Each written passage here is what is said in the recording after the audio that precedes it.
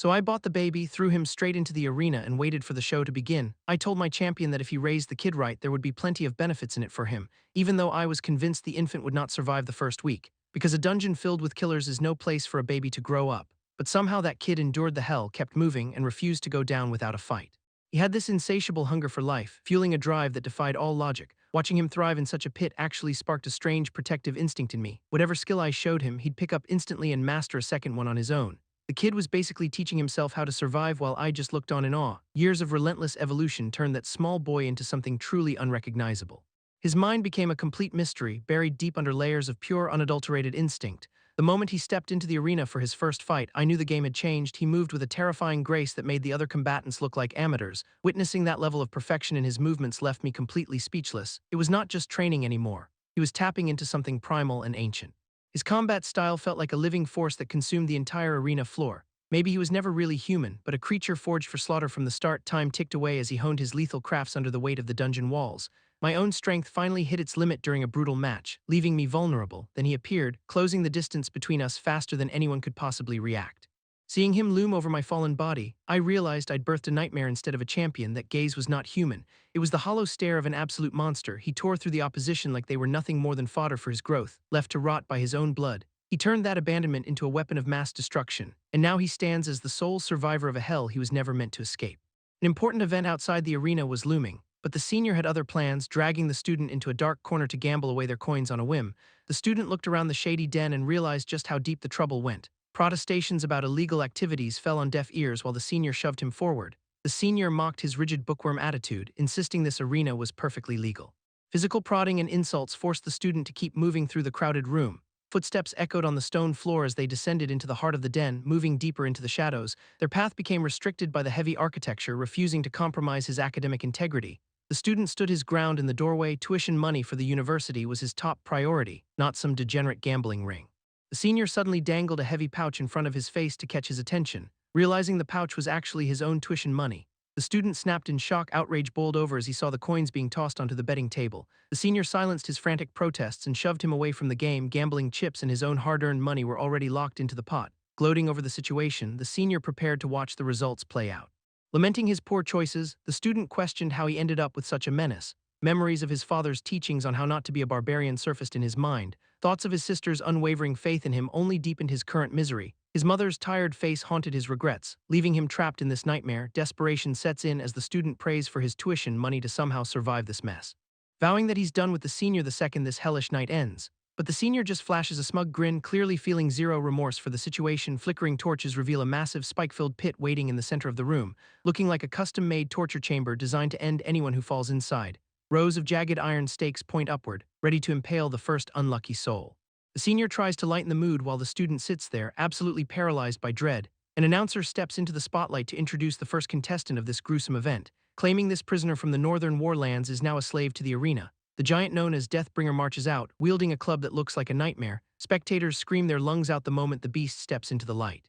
Clearly impressed by the carnage, the senior nudges the student to point out the brute's ferocity. Watching the arena, the student realizes the reality is even more sickening than he imagined. Fresh blood already coats the spikes, painting a grim picture of what happens to losers. The metallic stench of iron and gore fills the air, turning his stomach inside out. Trapped in the stands, he struggles to hold back the urge to just walk away.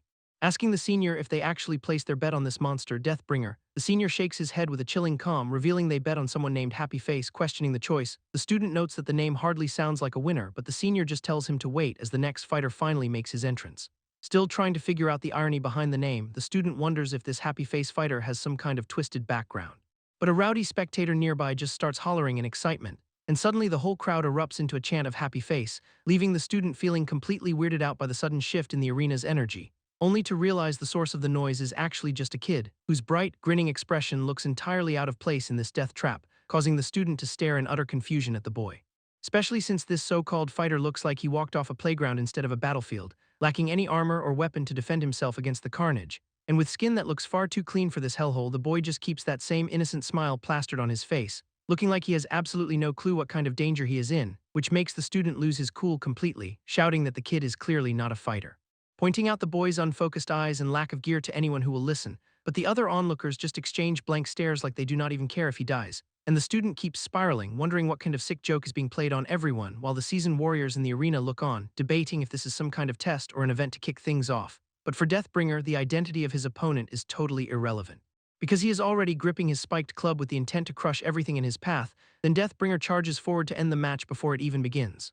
The spiked club descends with enough force to liquefy anything in its path, and the impact sends a shockwave through the arena that makes the student squeeze his eyes shut, terrified to witness the inevitable gore, because the student is convinced that the boy is already dead. But he looks up only to see the kid somehow still standing amidst the wreckage, pleading under his breath for the boy to stay down and save himself from a gruesome end. Yet the kid just ignores every instinct for survival, so the student screams for him to at least grab a weapon, unable to process the sheer madness of the situation before finally turning away, unable to bear the sight of the impending execution, while his mind drifts back to a cold memory of his own childhood. Remembering a father who taught him that orphans are just tools with no inherent value, and who forced him to watch others suffer behind bars, even when he tried to advocate for their basic humanity, only to be told that their misery was an unchangeable law of nature, pointing him away from the reality of the slums toward the distant golden spires of the capital, framing that brutal path as their only true destiny, and forcing him to accept that heartless worldview. Which leaves him gripping the arena rails in the present, haunted by that old lesson, as he finally turns his gaze back toward the center of the pit, seeing the boy still standing alone against the massive shadow of his opponent. The student confronts his associate, questioning if this cold-blooded betting is truly just about the money, but the brutal reality of the arena cuts him off as the fighter takes a devastating hit. And a nearby observer tells the student not to hold a grudge against the kid for the violence, because the heavy blow lands with enough force to rattle the entire foundation of the pit, which prompts a wicked grin from the opponent as he realizes he has his prey cornered, making the student scream out in involuntary protest at the sheer cruelty of the scene. And in that chaotic split second, William locks eyes with the boy they call Happy, who's still wearing that impossible, terrifying smile despite being inches from death, leaving the student completely frozen as he tries to process the boy's bizarre reaction, when the opponent winds up for a final, crushing strike with his makeshift club, only for the boy to narrowly evade the weapon at the very last possible millisecond, and deliver a counterstrike that snaps the opponent's head back with sickening precision, catching the giant off guard as the momentum of the fight violently shifts, while the student watches the tables turn with wide, disbelieving eyes, seeing Happy lean into the opening with a calm that defies all common sense, which sends a wave of genuine shock through the surrounding crowd of spectators, as the sharp, distinct sound of the impact rings out, silencing the entire arena, and the student feels a dark, electric thrill surge through him at the outcome, followed immediately by a deafening roar of cheers from the bloodthirsty mob, because Happy is back on his feet, ready to deliver the final blow to his fallen enemy. Happy unleashes a brutal, calculated flurry of strikes, while the student grips the cage bars, unable to look away from the carnage, seeing the opponent get absolutely overwhelmed by the boy's relentless machine-like efficiency, with the student's own expression hardening as he realizes the sheer scale of the power gap. And the realization hits him that this is not just a fight, it is total domination, ending with Happy slamming his opponent into the dirt with one final, crushing impact, leaving the fallen warrior motionless and broken on the blood-soaked arena floor. As the silence of the defeated man finally settles over the ring, and Happy stands over the body, his posture completely relaxed and eerily still, until the announcer declares the win, cementing that disturbing smile on Happy's face. While the crowd goes wild, chanting his name in a frenzy that leaves the student reeling, as a handler approaches him with the payout, claiming the match is settled, so the student reaches out, desperate to reclaim his hard-earned tuition money, only to find a single, pathetic copper coin sitting in his palm, which makes his blood run cold as he realizes the true nature of his investment. And the man next to him holds up a paper detailing the rigged payout system, explaining that Happy's matches are designed to pay out like mere tips, not real bets, while the handler laughs, mocking the student for thinking he could actually profit from this, and the man casually invites him to bet on the next round of slaughter, leaving the student staring at his empty hands, completely hollowed out by the realization. The carnage unfolding in the ring is exactly the kind of nightmare William expected, a brutal, senseless display of violence that turns his stomach.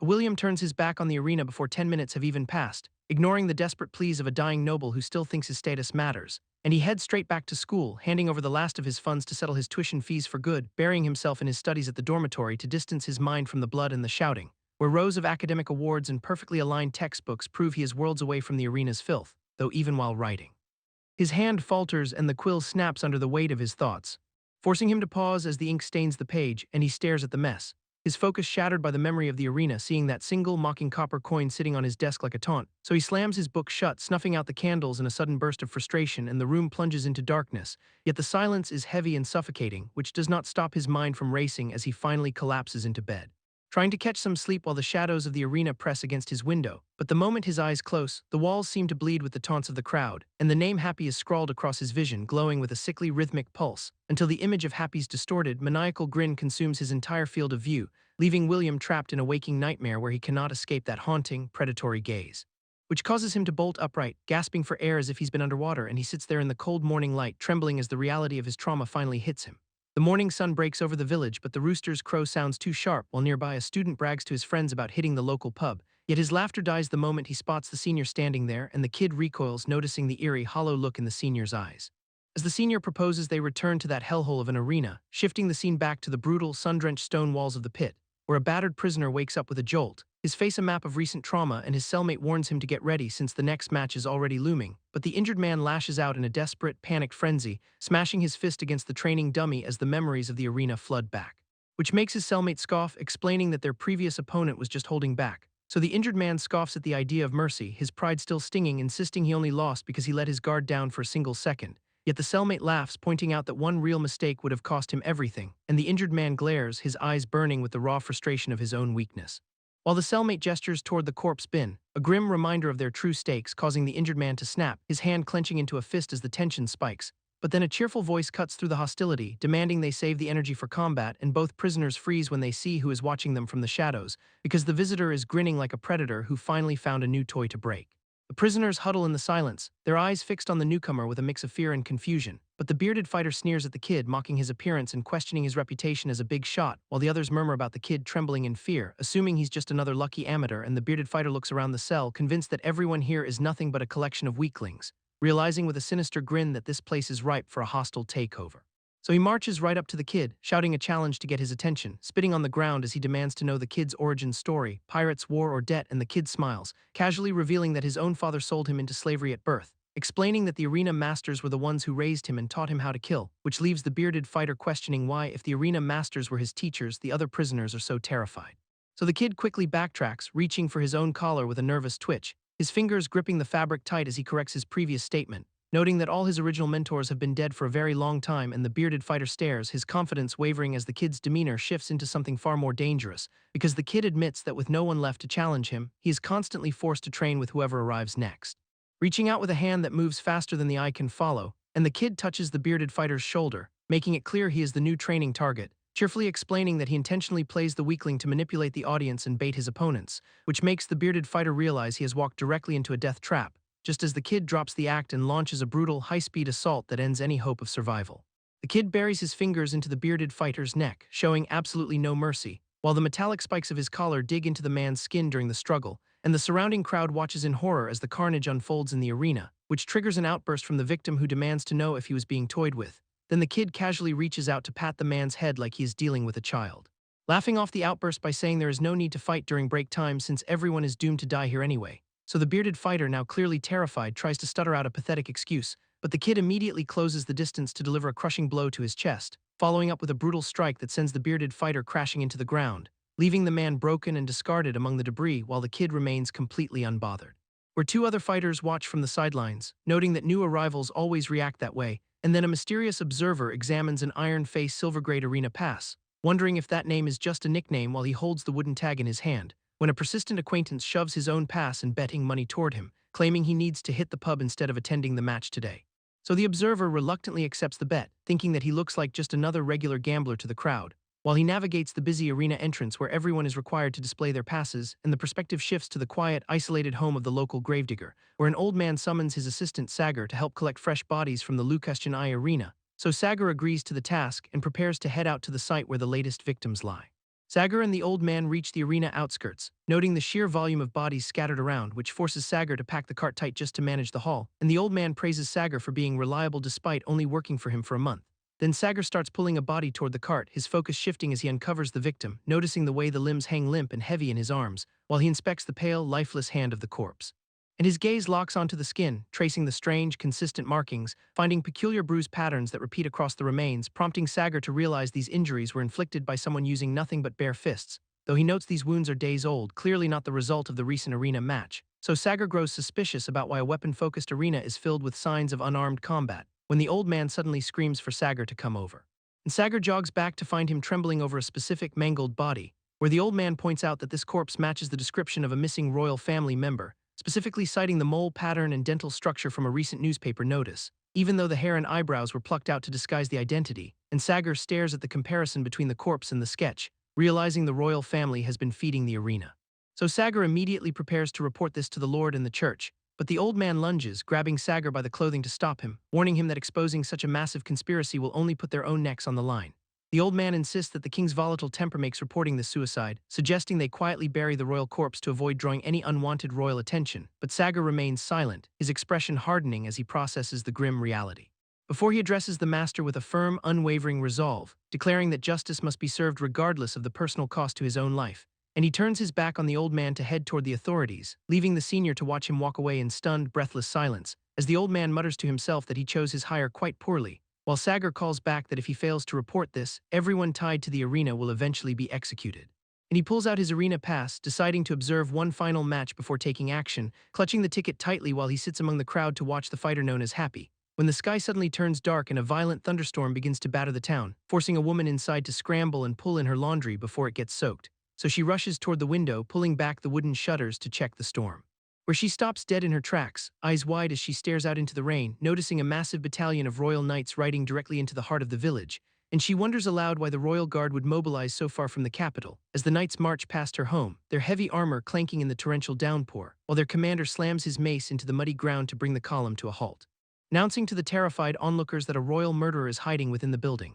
The commander orders his troops to seal every exit and execute anyone who resists, while inside the arena chaos erupts as spectators scramble in a blind panic, and one man curses the brutal, repetitive nature of the fights, just as the arena master steps onto the stage to announce the main event, drawing the crowd's attention by bringing up a notorious serial killer from last month, whose brutal crimes once terrorized the entire village, which leaves the audience murmuring in disbelief, because everyone remembers the monster dubbed the Nocturnal Demon, and the announcer reveals this dangerous criminal has been brought here to fight, meaning the crowd's favorite Happy Face is about to face a genuine killer. So the onlookers realize the man in the arena is far more than a simple brawler, and the Nocturnal Demon finally steps into the light, mocking the arena for being a paradise where he can slaughter at will. As he draws his blades with a sickening grin, then he begins his advance across the dirt, until the Royal Knight Commander marches onto the field to confront him, realizing the arena master must have deep political connections to smuggle a death row inmate out of prison, and the Nocturnal Demon stops in his tracks, eyes locking onto the intruder with an unsettling, predatory glint, while the heavy arena doors swing open, signaling that reinforcements or further chaos has arrived.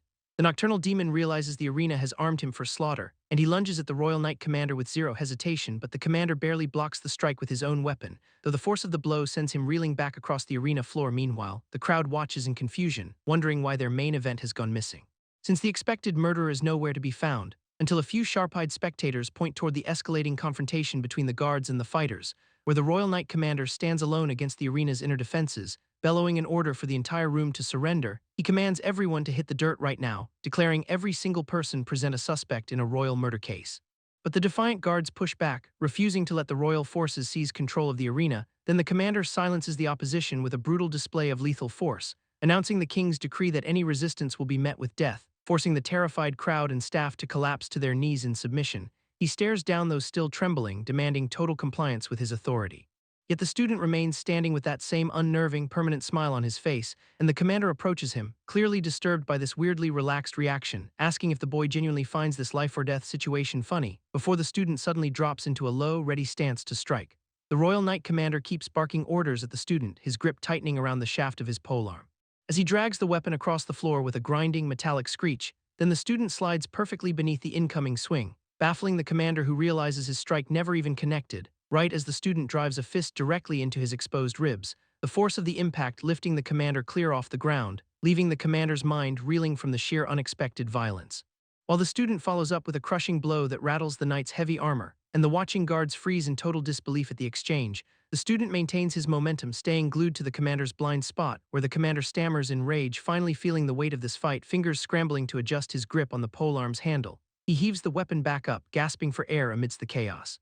The commander shouts that the kid is predicting every single move before it starts, yet the student closes the distance, making the long polearm entirely useless at this range. Sensing the commander is now too slow to dodge the incoming counter, he seizes the exact window of opportunity to unload another devastating strike, launching himself forward to shatter the commander's guard and landing a clean, brutal hit that sends the Royal Knight Commander reeling back in agony. Face down in the dirt, the Royal Knight Commander gasps for breath, and he barely manages to drag his weary body upright, eyes locked on the kid with a mix of fury and genuine confusion, wondering aloud how someone could actually withstand that level of punishment. He swings the polearm in a desperate, wide-reaching arc, but the blade whistles through empty air as the target vanishes, leaving the commander swinging at nothing but dust and shadows, who pauses for a split second to scan the arena for his opponent, Then a sudden kick plants itself square in his chest, slamming the Royal Knight Commander into the ground with bone-jarring force. The student looms over him with a permanent, unsettling smile while arrows start raining down from the high rafters above, marking the commander as a target in a lethal game of precision. His own men cry out in panic, unable to help their leader. The commander spits blood and wonders what insanity he has stumbled into, searching the kid's gaze for some sign of fear that just is not there. As another arrow thuds into the earth right next to his hand, the knight realizes he has lost all control over this battlefield, and the student just stares back with that same mocking, frozen grin, turning his final moments of defeat into a spectacle of pure humiliation. The student raises his blade, fully intending to finish the Royal Knight Commander right there. When a frantic shout rings out across the arena demanding he stop immediately, Lucastion rushes toward the center, breathless and desperate to intervene in the slaughter, desperate to reach the student before the final blow lands on the fallen commander. Because the student only knows how to fight like a caged animal, seeing everyone in gear as a lethal threat rather than a person. A cold, sharp smirk forms on the student's face at the interruption, his eyes narrowing with a dangerous, predatory glint. While Lucastion explains that the kid has suffered from a permanent nerve disability since childhood which locks his facial muscles into that eerie perpetual smile no matter his actual state, the student stares back, his expression never shifting from that haunting, frozen joy, though the truth behind his condition is far darker than anyone dared to guess. People always mistook that blank, paralyzed grin for genuine happiness, even when his own parents tossed him aside to fend for himself as an infant. And even through the brutal violence of his upbringing he appeared to be laughing, he kept that same joyful mask on even as the man who raised him bled out, earning him the terrifying reputation as a demon who thrived on others' suffering, yet he stayed alive in the pit solely because he was a natural-born killer. Leaving those who saw his history in the prison cells utterly shaken, and Lucastion knows all too well that this cycle of bloodshed is just beginning again. The student remains trapped in that agonizing, involuntary grin, while internally he is spiraling through pure, unadulterated terror and despair, yet no one around him is willing to acknowledge the obvious pain in his eyes, despite his body clearly signaling agony as he chokes. His forced smile became a spectacle for the crowds that fueled the arena's dark obsession, which eventually drew in desperate men like Lucastion who sought a twisted form of salvation, hoping to return the joy the student unknowingly provided by witnessing his inevitable end. Though the executioner remains unmoved by this warped sentimentality, dismissing the moral rot of the arena as a lost cause, and Lucastion is silenced mid-sentence as a blade ends his life, leading to the swift execution of everyone who managed those blood-soaked pits, with the gallows set up right where the king can see them from his balcony. A public display of justice that finally placates the royal wrath, while deep in the dungeon, the remaining prisoners face their final hours, realizing the handlers are already dead and their own turn is imminent, as one prisoner breaks down, questioning how his life descended into this death row cell. Begging for a mercy that he knows will never come, until the student approaches him, his face still locked in that unsettling, permanent expression, and addresses the terrified man by the name he was given in the arena, leaving the man to recoil in shock at the sudden appearance of Happy Face. The prisoner admits he has been watching the student in the cell since yesterday, and the student responds with that same vacant, wide-eyed grin, which leaves the man wondering if he was just talking to himself in a delirious state, until he recalls the moment arrows rained down on the student's body, and asks in a panic if he actually survived being struck by those lethal projectiles, but the student reveals he simply played dead while the arrows were lodged in his flesh, causing the man to stare in complete disbelief at the survival of someone so seemingly fragile. Despite realizing the student's facial nerves are permanently damaged and unable to reflect his true internal despair, so he asks if the student is actually terrified deep down, given their impending execution, and the student laughs openly, admitting that he is indeed scared of dying, which makes the prisoner break down in a fit of hysterical, nervous laughter, finding it impossible to reconcile the student's cheerful expression with their grim reality. So he frantically tries to explain his outburst before he offends the only person keeping him company, and the student reassures him with a calm smile that such a reaction is perfectly normal, which finally allows the man to let his guard down as the tension starts to fade, just as a royal decree echoes through the dark, damp dungeon corridor, announcing that any prisoner who can prove their family's innocence will be granted immediate release. But the herald adds the crushing condition that those without proof will face the gallows, causing the prisoner to spring up in a desperate frenzy as he processes the news, while the student remains seated on the floor, seemingly untroubled by the life-or-death ultimatum. The family finally reaches the bars, calling out for their son in a desperate reunion, and William embraces them tightly, whispering an apology for the dangerous situation he has fallen into. While his younger brother asks what kind of place this dungeon is, so they huddle together behind the cold iron, shielded from the cruel reality outside, yet a sudden hollow sound breaks the moment as William realizes the weight of their arrival. He mutters a single word that hangs in the air, hinting at a memory he can no longer escape. Then a massive, ghostly hand descends over his vision, pulling him back into a dark, rainy past. His father's voice echoes through the downpour, explaining the brutal truth of life for those without a lineage, and the younger version of William looks up, confused by the heavy lesson being forced upon him, being told that slaves are born with a predetermined fate that they can never outrun, which leaves the boy sobbing in the rain as he tries to grasp his father's harsh words, though even then he insists that birth alone should never be a death sentence. This memory shatters the present, and William snaps back to the dungeon floor, his body reeling from the mental strain before the reality of his situation forces him to stand and urge his family to move quickly. He reflects on his own nature, admitting he is just as helpless now as he was as a child, trapped by the same lack of power that has defined his entire existence. Deep shadows cross his face, masking the internal turmoil of a man who feels utterly broken. Then the student breaks the silence with a cheerful tone, telling him that everything is fine. His eyes remain wide and unblinking, fixed on the bars with an unsettling, permanent grin, and the heavy thud of the cell door slamming shut seals their fate as the guards arrive. The realization that grandmother has brought a slave home hits hard, and the worry spikes knowing they're alone with a total stranger in the house. Although grandmother insists that she just needs the extra help around the clinic, the danger of the current world makes trusting an unknown slave feel like a massive gamble. Yet grandmother insists the kid is kind and she has a good eye for people, so she decides to head home and see this new addition with her own eyes, arriving at the house to find the place quiet and unassuming, where grandmother starts helping the newcomer get settled.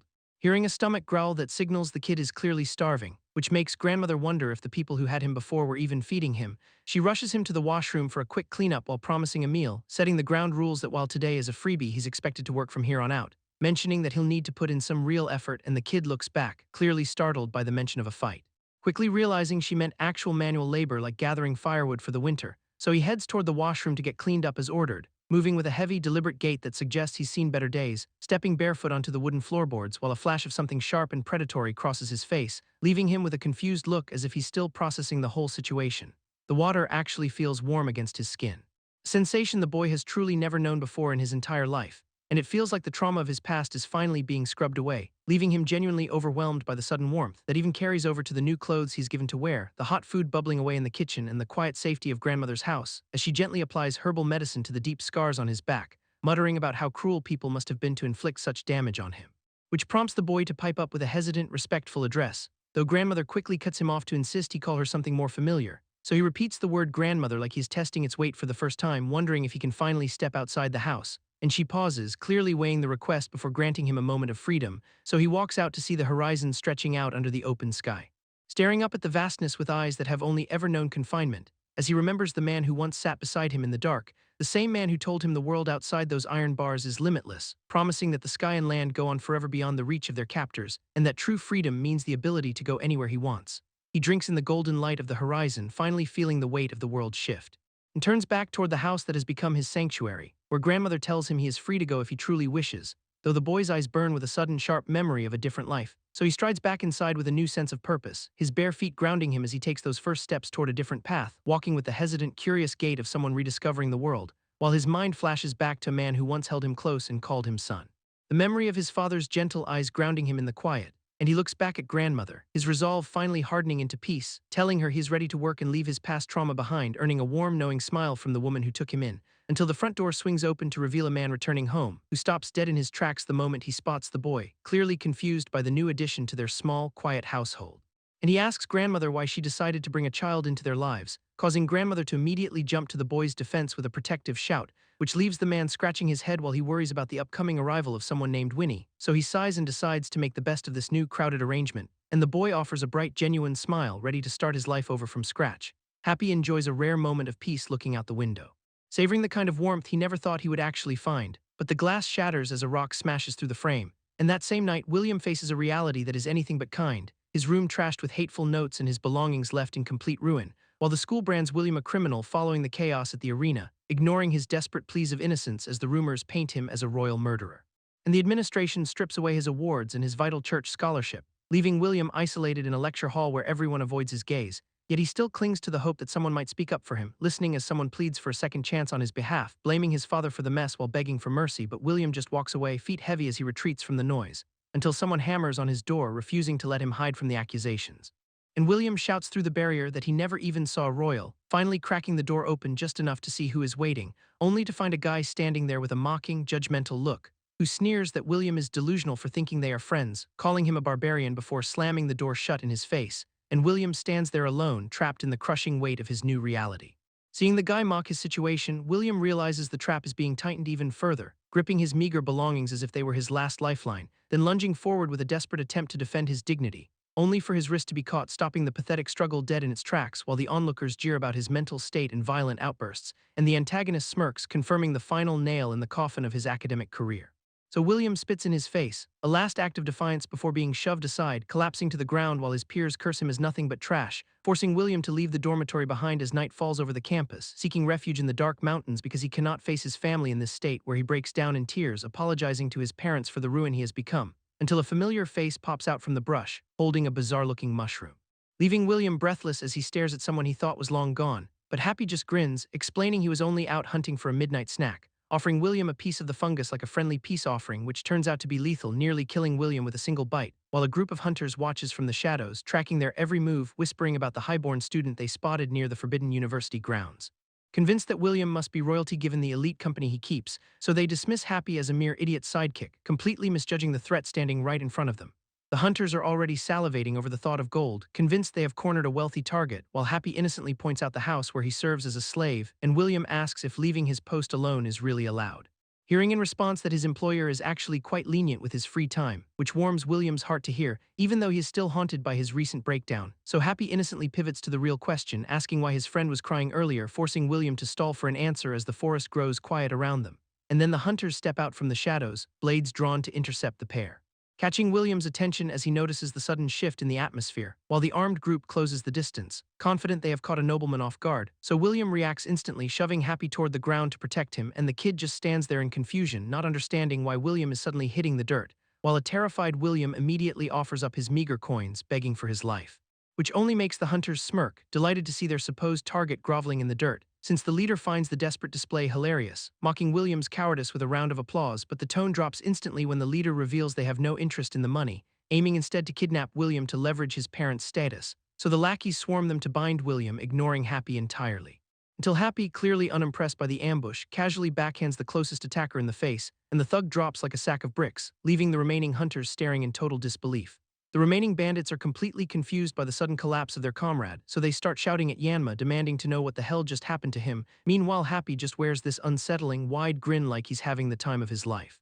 And the leader realizes it was not an accident, accusing Happy of pulling some kind of trick, but Happy just opens his hand, ready to show them exactly what he's capable of, before lunging forward with a strike so fast it catches the next thug completely off guard. And just like that, another one hits the dirt with a sickening thud, leaving the rest of the gang staring in paralyzed silence, trying to process the speed.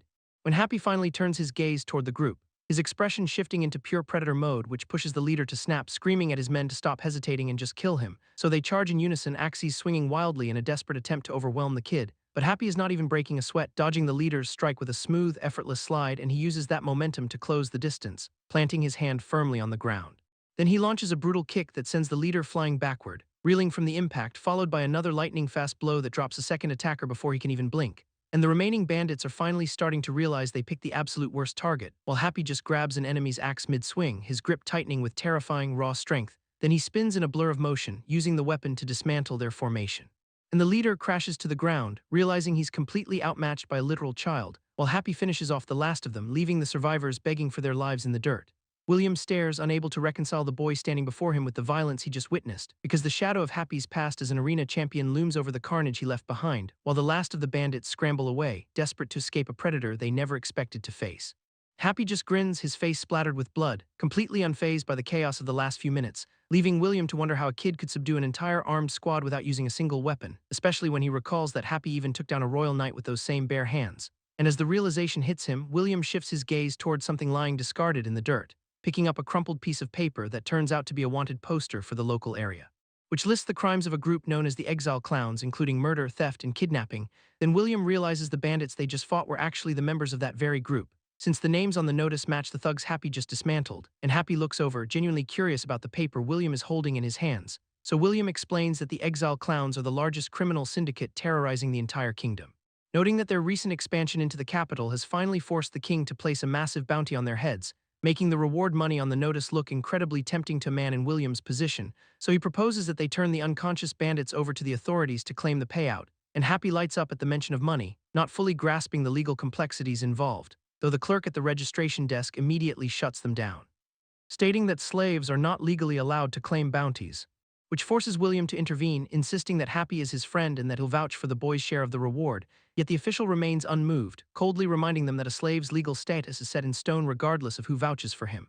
William decides to bypass the system by signing the paperwork in his own name instead, and with the bounty officially processed under his signature, the payout is finally secured. so he hands the bag of hard-earned coin directly to Happy, telling the kid to ditch the foraging and go buy some proper food at the market. Yet Happy admits he has absolutely no clue how to actually handle money or shop for himself, leaving William to sigh and offer his guidance for their next trip out together, which Happy accepts with genuine, wide-eyed excitement as they spend the evening walking and talking about the wonders of the world outside the arena. Eventually agreeing to meet up again soon before they head their separate ways into the night, and they wave goodbye as Happy heads home, completely thrilled by his first taste of freedom, while William watches him walk away with a soft, lingering look of concern, clearly feeling the weight of the complicated path ahead because he knows that protecting a kid like Happy in this world is going to be brutal. Then the sun rises on the morning that could change everything, bringing William to the grand hall for his formal expulsion hearing, where the observers whisper about his past actions and the lack of injuries reported, though the crowd seems ready to condemn him regardless of the facts, and the magistrate steps forward to address the room, signaling the end of the trial as William stands alone to face the final judgment, which declares him guilty of assaulting a fellow student and mandates his immediate punishment. The magistrate pivots mid-sentence, announcing a sudden twist regarding William's actions against the notorious clown group, and to everyone's absolute shock, William is officially awarded a Medal of Honor for his service, leaving the crowd scrambling to process this unexpected reversal of his supposed guilt, as the whispers in the gallery turn into full-blown confusion over how this could possibly be, because the king himself has issued a decree pardoning all of William's crimes, sparking outrage among his enemies who refuse to accept such a favorable outcome, with some convinced that his parents must have bribed their way into this royal intervention, claiming that money alone bought a commoner's child a prestigious spot at the university, while the primary instigator scoffs, clearly frustrated that his plan to purge William has failed. But we rewind to the night before Happy ever crossed paths with William, when Happy struggled to find rest as an inexplicable, agonizing pain gripped his body, feeling like 1,000 needles piercing his insides for hours on end, which left him writhing in a cold sweat while trying to identify the source of the torment, initially mistaking the internal fire for simple hunger, though the reality was that his body, long conditioned by the brutal arena, could not handle the sudden shift to peace. And it took the intensity of last night's violent incident for his system to finally stabilize, allowing Happy to wake up feeling remarkably refreshed for the first time in ages, genuinely savoring the quiet morning air as he shakes off the lingering habits of the arena. Then he hurries home to be reunited with his grandmother, where he finally finds comfort in her warm embrace after his long and dangerous journey. A visitor asks the grandmother about the new arrival, and she explains that she picked up a wooden duck to help the boy feel at home, though the boy suddenly makes his presence known from the doorway, revealing a cheerful teenager who clearly does not fit the description of a small child, so he steps out into the yard while everyone stares in complete disbelief, dropping the wooden gift onto the dirt as the mood shifts instantly, because the visitor realizes the boy is far older than expected. And the grandfather confirms that this is indeed the kid from the arena, who introduces himself as Happy with a bright, disarming smile, leaving the adults to retreat inside to discuss the situation, where they debate the absurdity of calling a seasoned arena fighter a little child, though the grandfather insists on keeping Happy around for a bit longer, believing the boy acts like a genuinely decent person despite his dark past. And he points out that grandmother has not smiled like this in a long time, watching from the window as Happy interacts effortlessly with the grandmother outside, which forces the visitor to admit that Happy is a remarkably bright presence, and the pair agrees that he is surprisingly diligent with his chores, seeing Happy help the grandmother move heavy barrels without a single complaint, and the grandfather notes how much easier things are now that his back can finally rest. Yet the visitor remains suspicious, watching Happy with a lingering sense of doubt. The logs are stacked and ready, but the work is far from over, and the woman grabs an axe, insisting she never needed a slave to handle chores, before she swings with surprising force, splitting the wood clean in half, showing off a level of skill that proves she's no amateur with a blade, while Happy returns from the well, hauling heavy buckets of water for the house. And he checks in with her after finishing his task, confirming he has already prepped the bath water just like she asked. So she tells him to take a break while she handles the rest of the firewood, to which Happy agrees with an eager nod, dropping the heavy water buckets to the ground, then sitting down nearby to watch her work. But she notices him staring and asks why he's still hanging around, and Happy beams, explaining that he wants to learn the trade. So she acknowledges his positive attitude with a small, approving smile, gripping the handle of the axe tightly to demonstrate, as she focuses entirely on the technique of the swing and brings the axe down with a sharp crack that sends splinters flying, while Happy watches the wood shatter under her precise strike, sitting silently as he studies her every move. Then she turns to him, passionately explaining the proper way to prep kindling for a fire, when he grips the wood firmly, and drives the axe home with a clean, powerful strike, looking back with a bright grin to check on her student, while Happy mirrors her excitement with an equally wide, toothy smile, jumping up from the ground to cheer for her impressive form. So the two of them celebrate the successful task like it's a major victory, all while the grandfather watches from the porch, noting that the two seem to be bonding. Then the grandmother approaches the yard, telling Winnie to stop overworking herself, because she is confused by the warning, asking if the current pile is not enough, but the grandmother points out that Happy already finished the entire stack last night, leaving Winnie completely baffled as she stares at the massive pile of logs. Then she turns to Happy, questioning why he acted like he needed to learn the ropes, and he sheepishly admits his shoulders were sore from overdoing it, so he just wanted a lesson. which makes Winnie explode in frustration, shouting that he should have spoken up sooner, but the grandmother cuts in, chiding Winnie for her temper and telling Happy to rest, forcing Winnie to concede with a huff while Happy gets some well-deserved praise, and the sun begins to set over the quiet farmstead, casting a warm, fading light through the empty interior of the home, where Winnie finally gets a moment to relax, sinking into a steaming bath.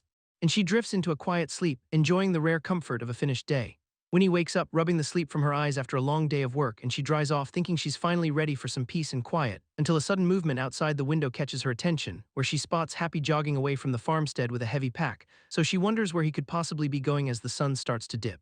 And she rushes to the others to ask if he really snuck out alone, but the grandmother calmly notes she gave him permission to live freely outside work hours, though the man of the house mentions he's been slipping out at night lately too, leaving Winnie deeply concerned about what kind of business he has at this hour. Meanwhile, Happy reaches his destination with a bag full of clinking coins, and he knocks on a wooden door to announce his arrival, calling out for William with a bright grin on his face, which causes the door to creak open just a crack. Then Happy waits expectantly for a response from inside, while a young girl named Ellie peeks out to see who is calling, and William steps up to shield Ellie, telling her to head back inside, so Ellie looks on as William asks Happy where he's headed with that pack, and Happy replies that he is off to the library. Then William asks if he is meeting a friend there, confirming the plan before Happy departs and tells William to keep safe. Happy is surprised that William came to meet him so quickly, and he checks if it is actually safe for William to be out this late, hearing from William that everything is totally fine since the man feels like he owes Happy for saving his life, which leaves Happy a bit confused by the sudden intensity, but William brushes it off and suggests they get moving toward the market, though Happy corrects him by holding up an arrest notice for the Iron Giant,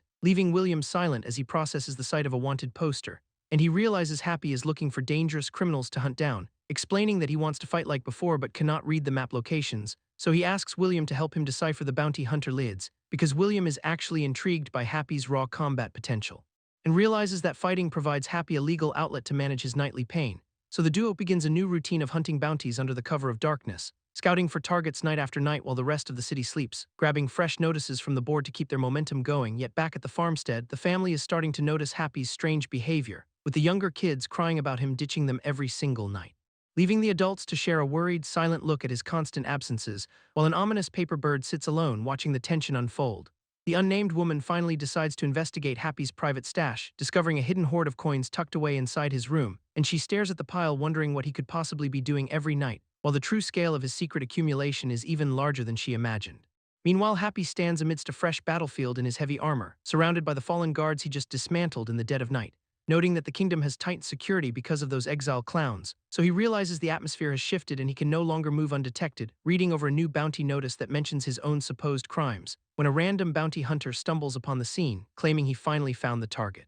But the man immediately realizes something is deathly wrong, seeing the blood-soaked weapon in Happy's hand, and he regrets tracking such a monster for a measly bounty, so Happy tells him to just walk away before things get worse, explaining that he only has a bounty because of the recent clown chaos, which forces the hunter to process that he's been chasing a dangerous criminal, and the realization hits him that Happy was only free because nobody could stop him. So the terrified man quickly backpedals to escape with his life, while a mysterious paper bird watches them from the trees, shattering as they move away. Happy lunges directly at the armored knight, diving into a reckless close-range assault, but the knight reacts instantly, swinging his heavy blade to deflect the incoming strike, and Happy lands on the ground, seemingly unfazed by the sheer force of the defensive maneuver. While the knight questions why anyone would dare charge a fully armed opponent with bare hands, noting the sickening sound of Happy's knee connecting with the shield as he strikes back, then Happy starts to limp away with a chilling grin that does not reach his eyes, prompting a nearby ally to call out his name in pure, unadulterated dread, begging Happy to just turn around and run away before the situation escalates further. But the knight cuts off their hope, declaring that the time for mercy has already passed, and he brings his massive weapon down in a thunderous arc meant to end the fight, warning Happy that he should have taken the earlier chance to escape while he could, as the knight hammers his shield and blade against Happy in a relentless, brutal barrage, pounding him into the dirt with such intensity that the ground begins to shatter. While Happy struggles to crawl away from the crushing weight of the knight's relentless assault, then the knight continues to hammer down, ignoring the pleas for him to cease, delivering blow after blow in a display of overwhelming force that leaves no room for counter, and the forest floor turns into a death trap of metal and blood under the relentless rhythm, as the watching ally realizes that intervention is the only way to save what remains of Happy. While the weapon continues to whistle through the air, inches from ending the target's life, until the ally throws himself directly between them, desperate to stop the lethal execution. The ally stares down at the broken Happy, questioning the reality of his own choices, admitting that watching Happy in the arena once felt like a cool spectacle, fueled by a twisted belief that Happy would always eventually come out on top. And because Happy had helped him deal with the exile clowns so he could return to school, He felt obligated to return the favor, yet now he realizes his perspective was dangerously narrow, confessing through tears that he only wanted to be a spectator, not an accomplice to Happy's near-death experience. While the heavily armored knight looms over them both, entirely unmoved by the emotional outpouring, Happy suddenly snaps, abandoning the defenseless act and lunging forward with terrifying speed, revealing that the vulnerable kid who first entered the arena was just a carefully crafted facade, because the real Happy has been playing a long, calculated game of deception all along. And he slams his weapon into the knight's armor, shattering the expectation of a one-sided beatdown, forcing the knight to stumble back as the tables turn in an instant, while the knight questions how Happy could even move after being so thoroughly dismantled. Happy calls out to William, finally dropping the mask as he grips his mace, explaining that his former master Lucustion had a singular, sick obsession with pure strength, which meant every victory Happy secured only resulted in Lucustion dragging an even deadlier opponents, eventually becoming so frustrated by the quick wins that the master grew openly hostile. So Happy learned to perform, faking struggle and manufacturing disadvantages just to keep the audience entertained.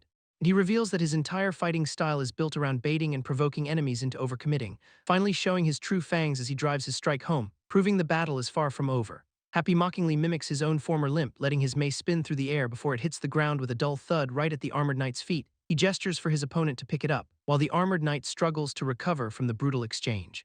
Happy admits that he never enjoyed the arena, explaining that his entire life was just a desperate attempt to avoid Lucustion's torture. But the trauma has burrowed so deep that the instinct to fight takes over even now, and he lunges back into the fray with everything he has, clashing head-on with the armored knight who blocks the strike firmly with his heavy shield, taunting Happy that his desperate flailing will not leave a mark. Then the armored knight swings his massive blade. Missing as Happy narrowly rolls away from the lethal blow, the armored knight pauses for a breath, confused by the shift in momentum, realizing something is fundamentally wrong with the situation because the boy who looked like he was dying is moving with impossible grace, and the sheer relaxation in Happy's posture defies all logic as Happy tightens his grip to deliver the finishing blow. Happy locks eyes with his opponent, sporting a grin that is honestly more terrifying than any weapon. And he slams his weapon right into the armored knight's chest plate, forcing the knight backward as Happy pushes the assault with relentless predatory rhythm. The knight tries to regain his footing on the uneven ground, but Happy drives his blade against the knight's shield, testing the structural limits of that heavy steel. Seeing the knight struggle for air, Happy realizes the armor is failing to protect him. Noting that the defense will not hold much longer, Happy doubles down on his pressure. He screams as he forces the armored knight off balance, pinning the knight against the wall to negate his reach and mobility. The knight's eyes widen behind his visor as he finally processes the threat. Happy swings his weapon in a wide, punishing arc, landing a heavy blow that leaves the knight gasping and desperate. The knight attempts one last strike, but Happy anticipates the move perfectly, stepping into the knight's guard to neutralize the threat of that massive sword. He delivers a brutal follow-up that sends the knight reeling away. Then Happy launches a swift, decisive kick to the knight's center, hammering him into the ground with the force of a wrecking ball. The armored knight crashes down as the impact shatters his composure, leaving him groveling in the dirt, completely broken by the relentless onslaught. Happy stands over the fallen knight, ready to end this fight once and for all. The armored knight's head snaps back against the ground. As Happy drives his weight down to pin him and steps firmly onto the knight's hand to restrict his movement, the fallen opponent gasps for air, his vision clouded by blood and exhaustion, yet Happy just smiles, casually pointing out the mess the knight has made of himself, which triggers a desperate, ragged struggle for breath behind that heavy iron mask. His fingers twitch as he tries to reclaim his fallen weapon, though Happy effortlessly parries the desperate sweep, leaving the knight to heave himself upright, burdened by his own shattered defenses, and both combatants settle into a tense standoff. Measuring each other's remaining energy nearby, William watches from behind the rocks, analyzing the shift in the fight, observing how that once impenetrable armor has become nothing more than a stamina-draining cage, while recognizing that Happy's relentless output is slowly cracking that iron resolve. The knight realizes he is gasping for air, praying his legs do not buckle under the strain, fully aware that Happy is hunting for a clean strike to his exposed, unarmored head. Meanwhile, Happy weighs his options, briefly considering if this fight is getting too dangerous to continue. Then he calls out to William, breaking the heavy silence, acknowledging the protection he received earlier but demanding that William stop interfering. Because the connection they share is rare, and the thought of William getting injured is simply not an option, leaving William to stare back in silence, processing the weight of those words. Happy decides to prove his capability once and for all, reaching down to retrieve a discarded, jagged piece of metal from the ground. The armored knight stares at the weapon, clearly unimpressed by the improvised gear.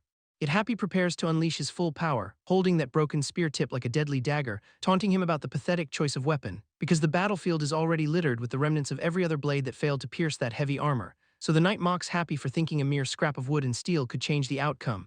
Then Happy launches the broken spear tip through the air with lethal precision. Moving with a speed that defies the knight's expectations, the projectile closes the distance in a blur, leaving the knight completely baffled by the sudden, unconventional attack, which slams directly into the thick plating of his shield, forcing the knight to wonder what kind of desperate gamble this is before he notices the actual threat is not the spear tip at all, because Happy has already closed the gap, charging forward while the knight's vision is focused on the decoy.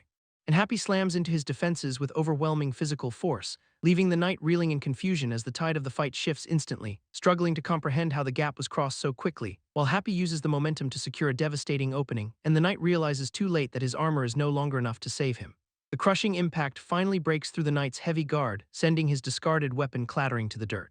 And Happy latches onto him, locking the armored knight in a suffocating embrace, forcing his hand over the knight's face to control the struggle, while warning him that any further movement will only spike the agony, which leaves the armored knight gasping for air behind his visor, grinding his teeth in a futile attempt to regain some leverage, as Happy coldly demands he just give up the fight, and the armored knight begins to tremble under the mounting pressure, until his resistance completely vanishes, letting his body go limp in the grip. So Happy lets him drop to the ground, where the armored knight lies motionless in the dirt, and a witness watches in disbelief, questioning if this is truly Happy's full power, while Happy stands over the fallen combatant with blood dripping from his hands, turning around with a chilling, vacant smile on his face, which makes the observer gulp in genuine fear before the tension breaks into a hollow silence.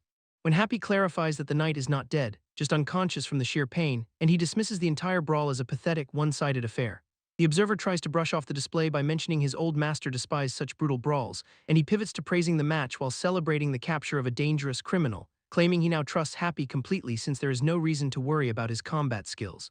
To which Happy responds with that signature, unsettling grin, asking if they are finished so he can head out, but he immediately decides to crash right there since he has not slept in days, telling the bewildered observer to handle the cleanup because he was drowsy even during the fight, leaving the guy to stare in total confusion, watching as Happy actually drifts off to sleep on the forest floor, forcing the observer to weigh his options between leaving the unconscious knight behind or reporting the situation. Yet he cannot help but dwell on the strange details of the fight, specifically focusing on the broken spear tip left on the ground, which he picks up to inspect its jagged edge, wondering what Happy actually used to stab the knight if the spear was just a distraction, and he worries if the real weapon is still embedded somewhere in the knight's body. So he leans in close to investigate the motionless armor, and he frantically tugs at the heavy metal plating to check for wounds, struggling to even move the massive armor while questioning how Happy managed to handle such a weight, realizing he should just stop overthinking and get to the report immediately, before he turns to see a squad of guards approaching through the dark woods. The observer stands there clutching the broken spear tip as the guard squad closes in.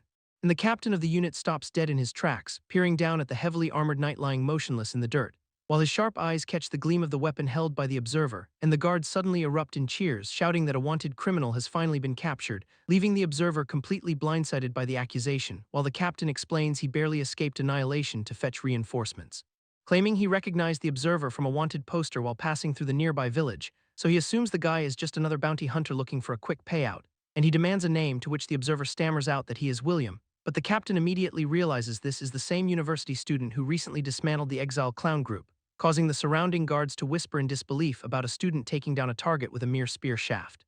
And they start raving about the wild rumors of his combat skills circulating through the Night Order, which catches William off guard as he recalls the simple reality of his past bounty jobs, while the captain politely but firmly insists that his squad will take over the processing of the criminal, and William just nods along, grateful to let them handle the heavy lifting, as the soldiers start dragging the heavy armor away toward the edge of the forest. But the captain pauses to inspect the scene, noticing something off about the state of the gear, because he observes that the blood on the spear tip is merely splattered rather than from a puncture, and he realizes with a jolt that there is not a single weapon in the entire clearing capable of causing the damage he sees. The knight captain questions what weapon could have caused such trauma, his gaze landing on the brutalized hand of the fallen opponent.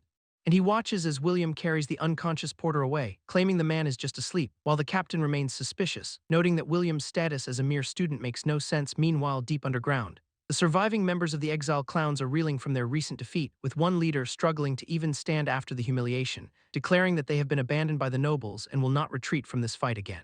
Though another clown points a blade at him, mocking the fact that they were crushed by a student, forcing the leader to offer a pathetic apology for their failure, as the troop prepares to rally their remaining forces in the dark tunnels, deciding that one moment of shame is all they will tolerate, and they stand ready to face the kingdom fueled by a collective bloodlust. Back in the shadows, a woman asks her partner if he has identified their new enemy, confirming that the bounty hunter is indeed a student named William. So they officially mark William as their next primary target, and the bloody consequences of their previous path linger in the dungeon elsewhere. A noble questions which house could possibly have produced such a skilled student, but his informant scoffs, claiming William has no pedigree and simply bought his way into everything with his parents' business money, arguing that even this bounty hunting gig is just another display of unearned wealth. So the noble orders his associate to hunt William down and personally bring him to justice for the insult. The noble reveals a contract for contract killings to his son, explaining that this armed group is their family's secret tool for dirty work, and he commands them to hunt down William at the provided address. Meanwhile, the sun shines over a busy town square, where an unsuspecting woman walks through the crowd with her groceries. She suddenly drops an apple as a dark commotion erupts nearby, and a gruesome scene unfolds as bodies hit the ground in the alley. Out in the quiet countryside, a cart is being loaded with the morning's grim harvest. Two men discuss the discovery of three corpses found in the city streets. Questioning why the authorities closed the case so quickly without any real investigation, one of them recognizes the fallen as Sagar. But his companion warns him to forget his reporting spirit before he gets them both killed, insisting that no one in the kingdom will mourn the death of these exiled clowns, and the younger man falls silent, deep in thought. Noticing something truly troubling about the bodies, he inspects the bruise marks on the victims, realizing the wounds are identical to those he witnessed in the brutal arena fights. Just then, a young girl calls out to the man with the shovel. She arrives with a bag of herbs she was asked to fetch, and the man greets her warmly, asking after their elderly relative as they continue their work. The elder jokes about outliving his assistant, but Winnie just brushes off the grim comment, caught off guard by the sudden shift in the conversation. She turns her focus to Sagar, greeting him with a friendly smile, and he responds with a polite, albeit reserved, nod. Winnie drops off a bundle of herbs she gathered, making sure to set them within his reach, surprised when he questions why she would do something so thoughtful for him. Though he quickly recovers, offering a sincere and humble thank you for her kindness, the elder watches them and suggests that Winnie should sell those herbs to make a profit instead, but she insists that since Sagar helps with the heavy labor, he deserves the extra care. Noting that unlike previous assistants who quit within days, Sagar has stuck around for a whole month, the elder admits he is a hard worker. Though he finds it strange that Sagar wanders off every single night, Winnie pauses at the mention of his nightly excursions, her expression shifting to one of concern. Sensing her hesitation, the elder asks her what is really bothering her. She takes a deep breath, deciding it is finally time to come clean about her suspicions.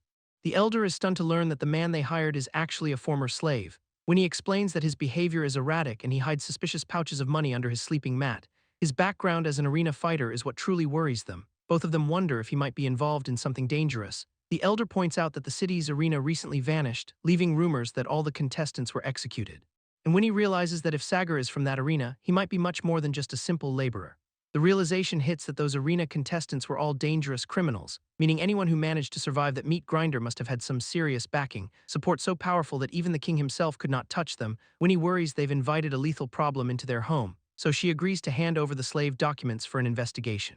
The promise is made to look into everything tonight and report back by tomorrow. Watching the visitor walk away, the elder contemplates the grim reality of their situation, warning Sagar that digging for the truth will only lead to a blade in his back. Yet despite the danger, he insists he only wants good people to have a chance to survive. Clutching a handful of herbs, he hopes his small gesture of kindness will be enough. Night falls over the countryside, signaling the time for the mysterious meetings to begin. Happy calls out to the sleeping man, shaking him awake after his long, restless vigil. Drooling and exhausted, the companion is barely clinging to consciousness, having gone without proper sleep for several nights in a row. The pair trudges through the dark fields toward the house, knocking softly at the door to signal their late-night arrival.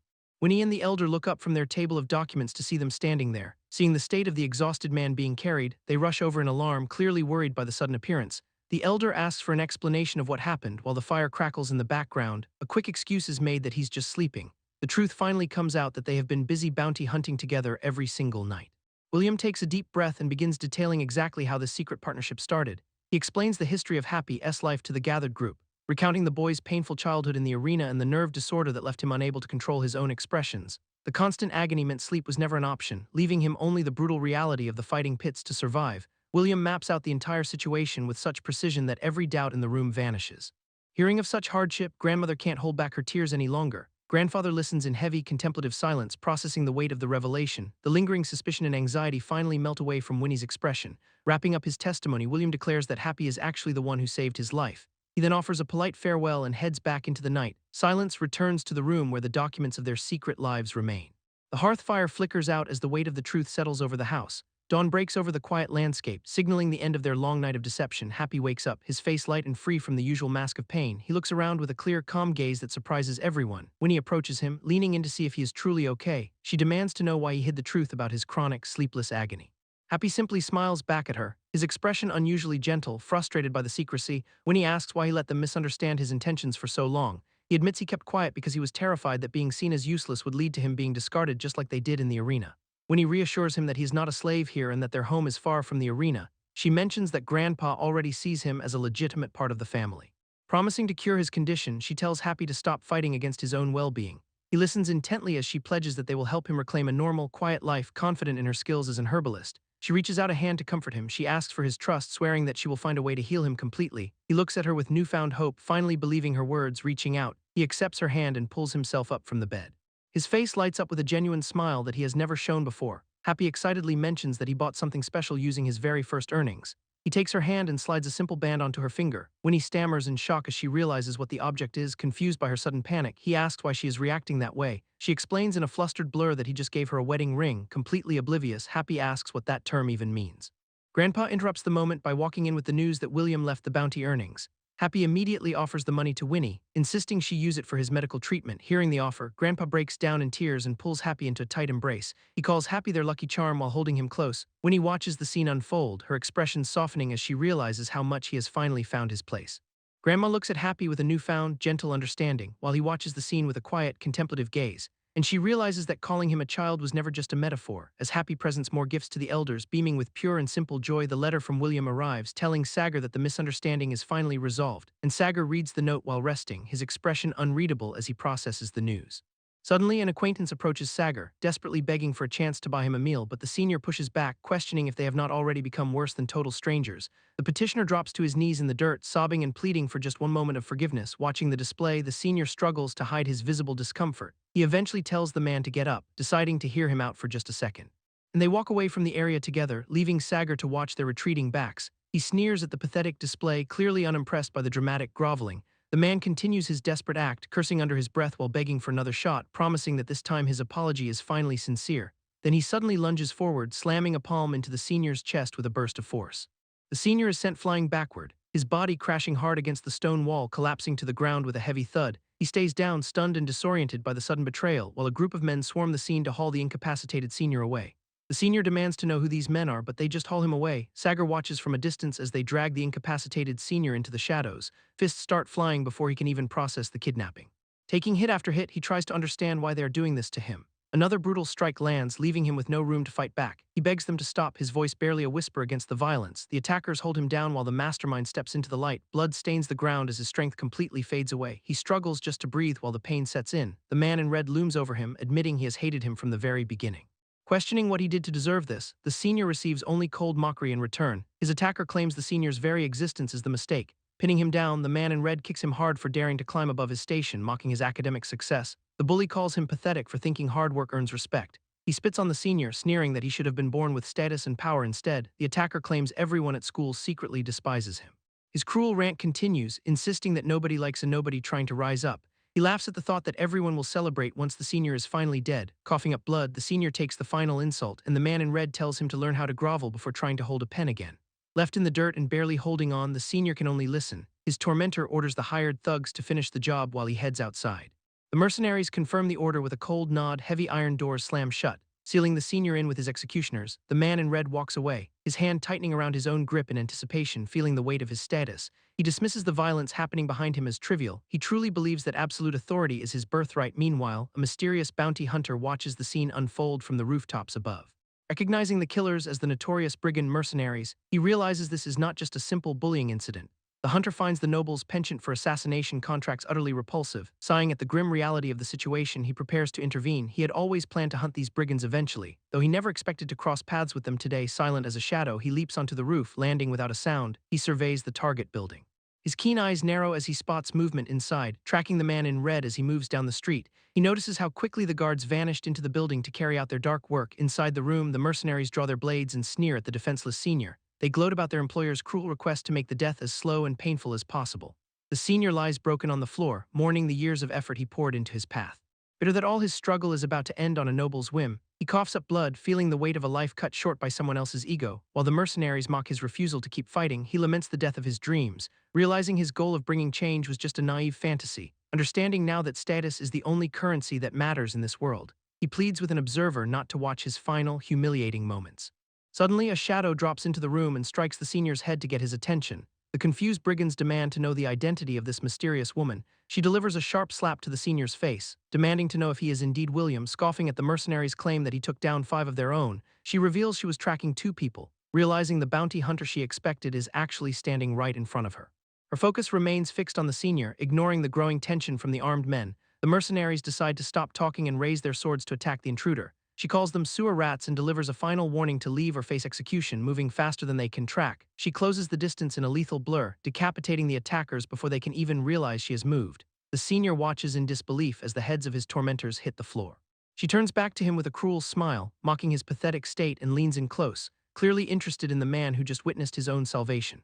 The carnage settles into a heavy silence, leaving the mysterious woman completely unbothered by the blood on her blade. She demands that William drop the act and get back to their conversation. Meanwhile, the surviving mercenary tries to piece together if this guy is actually the legendary exile. He realizes he is way out of his depth and decides to slip away into the shadows, ignoring his escape. She presses her blade against William's throat to force an answer, demanding to know exactly who was protecting their young master during that incident. Her patience wears thin as she threatens to end his life right there. William recalls the kid named Happy who stepped in to defend him, remembering the naive boy who considered him his only real friend. The memory of Happy's obsessive apologies floods his mind as he stares at the steel. He realizes the boy is just a former arena slave with no idea of the real world, currently living a simple life on a farm far away from these lethal politics. William reflects on how he almost quit bounty hunting just to live like that, holding on to the small doll Happy once gave him as a genuine gift of friendship. The woman scoffs at his sentiment, calling him a weakling who is not even worth the effort. William freezes when she mentions that if he had been this pathetic, she would not have bothered targeting his family. She coldly explains that their organization never leaves a single survivor of a bloodline, mocking him with the news that she moved separately to hunt him down while her boss has likely already reached William's home to finish the job. The mysterious woman turns her back on William to finish off Happy, while William desperately reaches out to stop her from leaving. But his strength fails as he realizes he cannot reach her in time. He remembers Happy's genuine kindness and his unwavering belief in him. Thinking back to the moment Happy accepted his own death just to keep William safe, the farm family that took him in remains fixed in his mind. Those people who protected him like their own kin are now in the line of fire. His hand clenches into a fist, white-knuckled with pure agonizing regret. He collapses into the dirt, forced to face his own pathetic weakness. The woman leans in close to mock his state, demanding he just give up and die. He realizes his own hesitation and indecision paved the way for this tragedy, failing to protect anyone. He's left to survive while those he loves suffer. Every time he turned a blind eye, he condemned his own friends and family to death. He crawls toward his discarded blade, the steel reflecting his grim resolve. Finally understanding that survival at the cost of his loved ones is worthless, he vows to change his path, even if it feels like he's already too late. Pushing past the physical and emotional wreckage, he searches for any shred of power. His body begins to shift as he taps into a darker, more desperate strength. Meanwhile, the assassin arrives at the farm, complaining about the open door, but his annoyance vanishes the moment he senses something wrong inside. William stands in the doorway, his eyes burning with a cold, hollow light. The assassin watches him, realizing his arrogant taunts have finally backfired. A single strike sends the intruder flying backward, crashing hard against the exterior stone. His desperate scramble for footing fails under William's relentless, heavy advance. Gravity finishes the job as the assassin hits the ground with a sickening final thud. Pain clouds his vision, the realization hitting him that he completely misjudged his target. William steps over him, the sound of boots against stone echoing like a death knell. Pure terror takes hold of the intruder as he stares up at the looming shadow. He tries to apologize, babbling in panic as he processes the terrifying gap in their skill, groveling in the dirt. The assassin offers to become a literal dog just to survive. William stares down with icy indifference, telling the pathetic wretch to simply get lost. Kicking the man aside, he discards the threat like a piece of worthless trash. The assassin curls into a ball, trembling as his entire reality collapses into trauma. Peering up in confusion, he wonders if he is finally facing his end. A man appears in the doorway, questioning why the job has become such a mess. William ignores the newcomer's presence, keeping his focus fixed ahead with dangerous intent. Warning the man not to block his path, he cuts through the tension like a blade. The newcomer falters, seeing the raw, predatory aura radiating from William's gaze. Disbelief washes over his features as he recognizes the shift in his opponent's spirit. They stand deadlocked, the heavy silence broken only by the slow, deliberate pace of William's retreat. The kneeling man reaches out, calling for his father while William looms over him like a shadow. Bitter laughter escapes the broken student as he reflects on his crushing defeat. He laments the reality where his academic ambitions were worthless against the cold steel of a noble's blade, realizing too late that in this brutal world, a pen is never enough to command respect. Had he mastered the blade earlier, perhaps he would not be walking this path of certain death. Memories surface of a quiet home where Happy, a woman, and a young child first encountered William. That familiar grin returns as Happy introduces himself, clearly eager to see the legendary bounty hunter. They share a meal in a quiet house, catching up on old times like nothing has changed. The man of the house notes that William's bounty hunting days were always hard to believe, and he praises William for staying calm and being such a reliable presence during their school years. Happy playfully complains that William does not spend enough time with his old brothers anymore. Dropping a bombshell, William casually announces he is finished with the bounty hunting lifestyle. The young girl at the table lights up, genuinely thrilled by the unexpected news. Seeing her reaction, Happy teases that he might reconsider staying if it makes her that happy. The woman agrees it is for the best since bounty hunting is far too dangerous for any student. She boasts about William's potential, insisting he could excel in both academics and martial arts with ease. Happy cuts through the praise with a cheerful admission that he is actually just a slave. The house goes dead silent as his companions exchange confused and startled looks. Disbelief hits the man of the house, who questions how a mere slave could possibly attend their university. Happy beams, dropping the final punchline that William helped with the bounties only because he cannot read a single word. The tension in the room spikes as the weight of the truth finally sinks in. Mocking the situation, the man of the house sneers at the idea of a slave sharing their meal. He digs deeper with a cutting insult, questioning the education of Happy's master. Everyone at the table freezes, trapped in the suffocating silence of the confrontation. The man of the house demands that Happy vanish and never cross paths with William again. Curling in on himself, Happy absorbs the verbal assault without a word of protest. The woman tries to intervene, reminding her husband that Happy is a benefactor who helped William. Her husband coldly dismisses the sentiment, claiming bonds between people do not apply to slaves. A slave is nothing more than property, and he cruelly shoves the reality of that status home. Soundless droplets hit the floor while the little girl senses something is wrong. The man of the house barks another order for Happy to get lost. Wandering toward the front door, the curious child wonders who could be visiting. A shadowy figure stands in the threshold. Asking if William is currently inside, the little girl explains he is out, then innocently asks about the stranger's connection to him. Glowing eyes peer through the darkness of the doorway, hiding a malicious intent. Terror takes hold of the child, and she screams for her mother outside the home. A pair of thugs plot to lure William back to their lair. They decide to slaughter the parents and leave a bloody message behind. One thug grabs the little girl, threatening to dump her into the sewers to rot. Helpless and terrified, the child wails as the kidnappers begin their brutal work. The little girl's scream shatters the quiet home, and the thug drags her away with a blade at her throat. Her mother recognizes the cry and rushes out from the kitchen. Panic forces the parents to drop everything and scramble toward the front room. Their eyes lock onto the intruders, and realization hits them like a physical blow. A dark, twisted grin spreads across the face of the man who had been eating so calmly. The father throws himself forward to protect his family while the mother cries out in agony. The animal-featured thug brandishes his sword, threatening to butcher them both without a second thought. The father reels back, his hands raised in a desperate, futile attempt to de-escalate. Looking at the man who was just his guest, the father realizes the betrayal. That same man remains seated with a chilling, predatory smirk. The father bellows in rage, finally identifying the monster who orchestrated this trap without warning. The man tips his bowl of soup, signaling the start of the slaughter. A flash of steel cuts through the air as the thugs strike at the defenseless family. The father watches in horror as the blade lands, and he wonders if he is next. The man who planned this gives a cold, calculated order to prioritize the mother. The thug pauses, confused by the sudden appearance of this unknown variable in their plan. Realizing William is not the one present, the thug begins to question their intel. They recall the warning that William had left the premises, memories of the prior command to secure the wife echo in the attacker's mind. The thug stares down his victim, doubting that this man could possibly be the target they were hired to kill. The attacker finally realizes he is facing the real variable in this chaos, and he lunges forward with his blade, demanding to know if this is the man who hunted them. Happy closes the distance instantly, landing a devastating strike that catches the thug off guard. The attacker tries to retreat but finds himself pursued by relentless pressure. Dodging the incoming assault with supernatural grace, Happy pivots to counter the threat. A powerful kick connects squarely with the thug's jaw, sending him reeling back. The assailant braces himself. Finally recognizing the lethal skill level of his opponent, Happy drives forward again, forcing the thug to parry a strike that could end it all. Red energy flares as Happy taps into his hidden reserves, signaling the fight is getting serious. Their blades clash in a flurry of sparks, each combatant testing the other's resolve. The thug struggles to process how Happy anticipated his secondary blade from the very beginning. Every move feels like a trap, as if Happy is reading his intentions before they even manifest. Forcing himself to stay calm, the attacker vows to break Happy's rhythm and regain control of the duel. He unleashes a whirlwind of slashes, hoping to overwhelm the defense with pure aggression. Happy remains unfazed, though he realizes the collateral damage of his full power might be too high.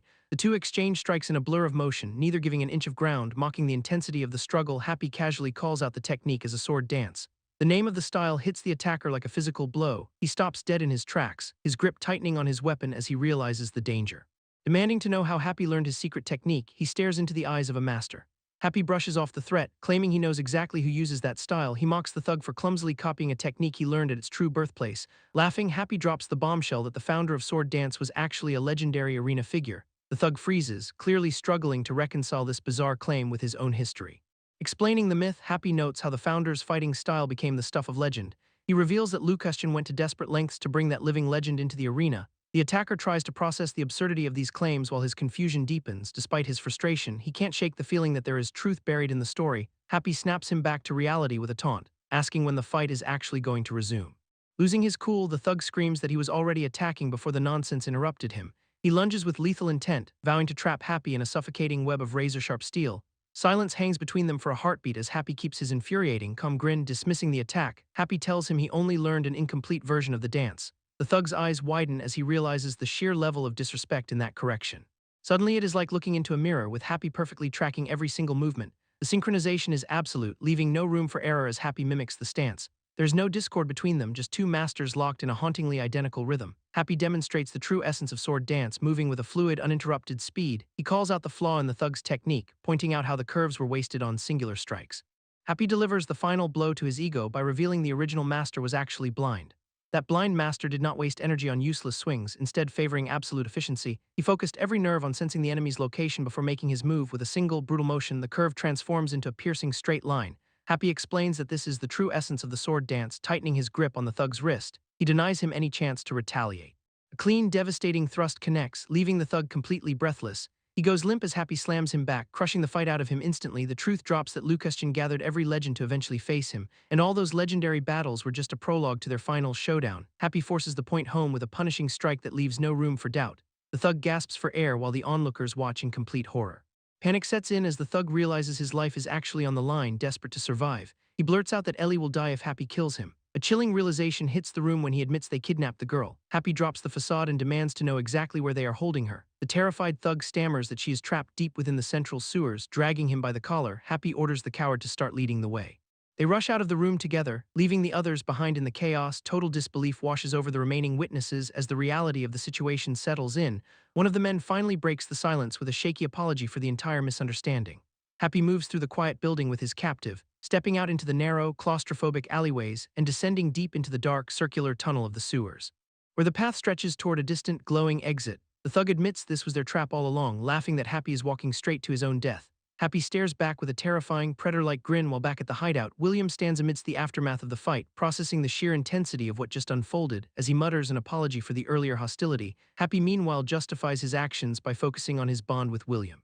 Recalling how his old arena mentor labeled him a monster, a memory of the man dying and calling him that exact word haunts the dark corners of his mind, yet he remembers the warmth of being seen as something more and how William treated him with genuine friendship, just like the kind people back at the farm. Shifting his perspective on what it means to be human, he promises to keep Ellie safe and return her home and walks away, leaving William to wonder if he really just left after all that.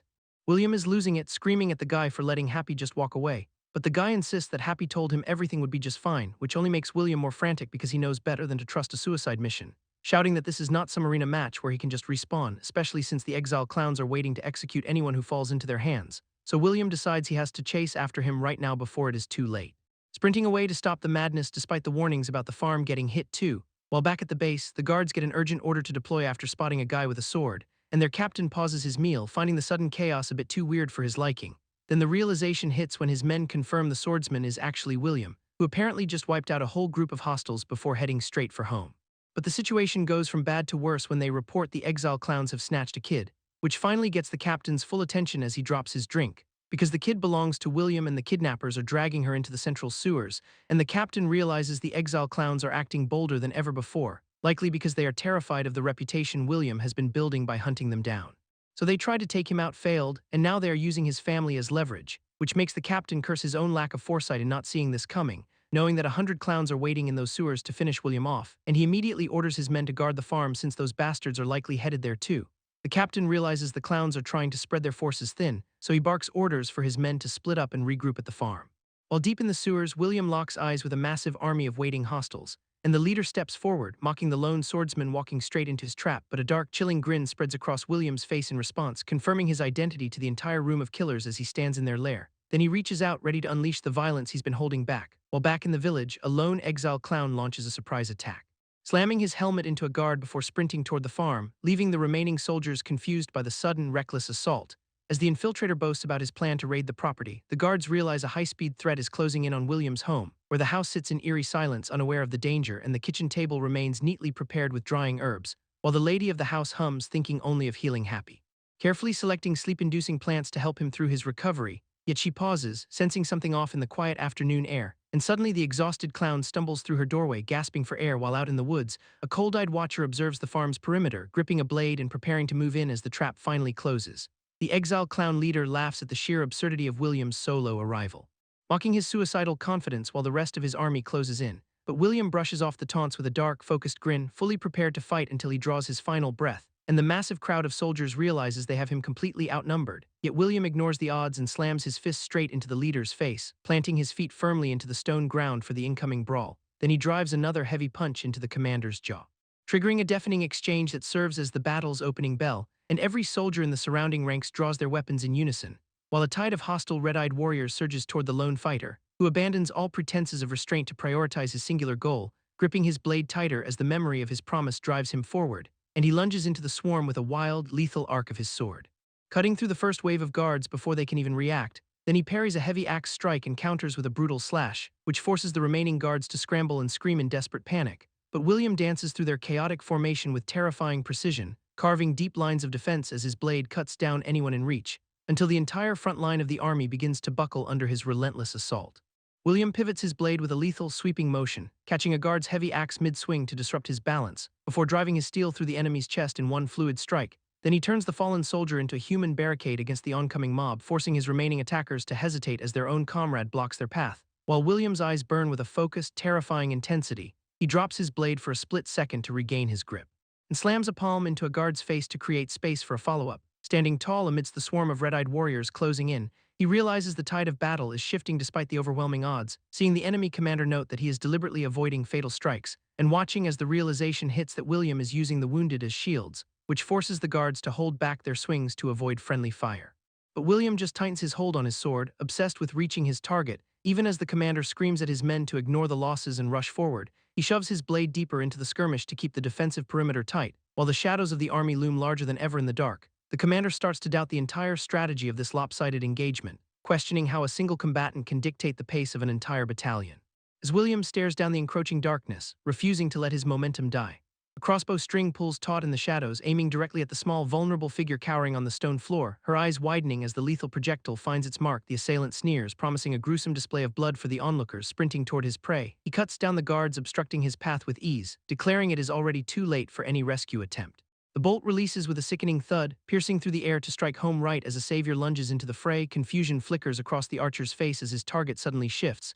William appears out of nowhere, taking the hit meant for the girl. He kicks off the ground to close the distance, grabbing the archer by the collar with a grip of iron and spinning the surprised attacker around before slamming him into the hard ground. Creating a massive impact that shatters the stone beneath them, William does not hesitate, abandoning his weapon to secure the area, commanding the startled Happy to keep his distance, while the enemy commander stares in disbelief, finally recognizing the legendary hero William, who had exploited the chaos of the battle to infiltrate the inner sanctum, slipping past the distracted exile clowns to reach the bound girl before they could stop him, and offering a grim apology to Happy as he finally shields his sister. William entrusts the girl's safety to Happy, pledging his full commitment in exchange for mutual trust, and he charges into the fray with reckless abandon, desperate to aid Happy even if it costs him his life, though he realizes the sheer intensity of the slaughter before him transcends any normal fight, as Happy tears through the enemy ranks like a force of nature, while a hidden archer keeps his sights locked on the chaos, tracking the lethal movements with a mechanical, cold precision, suddenly realizing that Happy is aware of every incoming threat, and the archer concludes it cannot be mere luck that saves him, because Happy reacts instantly to every single attempt at a clean shot, moving with a supernatural awareness that covers his every blind spot, revealing a form covered in shifting, watchful eyes that track the entire battlefield. While William watches on from the sidelines, physically rattled by the display, initially assuming Happy was just a highly skilled combatant, but now questioning the true nature of the power unfolding before him, as the sheer scale of the carnage leaves William wondering about the limits of Happy's strength, and the answer becomes terrifyingly clear as the bodies pile up around them, proving that no amount of reinforcements can turn the tide against such a monster. Causing the archer to doubt if Happy is even human anymore, then Happy closes the distance in a blur of violence that renders the archer's weapon useless. Happy disarms the archer with a swift strike, driving the blade home before his target can even process the movement, and the remaining soldiers scream as their ranks are torn apart, leaving their leader to watch the slaughter with gritted teeth, who realizes that retreat is the only way to survive this nightmare. So he desperately draws his own weapon to make a stand, shouting for his men to pull back while he charges at Happy. But his desperate strike is parried by the relentless predator, who counters with a speed that turns the seasoned commander pale, and their blades lock with a violent screech of grinding metal, as Happy forces the man back with a grin of pure, twisted delight, showing off the kind of technique that only comes from years of survival. While they trade a flurry of heavy blows that shake the very ground, until the commander is knocked off balance and sent spiraling through the air, screaming that he refuses to die in such a godforsaken place, because his burning vengeance against the kingdom has only just begun, and he rages about being used as a disposable shield for the elite, pouring his deep-seated hatred for the world into one final, desperate lunge. While Happy meets the charge with the cold indifference of an arena veteran, knowing these men are fueled by the same broken resentment that made him, Happy leans in to ask if the man truly resents the parents who forged him, and he gently places a hand on the man's head to quiet his rage, warning him that a life consumed by hatred only breeds a cycle of misery, because continuing down this path will only turn him into the very monster he despises. So the commander stares back with hollow, bloodshot eyes as reality sets in, understanding that the conclusion for everyone in the arena is always the same. And he gasps for air while the life drains out of him, collapsing onto the cold floor as the fight finally ends in a pool of blood, while the victor looks on, realizing that the long battle has finally reached its end, and he calls out that they have won, pulling his ally close in relief. As the remaining spectators scream that Happy has crushed the exile clowns, while the survivors scramble to flee before the kingdom's knights arrive, and the victor turns to check on Happy, calling out his name with growing concern, but his voice cracks as he reaches out, seeing the state Happy is in, promising that they will get home to grandmother's herbs for his wounds. Yet Happy only stares back, silent and fading as the adrenaline wears off. And the survivor realizes with a sinking heart that the escape routes are already compromised, just as a heavily armored commander rounds the corner, questioning why the paths are open, and he stops dead, scanning the scene of carnage with narrowing eyes, realizing that Happy Face is right there in the middle of the slaughter. The armored commander surveys the carnage, demanding to know why the entire exile clown force is incapacitated, which highlights the massive discrepancy between their numbers and the reality of the battlefield, where the remaining scattered grunts are totally directionless now that their leader has fallen. But a panicked soldier starts spinning a wild tale about the incident, turning a brutal skirmish into a legendary feat of impossible strength, and he realizes too late that his words have caught fire, painting William as a mythical hero who single-handedly wiped out the entire group. So the story begins to echo through the halls of the Knights' Order, while commoners in the local tavern whisper about the mysterious university student, and whispers circulate among the scholars at the university about this sudden rising star, spreading further into the crowded market where people marvel at the supposed feat, until the rumor finally reaches the king himself, whispered into his ear by an advisor. And the legend of William takes flight across the kingdom before any real investigation can even start, effectively burying the truth beneath a mountain of public hype, ignoring the reality that Happy is the one who actually finished the fight, now struggling to stay upright while sprinting toward the distant farm, as Happy forces his body forward despite his dwindling stamina and fading consciousness. And the epilogue begins with a bitter remark about how the former stable boy has risen to command the knights, while the commander stands before the prisoner, his expression hardening with deep-seated resentment, declaring that he once respected the prisoner, but that bridge burned the moment he chose rebellion. Who would have guessed a decorated war hero would end up as the exiled king of a rebel faction, yet it all traces back to one specific man.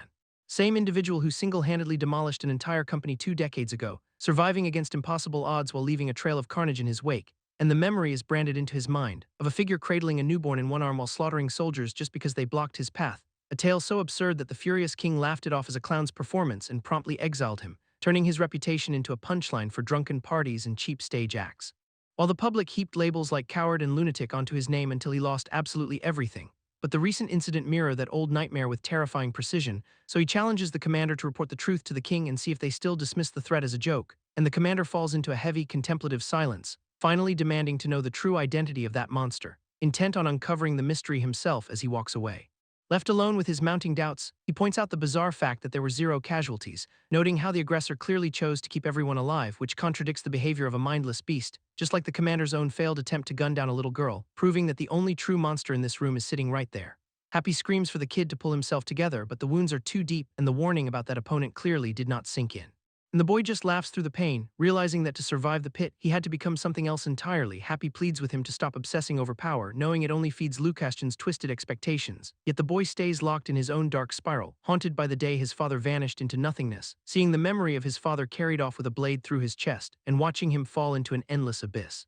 So he grips his own hand, swearing he will not let that fate repeat, determined to shoulder every burden so his father never suffers again. Happy watches him spiral, realizing just how much he is breaking while the boy clings to him, terrified of being left completely alone in this world, remembering the warmth of that bond before it was violently torn away. Suddenly, the reality of the arena collapses in a storm of debris, and the sheer weight of the destruction clears the path, sending the boy sprinting toward the exit as guards scramble to stop him. Snatching a discarded sword from the air with desperate precision, he lunges into the front line, smashing through the soldiers' defense before they even register the threat, and then he bolts for the gates as the guards scream for reinforcements to catch him.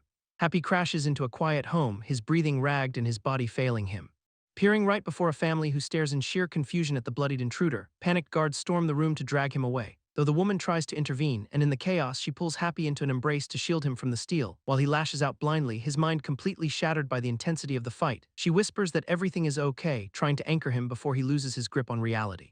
The soldiers pause, unnerved by the sight, while Happy reaches out with trembling fingers, eyes wide and unfocused as his hand brushes against the woman's skin. Then his grip goes slack, blood staining his palm as his strength finally drains away. Memory and vision blur into a promise that his lost world will eventually return. With a single tear falling, the connection between them begins to fade into the dark, leaving him suspended in a final moment of quiet. As the sun sets on the farm and Happy collapses into a dreamless sleep, a candle burns low near his resting form, until the flame is snuffed out by a sudden breath of cold air. The farm residents stand over him, unsure if the boy will ever wake up again. While a knight clears the area and decides to leave a patrol behind just to be safe deep in the woods, a pursuer tracks the path Happy took while struggling to catch his own breath. Lamenting that the farm would have been much safer if that slave had just died, yet admitting that witnessing such a death would have been a burden too heavy to bear. The pursuer doubts the king would really mourn in exile, convinced that such severe wounds surely mean the end for the boy, while in the shadows another hunter keeps watch over a wounded comrade, ignoring the tiny bugs crawling over his helmet as something sinister peers out from the dark of the forest. The wind rustles the leaves with a low, haunting sound, and in the brush a pair of eyes open wide before a knight steps into the torchlight to reprimand Sagar for acting on his own, reminding him that their mission is strictly regicide, with a cold warning that any further interference will result in his immediate execution, leaving Sagar abandoned on the forest floor as he stares off into the distance, completely silent and still. Banners rise in the distance bearing the king's official seal, and a royal messenger loudly announces that William is to be summoned, calling out for Happy Face as well, commanding both of them to appear before the throne at once, to the shock of the onlookers who never expected a slave to be invited to court, as William and Happy are brought inside the castle walls and the servants prepare them with proper attire for the audience. While the king prepares to grant William the honor of knighthood, the official tells William to just kneel and accept the honor, promising him wealth and fame, but William flatly refuses, claiming he is not qualified for such a title, leaving the official and the knight nearby visibly confused by his sudden resistance, because William insists that his past feats, from bounty hunting to the clown battles, were never his own doing. And he credits every single victory to Happy, claiming he only ever ran away and hid, so he apologizes again, standing firm in his belief that he does not deserve this recognition, and the official pauses, clearly caught off guard by his stubborn humility, before explaining that the king already knows the full truth behind their journey, and he clarifies that while making a slave a knight would cause a massive noble backlash, the king is framing this as an apprenticeship for a free man. Meanwhile, the public already views William as a hero, spreading a sanitized story about a top-tier student rising to knighthood. So the official demands complete silence on the classified truth of their past, and he tells William to step out only when he is finally ready to accept his new role. Then the moment arrives where the sword touches his shoulder, signifying that he has officially proven his worth to the kingdom. And with the massive crowd roaring in the distance, the formal announcement is made, confirming William as a knight of the kingdom, while the people outside chant his name in a deafening wave of support. Then the king adds a twist by commanding that Happy be brought in as William's personal apprentice, and William bows low to the monarch, though his thoughts remain heavy with the weight of the moment. While back inside the palace, onlookers gossip about the handsome new hero, and Happy finds William to vent about how their entire situation has spiraled into a complete disaster. But William reassures him, insisting that he would have lost everything in the farm incident without Happy's help. William admits that his lack of worldly experience leaves him unable to judge situations with the clarity Happy possesses, because looking back at the night his family was targeted, he was completely oblivious to the threat of bandits lurking on the road, and he recalls how helplessly he just stood by while his sister was being snatched away by attackers, so he confesses to Happy that his only real talent is violence, and he would have lost everything without that intervention. Then William adds that Happy is among the most formidable people he has ever encountered, especially since Happy never hesitates when a decision needs to be made, showing a depth of power that goes far beyond raw muscle, and Happy smiles, telling William that he is learning just as much from him and hopes they can stay true to themselves, causing William to look on with a rare moment of genuine vulnerability, while Happy reaffirms his commitment, declaring that they are destined to be friends and stick together through it all. And with his resolve hardening, Happy promises that he will never run away or hide from his friend ever again. So he grips William's hand, swearing that they will stop living a lie and start facing reality head-on. Then William asks if Happy can teach him that same strength so he can protect the people he cares about, which leaves Happy wide-eyed at the sudden request for a partnership based on true growth, and he beams with excitement, agreeing to share everything he knows about fighting and survival. While they both agree to head home after checking in with the knights, moving forward as a unified front, but as they step back into the public eye, the other knights immediately take notice of the former slave acting as an apprentice, and a disgruntled knight confronts them, shouting that he refuses to accept a slave as his equal. So he lashes out with his training sword, swinging wildly at Happy in a desperate show of defiance. Then the wooden blade shatters on impact as Happy effortlessly neutralizes the pathetic strike. And Happy looms over the trembling man, warning him that he is about to prove exactly why he is more than qualified for this role. William tries to de-escalate, shouting that the king's orders are non-negotiable for everyone here, but the hostile knight ignores him, demanding to know why a hero would ever associate with a servant, and William stares back in confusion, pointing out that the recent battle scars have not even healed yet, while the knight continues his tirade, insisting that William deserves all the glory as a true hero. Yet he pivots to screaming insults at Happy, calling him uneducated trash who does not belong among knights. Then William realizes the situation is spiraling out of control, sensing the murderous intent radiating from his companion because the knight is convinced that Happy is just a parasite clinging to William's status for survival. So he vows to break Happy's spirit and force him to step down in front of everyone, and Happy finally gets the message, flashing a grin at William and promising to handle this little pest personally. While they step into the middle of the training grounds with all eyes glued to the center, Then Happy assumes a bizarre, unconventional stance that makes the surrounding onlookers break into mocking laughter. Because his lack of formal training is obvious to everyone watching this supposed duel, although the knight warns Happy that this is not a friendly spar and he plans to teach him a lesson about status, and the knight swings his wooden sword down with everything he has, aiming directly for Happy's head. But Happy moves with sudden, jarring precision, catching the blow on his own blade with a sharp impact, while the knight gloats about the thrill of combat, mocking Happy for having only ever been on the receiving end of a whip. Yet Happy does not flinch, quickly pivoting his guard to redirect the next clumsy, overextended strike, and the knight keeps laughing as he rains down more blows, oblivious to how easily Happy is parrying every single one, while William watches intently from the sidelines, realizing that Happy is clearly baiting the knight into overcommitting. Then the knight charges forward again, screaming for Happy to beg for mercy while he still has the chance.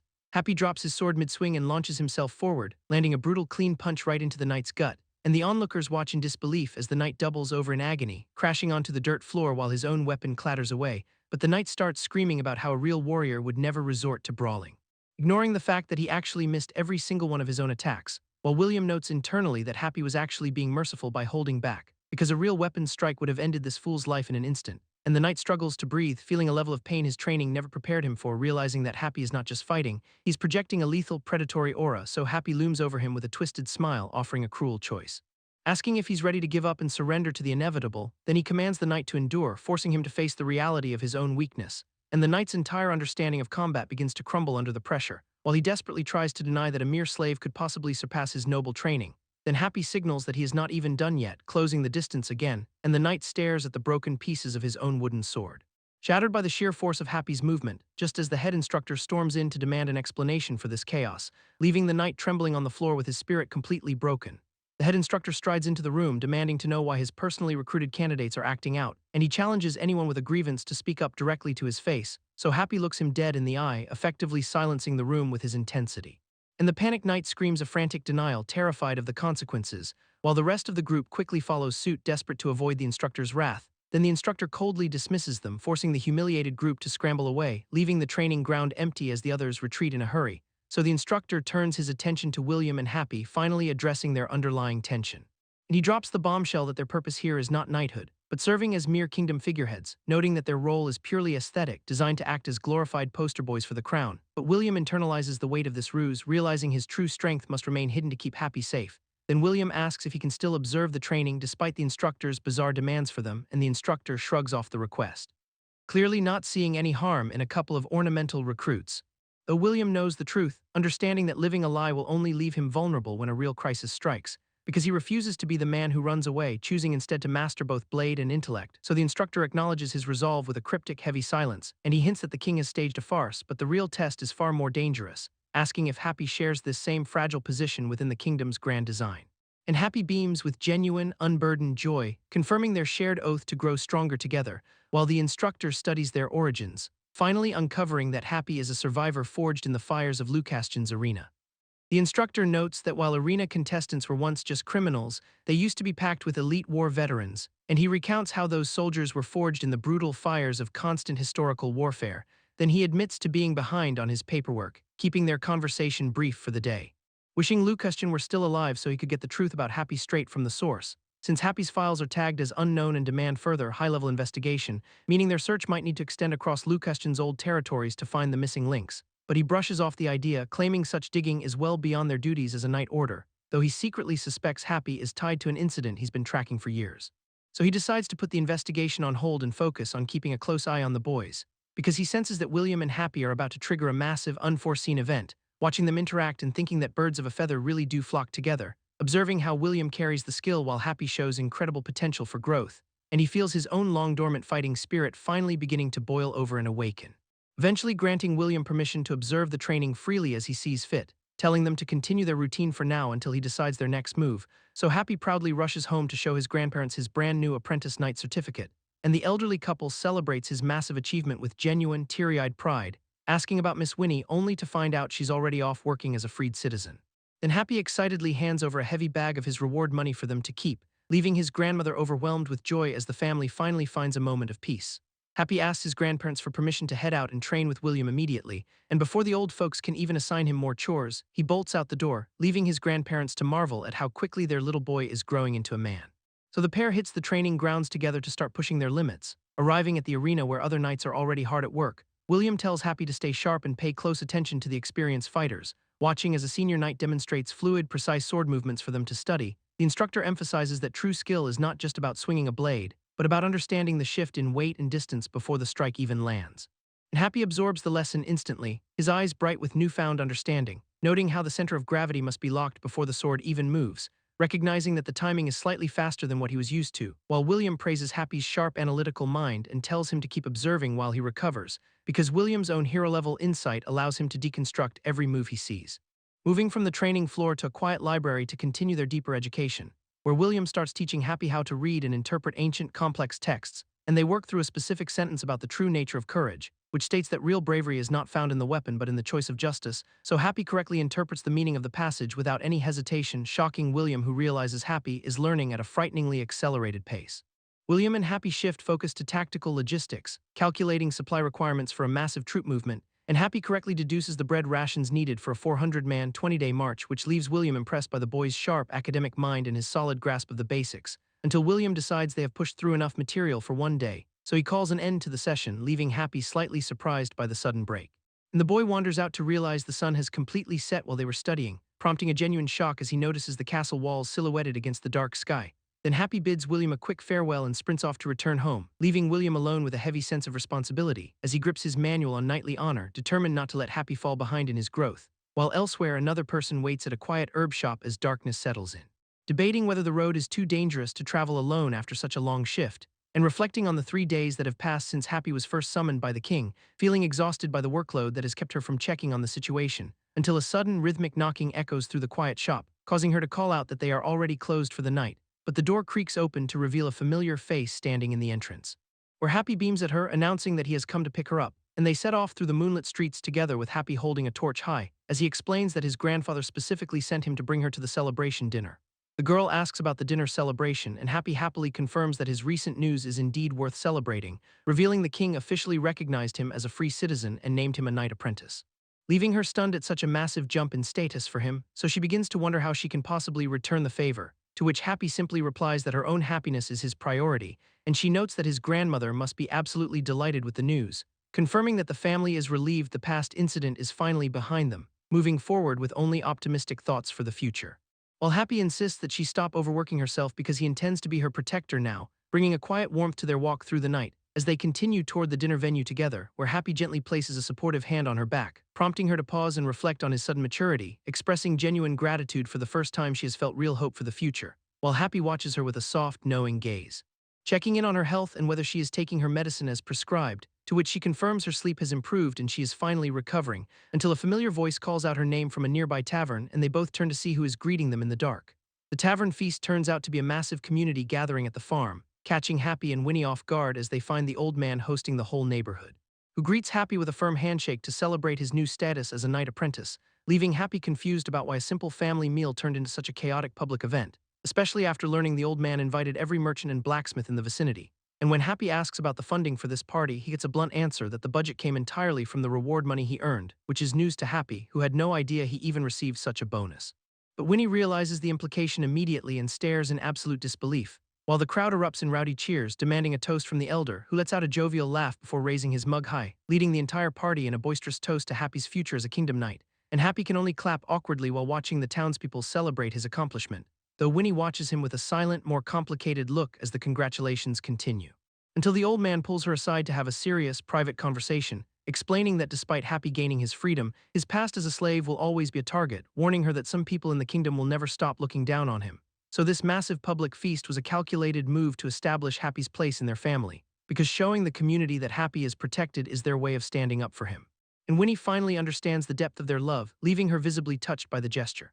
The grandfather stresses the importance of making Happy feel like he truly belongs, and out in the crowd, Happy is already living that dream, surrounded by smiling faces, while Winnie watches him from a distance, lost in her own quiet thoughts, until Happy notices someone calling his name through the noise, finding William standing right there and eagerly inviting him to join the feast.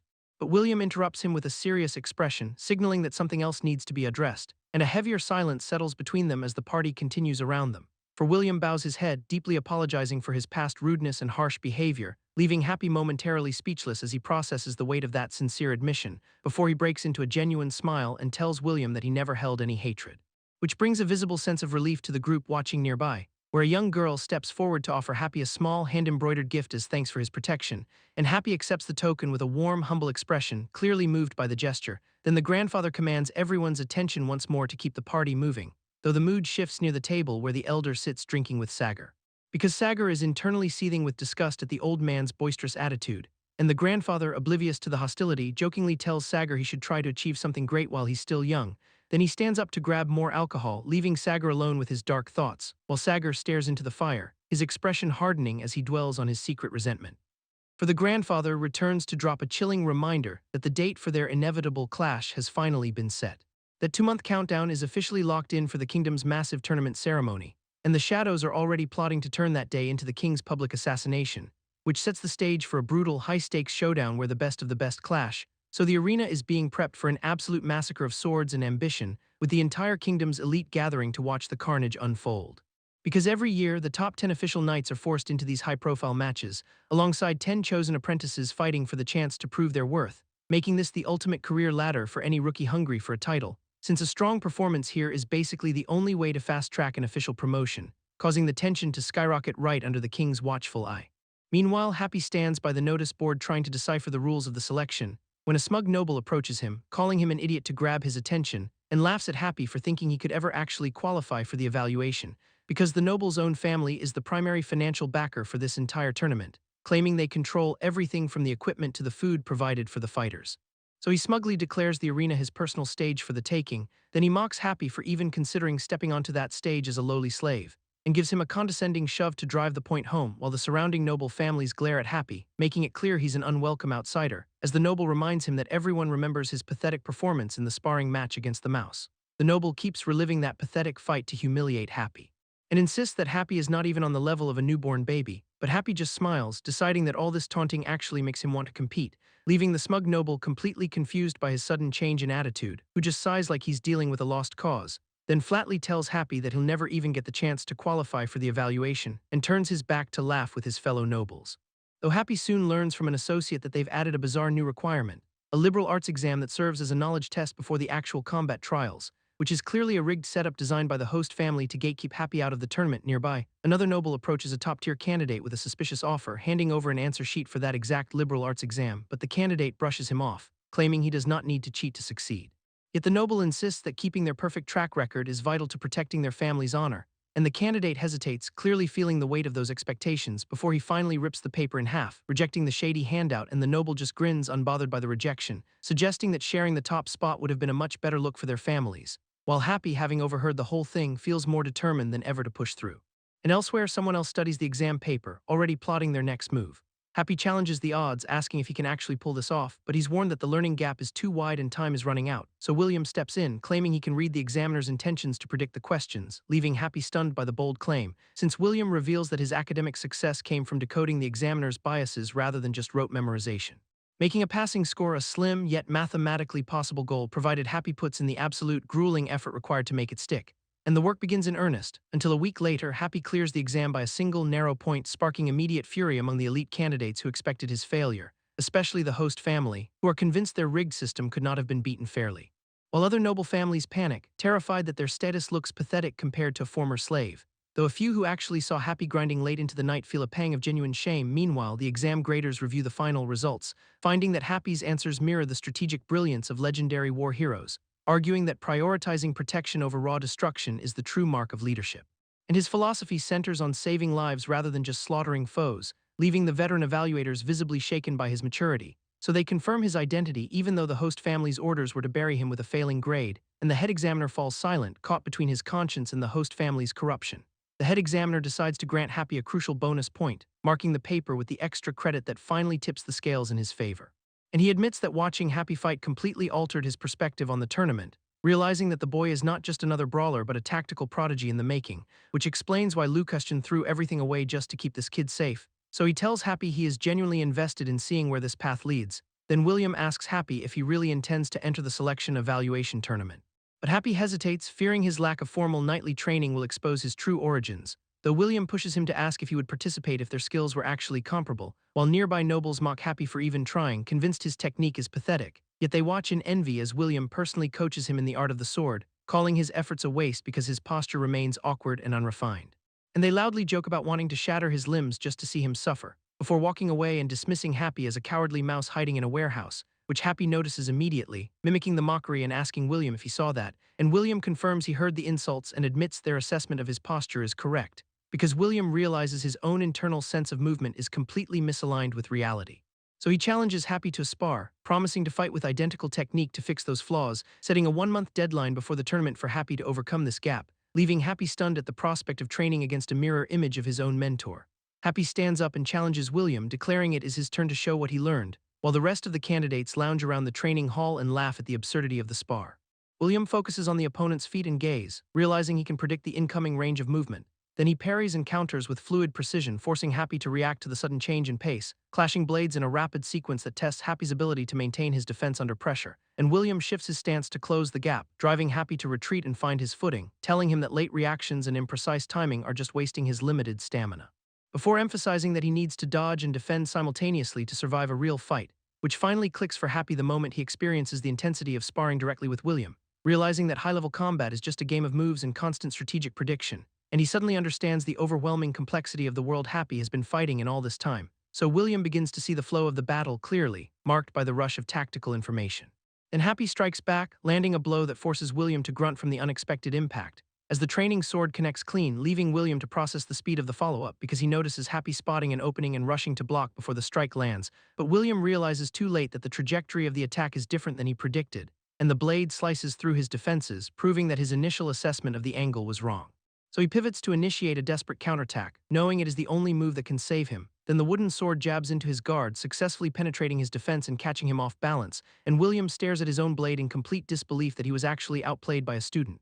Realizing that Happy baited the slash to land the thrust, William catches his breath, and Happy flashes a sharp, predatory grin as the adrenaline of combat pushes Happy further.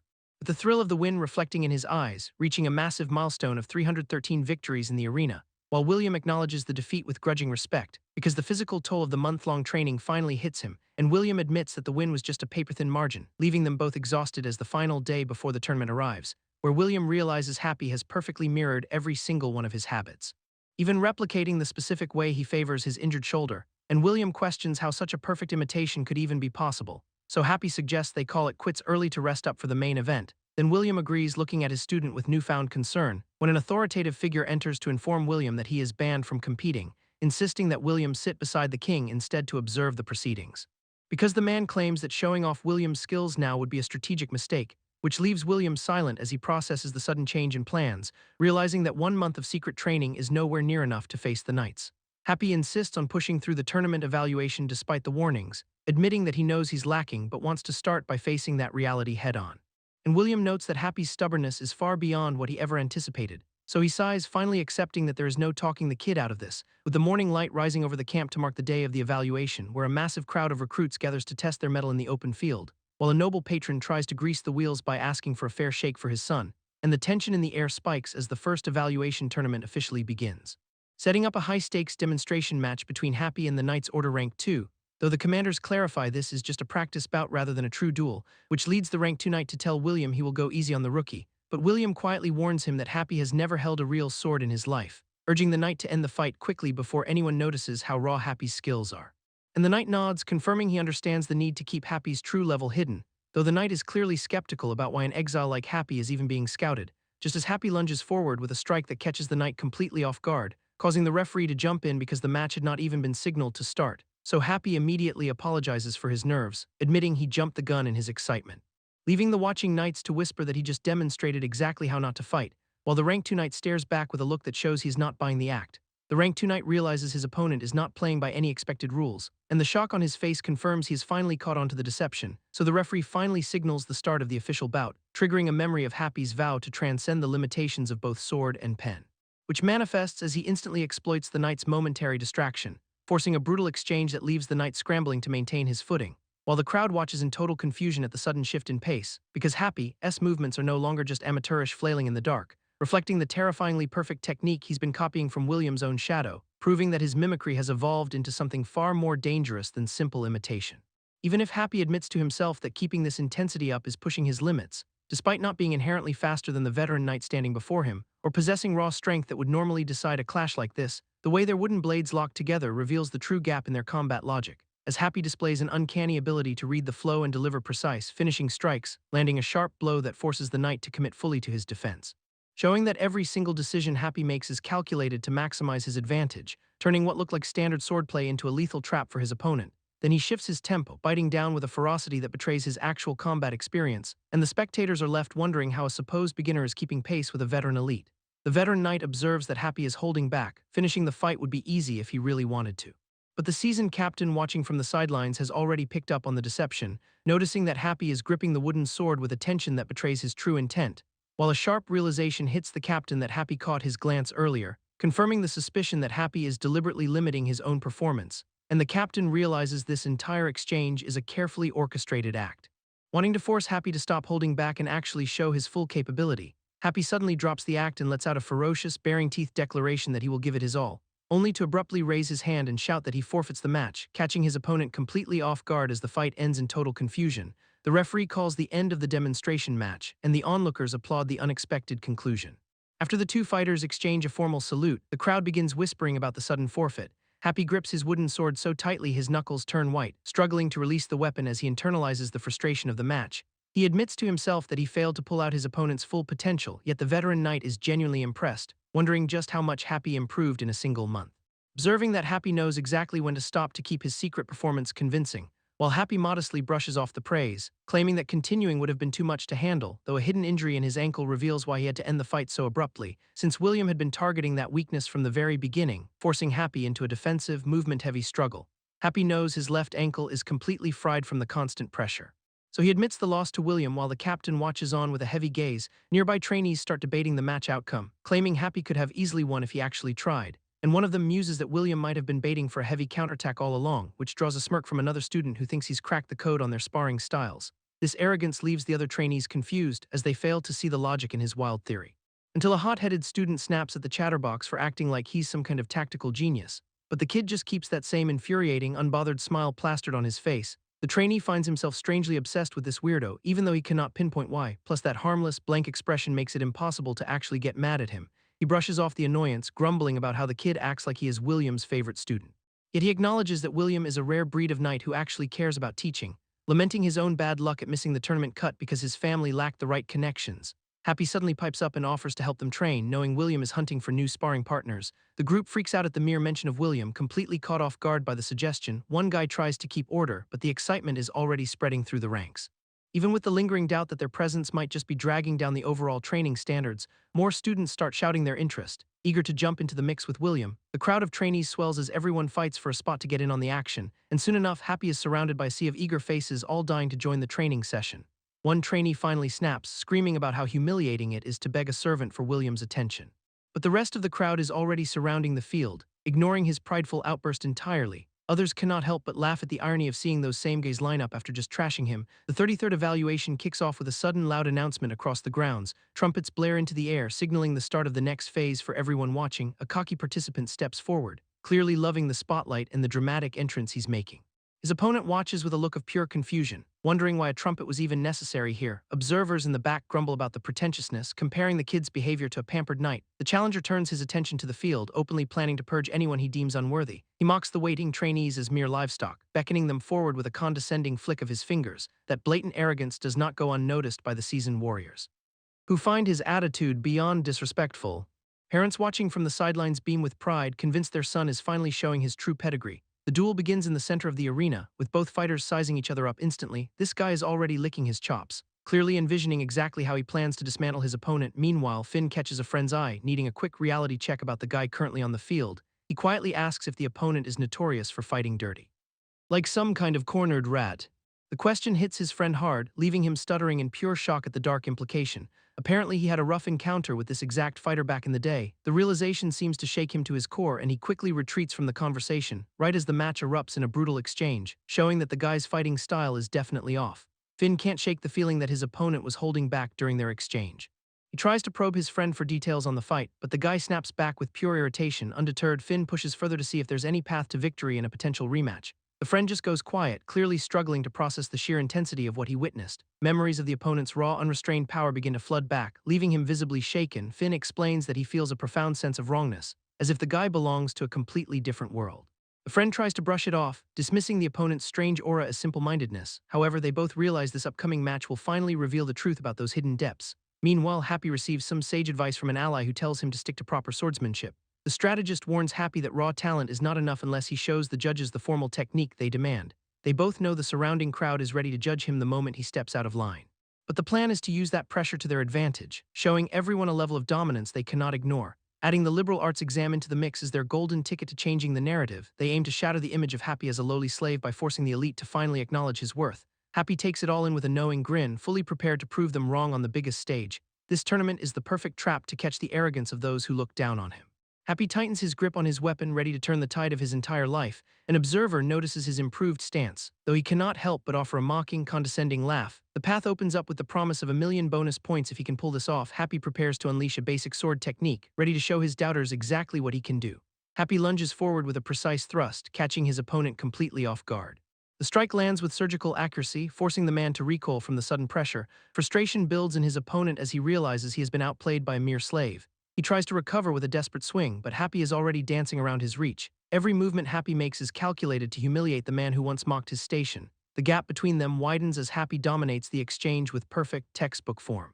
Distance is maintained as the two fighters reset their positions under the open sky. A single bird circles above, watching the man on the ground struggle to process his failure. Tears of genuine shock well up in the opponent's eyes while he gasps for air. The crowd watches in dead silence, realizing the underdog has just dismantled their favorite. Veteran observers recognize the clinical execution, noting the perfect strikes to the heart and head. Competitors on the sidelines mutter in disbelief, struggling to accept how clean that performance was. The referee is visibly shaken, his composure shattering as he realizes his rigged plan is failing. Waving his flag in a panic frenzy, he signals for the match to continue. Spectators look on, confused by the referee's desperate attempt to keep the fight alive. 10 years of experience have not prepared this official for the bribe he just threw away. Realizing his entire payday is slipping through his fingers, he scrambles for a way to fix this. He yells at the struggling opponent to hang in there, desperate for just one grazing blow. The opponent screams in fury, blaming his own carelessness for the massive point deficit. Observers are left speechless, wondering how the referee can possibly justify dragging this match out any longer.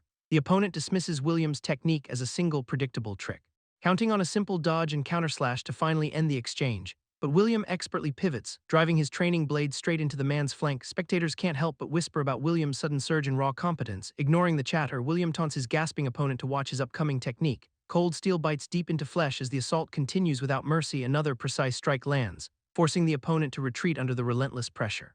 The training sword finds its mark again, leaving the man broken and breathless. The crooked referee screams for a timeout, claiming a loose belt is cause for a reset. Terror washes over the official as he realizes his attempts to intervene are failing. Seasoned onlookers notice the massive gap in fundamentals, questioning how William dominates with just thrusts. Happy watches from the sidelines, clearly unfazed and confident in William's inevitable victory. Nearby gamblers start to panic, seeing their rigged bets disintegrate in real time. William offers a hand, feigning concern for his opponent's ragged state. Confused by the lack of a finishing blow, the audience wonders what William is planning. Blood pools beneath the opponent's feet as he struggles to even remain upright. A dark intensity flickers behind William's eyes, shifting the mood of the arena. He leans in to mock the man's reputation as a top-tier apprentice knight. Dissecting the man's pathetic performance, William labels him nothing more than bottom-tier trash. The victim stares back in hollow silence, finally realizing he is entirely outclassed. William breaks down the opponent's strategy, noting that his natural build and confidence have been carrying him through every previous match. He points out how that same over-reliance on spirit causes younger opponents to fold under pressure. Happy watches with a sinister grin, realizing that even those with the advantage often surrender without ever truly trying. The opponent recalls a past sparring session, finally questioning if William had been holding back the entire time. Snapping at the psychological pressure, the opponent screams at William to stop talking. A desperate overhead strike is launched, only for William to catch the blade with a single hand. The opponent recoils as his weapon is held fast. Unable to pull it free from William's grip, seeing that the man's fighting spirit has finally disintegrated, William applies pressure.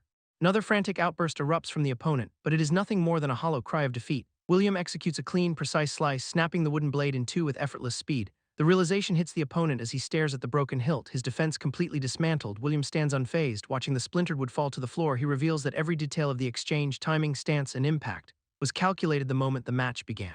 The opponent stands frozen, looking down at his useless weapon while the weight of his loss settles in. Letting the remaining piece of wood drop to the ground, William offers to continue the fight with bare fists. The referee finally calls the match, declaring Happy the winner as the opponent collapses to the dirt. Guards rush in to haul the broken man away, his pride and physical state in total shambles. He struggles to breathe while being dragged from the arena, his body failing under the strain of the defeat.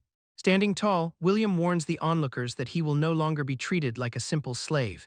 He coldly reminds the assembly that their continued disrespect only serves to degrade the status of their own Night Order.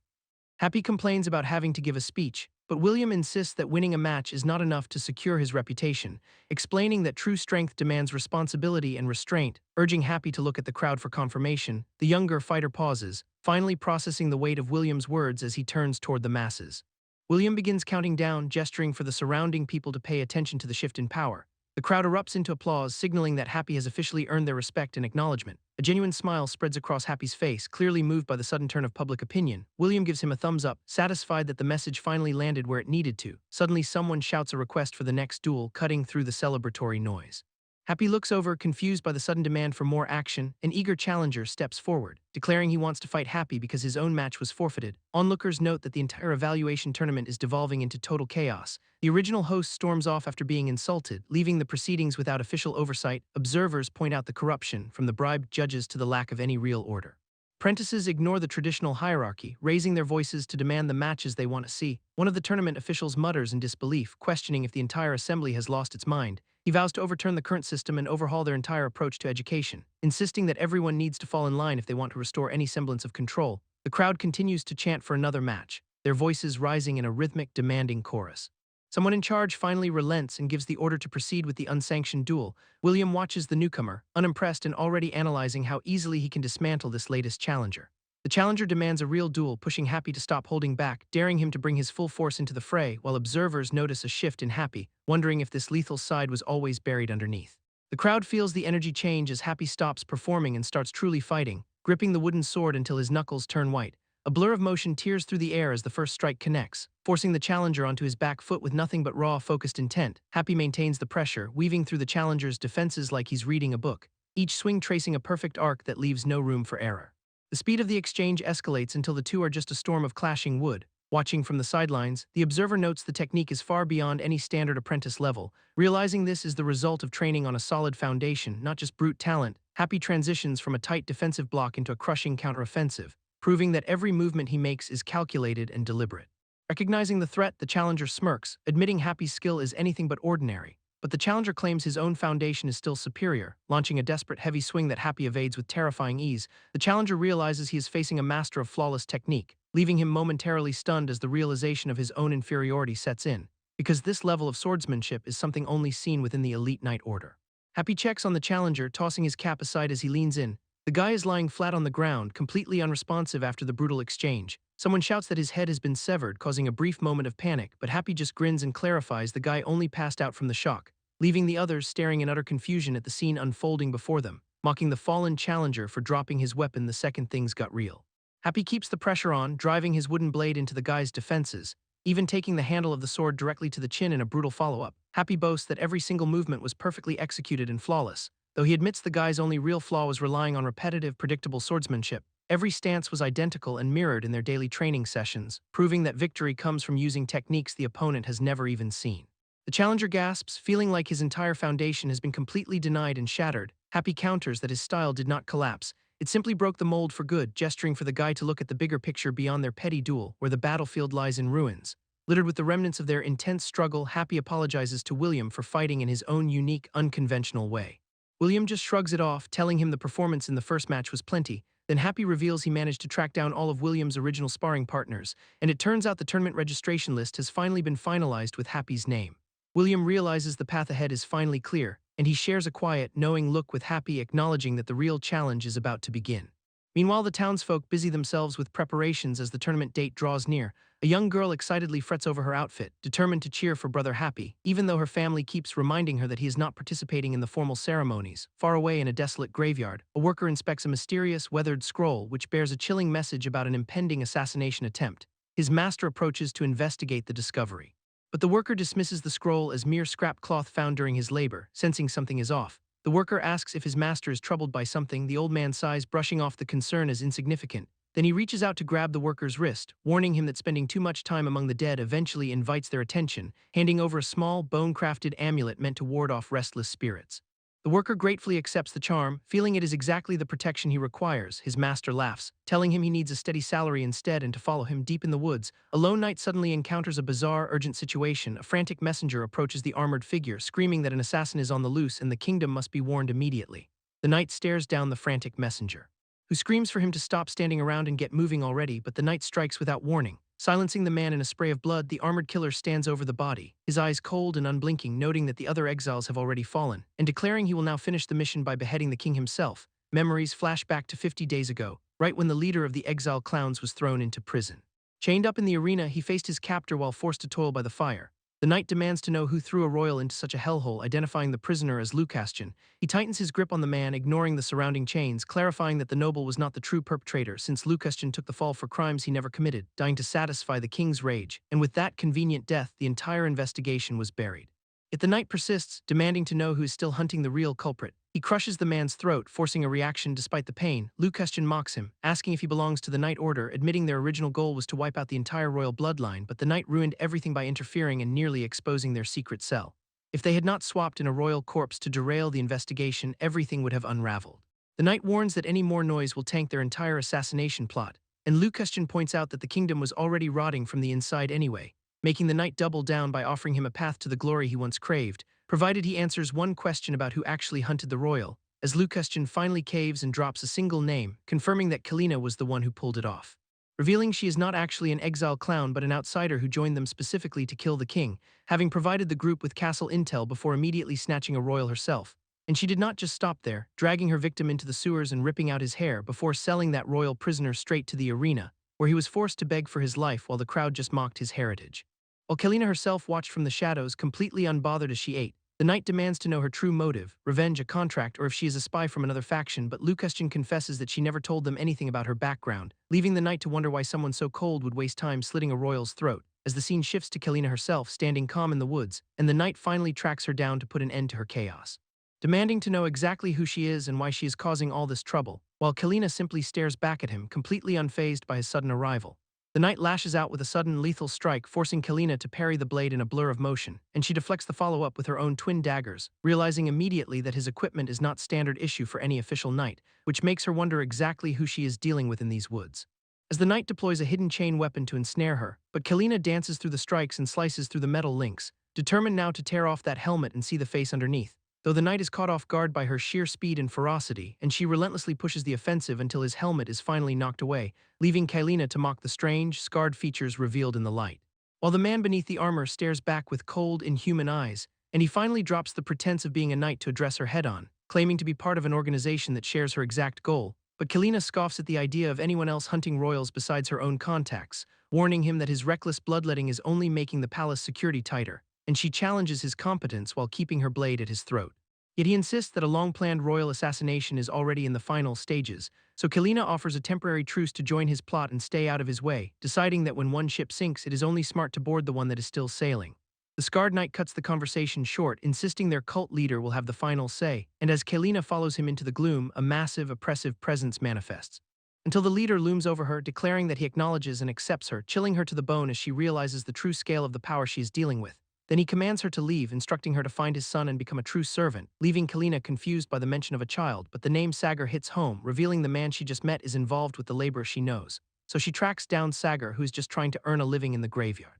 And she drops the news on him that she is sticking around until the tournament, because with only 3 days left, the stage is set for absolute chaos. While inside the palace, the aristocrats are panicking about the upcoming ceremony, desperate to find a way to maintain their prestige, as one noble rages about the sheer disrespect of commoners and slaves joining the tournament. Yet another points out that William is in a league of his own, citing his scholarly support from the church and his victory over the exile clowns as proof of his status. But the mood shifts when one man drops a bombshell, questioning if William's entire legend is a fabrication, demanding they consider the possibility that they have all been played, and he proposes a dark contingency, a coordinated plot to crush William during the ceremony if he is a fraud, leaving the rest of the council reeling as the reality of his potential deception sinks in.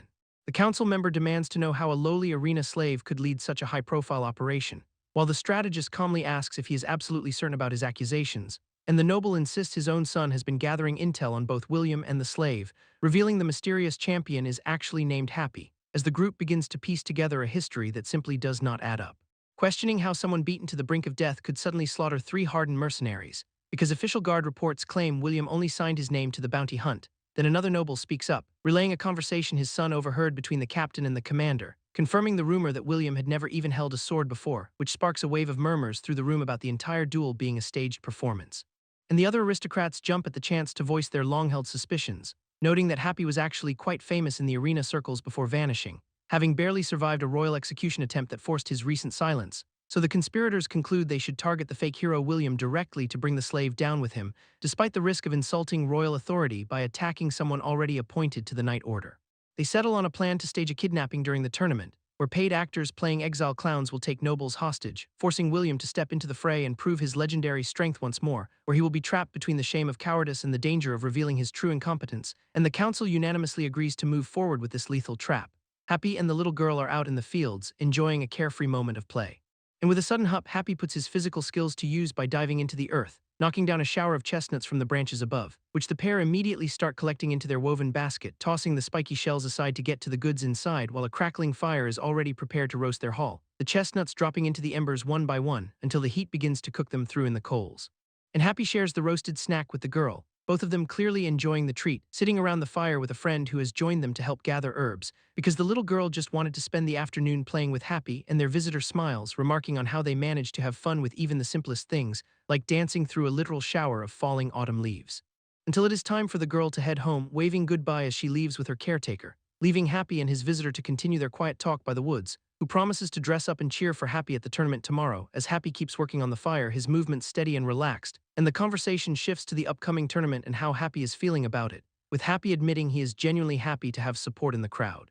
But the visitor presses him on whether his new life in the Night Order is actually worth the stress. The visitor points out that Happy spent his entire life fighting unwanted battles, noting that while his physical wounds from the arena have finally healed, Happy reflects on how different this peaceful life feels compared to his brutal past, where he was constantly forced to watch people die against his will, often seeing even his bitterest enemies pass away with hollow, meaningless expressions. Yet here, he finds comfort knowing that people stay and connections can actually grow, which is precisely why Happy values this new path so much, and the visitor feels relieved to see him finally finding a place free from constant slaughter, reminding Happy that the peace they enjoy today was bought with the heavy sacrifices of their parents' generation. So they head off to celebrate with a meal, putting the heavy talk behind them for now. But the next morning the atmosphere shifts entirely as tournament day arrives at the grounds, where a mysterious traveler arrives at their home looking for someone, and the hooded figure explains he has a letter from the late Lord Lucastian, demanding to see the slave known as Happy, which hits them hard because Lucastian was the notorious former owner of the arena. The stranger claims he traveled from a distant empire to find the boy who was once sold as a church slave, but they tell him Happy is no longer a slave and has started his journey as a knight apprentice. The traveler refuses to hand over the document, insisting he was ordered to deliver it only to Happy in person. Then he turns and walks away, leaving them with an unsettling sense of dread. And with only an hour until the tournament begins, the weight of this sudden arrival hangs in the air. High atop the royal viewing platform, the king questions the absence of his royal children, while a captain maintains a calm facade, ordering his men to keep their posture sharp for the crowd. And down below, the tournament grounds are swarming with soldiers standing at attention. As the commoners gather in anticipation for the spectacle to officially begin, Happy spots his family in the stands, sharing a brief moment of warmth amidst the tension.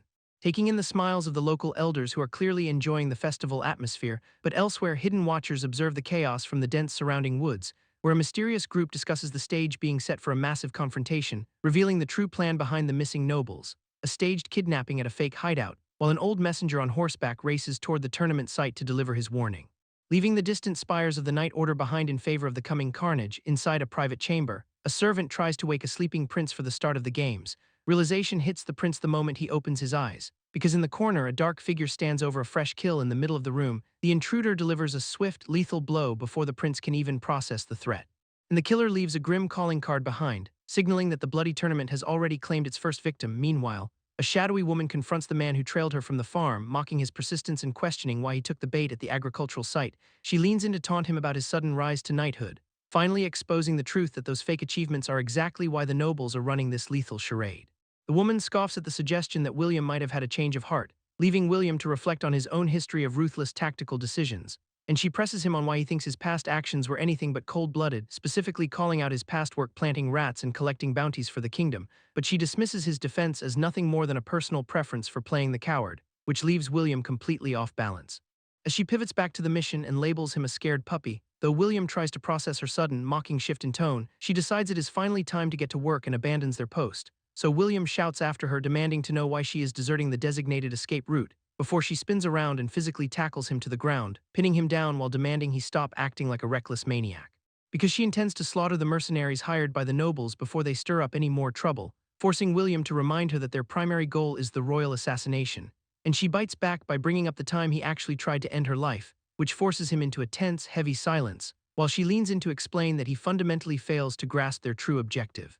Questioning why the kingdom would deploy assassination squads everywhere from bakeries to beggar districts if the target was just one royal, pointing out the insanity of attempting a public hit in broad daylight, and she concludes that this is not a simple assassination at all, it's a full-scale slaughter. She tells William to kill as many as possible to the absolute maximum extent, but William shoots back at her to stop making wild, unhinged assumptions. And she mocks his naivety, wondering if he really spent his whole life just following Daddy's orders, pulling out a scrap of cloth she snatched from his own colleague to prove her point, while William grabs her wrist, demanding to know if their mission order ever actually included the word slaughter, but the look in her eyes tells him everything he needs to know before she even speaks, and she admits the word probably was not there. Yet she insists his master is actively deceiving him while planning to devour the entire kingdom, so she finally decides to leave him behind to finish the job her way, and William draws his blade, feeling the weight of the choice he is forced to make, while a group of mercenaries nearby hurry off, completely unaware that their target is already watching them, and they whisper amongst themselves about finally ending William, confident they will not face any consequences for their actions. Believing the nobles would never act rashly when their own lives are on the line, then they call out to the hooded figure they assume is one of their own, telling the stranger to hurry up and join them for the kill, but suddenly one of the men doubles over in excruciating pain, complaining that his stomach is turning and he needs to find a bathroom immediately, while the rest of the group remains oblivious, wandering toward the designated meeting point, where a guard offers to escort the suffering man to a portable facility, and the poor guy keeps clutching his gut, wondering if the lunch he ate was actually poisoned. The mercenary questions why they chose such a remote spot, and his armored companion agrees that complete isolation is ideal, but a dark force lurking right behind the mercenary cuts his life short, leaving him coughing up blood as he collapses into the grass, so the knight simply drags the body away into the dense brush. Before mocking the idea that these pathetic exiles could ever seek revenge, then he calls out for William to descend and face his fate, claiming that all the kingdom's nobles are now his hostages, and a frantic messenger arrives to confirm that the nobles are trapped. While the captors demand that hero William step forward to be slaughtered, however, the scene shifts to the supposed hostages themselves, where one whimpering noble begs for mercy in a display of pure cowardice. Yet the man beside him is putting on a hilariously over-the-top performance, making it painfully obvious to any observer that this is just a staged act, and the other captors start panicking because their partner is overacting so badly, while William watches the farce unfold, wondering if they are actually willing to kill, as the watching crowd remains confused, assuming it is just some kind of tournament event, though William decides to let the king handle the mess. Because the monarch is already seated on his throne, ready to address this bizarre prank, and the captured nobles sit in the cave, waiting to see how their ridiculous scheme ends. The hooded woman is clearly fed up with this amateur hour, so she decides to stop pretending and draws her blade on the baffled hostage, and in one brutal motion she severs the man's fingers, leaving the rest of the conspirators staring in total disbelief at the sudden gore.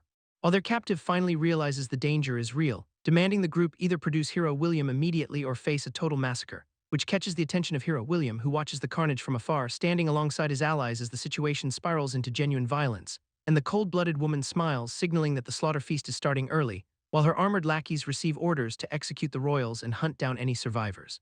Because she has been haunted by terrifying nightmares every single night, seeing the 3 severed heads of her family haunting her thoughts, as the memory of that brutal day drives her to hunt down the entire bloodline, fueling a desperate need for revenge that has consumed her for years, since the constant fear that she might have missed someone at the farm forced her to check her own family's bedrooms repeatedly just to feel safe. And she realized that the only way to silence those ghosts was by becoming stronger, so she pushed Happy to train relentlessly alongside her, eventually finding her way to hero William to exact her final retribution, and now she stands ready to end the king's life right in front of everyone. The king weighs the cost of his own survival, knowing others will be sacrificed if he does nothing, and he forces himself to make a choice, praying it will not be his last mistake. While hero William watches from the shadows, his eyes narrowing as the tension reaches a breaking point, questioning if his past training was secretly preparing him for this exact moment of confrontation, remembering how he once dismissed the young boy's intensity as mere childish stubbornness. But now that same unwavering resolve feels like the only thing keeping them alive, as the arena atmosphere shifts from a mock battle into something far more dangerous for everyone involved. While the mysterious woman watches the chaos unfold with a cold, calculating gaze, and she strikes with lethal precision, catching the unprepared guard off guard, threatening to execute the captured nobles if anyone dares to move even a single inch closer. So the terrified nobleman begs her to stop the slaughter and call off the entire plan, but she silences him with a brutal strike that leaves him reeling, leaving the other hostages to realize their lives are now dangling by a razor-thin thread, because the line between their staged performance and a real execution has completely vanished, forcing them to accept that this is no longer a fake play for the public. And the realization that they were actually kidnapped hits the remaining conspirators like a physical blow, leaving the group paralyzed as they watch the situation spiral further out of their control. While they begin to panic, sensing that the entire event is rapidly turning into a bloodbath, and one of the nobles realizes these are not just actors but real exiles sent to kill them, as the king finally understands the trap is closing and his own life is now on the line. The guards signal for a stealthy approach, ordering their men to move in and rescue the kidnapped nobles, so the group follows the lead knight in silence, though one soldier openly questions if this is even the right path. And Happy receives a warning that holding back now would be a massive tactical error, while the mentor reminds him that the deaths of these nobles would rest entirely on his shoulders, prompting Happy to steel his resolve with a firm promise that he will definitely win this fight.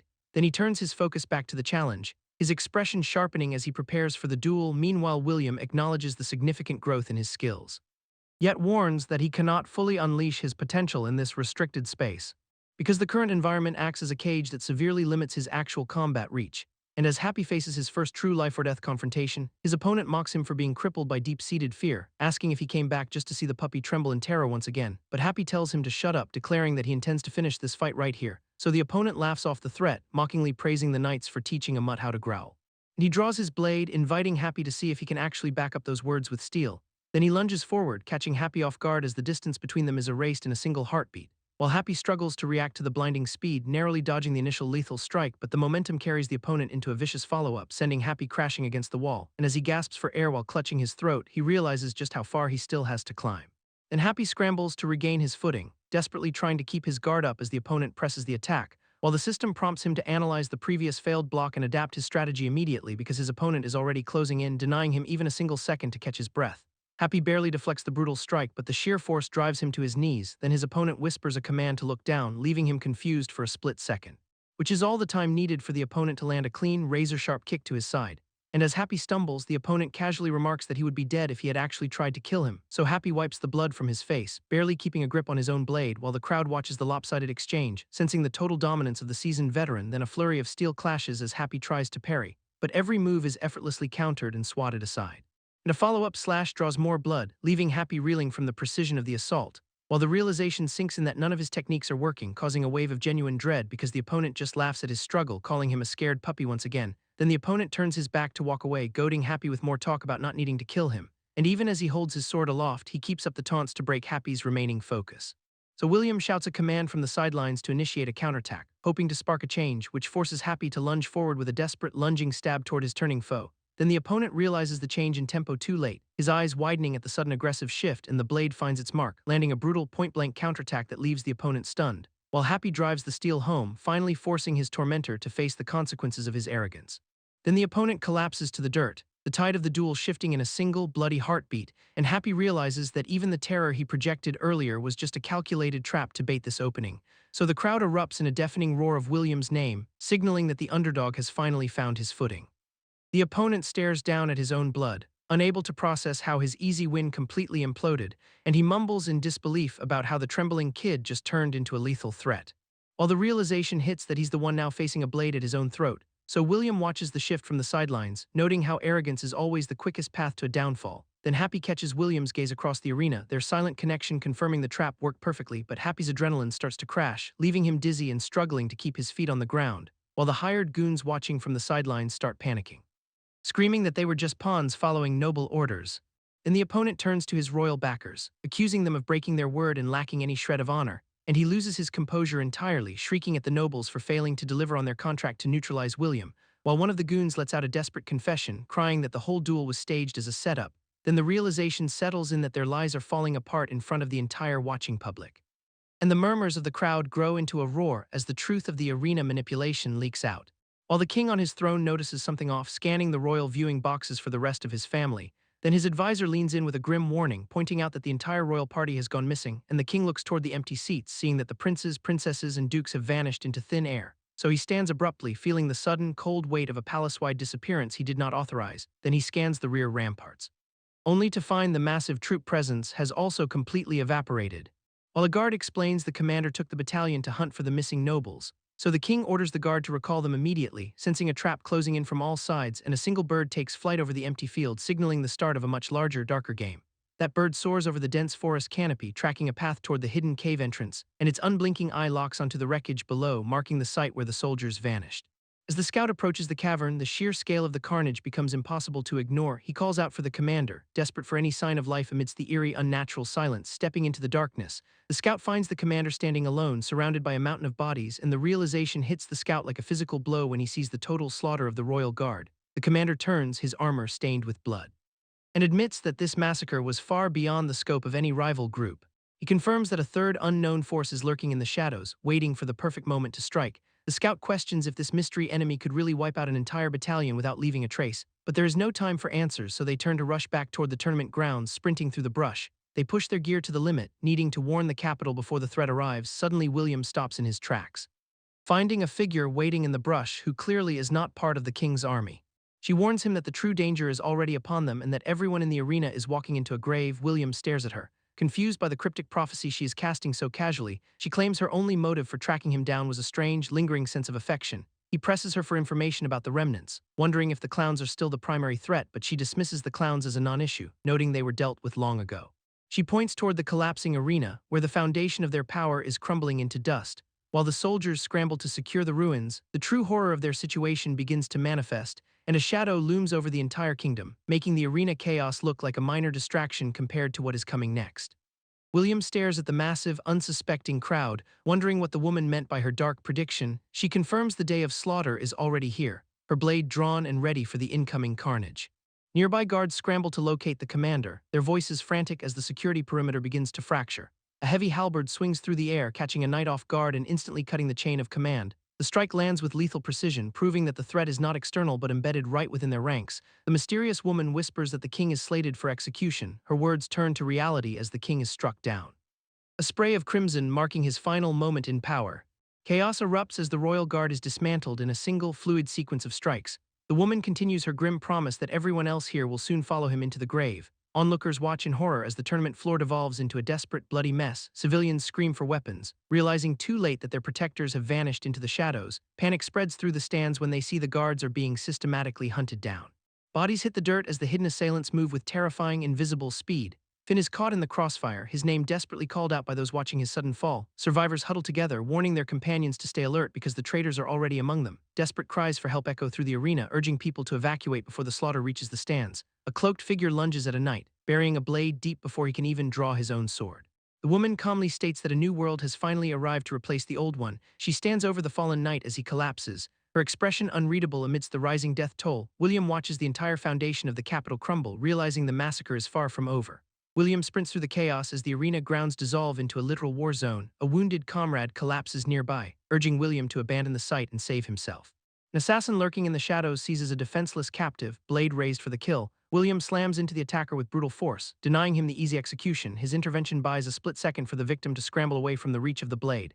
The struggle intensifies as William grapples with the hooded assailant, trade of steel becoming desperate. Looking across the field, William sees the entire defensive line being systematically dismantled by these masked killers.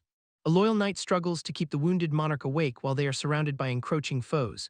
Heavy chains whip through the air, snaring the knight and pulling him off balance. The metal links cinch tight around his armor, leaving him wide open to a lethal strike. Realization dawns in the knight's eyes as he identifies the attackers. They are not just mercenaries, but soldiers who have turned their backs on the crown. A faceless, red-eyed commander declares the conquest complete, mocking the futility of their resistance. The knight stares back with burning defiance, refusing to yield to the encroaching darkness. Smoke billows from the distant capital, signaling the total collapse of their former safety. More traitors emerge from the tree line to finish the job, closing the circle around the king. Steel clashes violently as the knight deflects a barrage of attacks to protect his monarch. William analyzes the tactical precision of their enemies and wonders how this infiltration went unnoticed for so long. The red-eyed commander reveals their allegiance is to a higher, more fanatical master. Their shared oath is absolute, and they prepare to execute the final stage of their coup.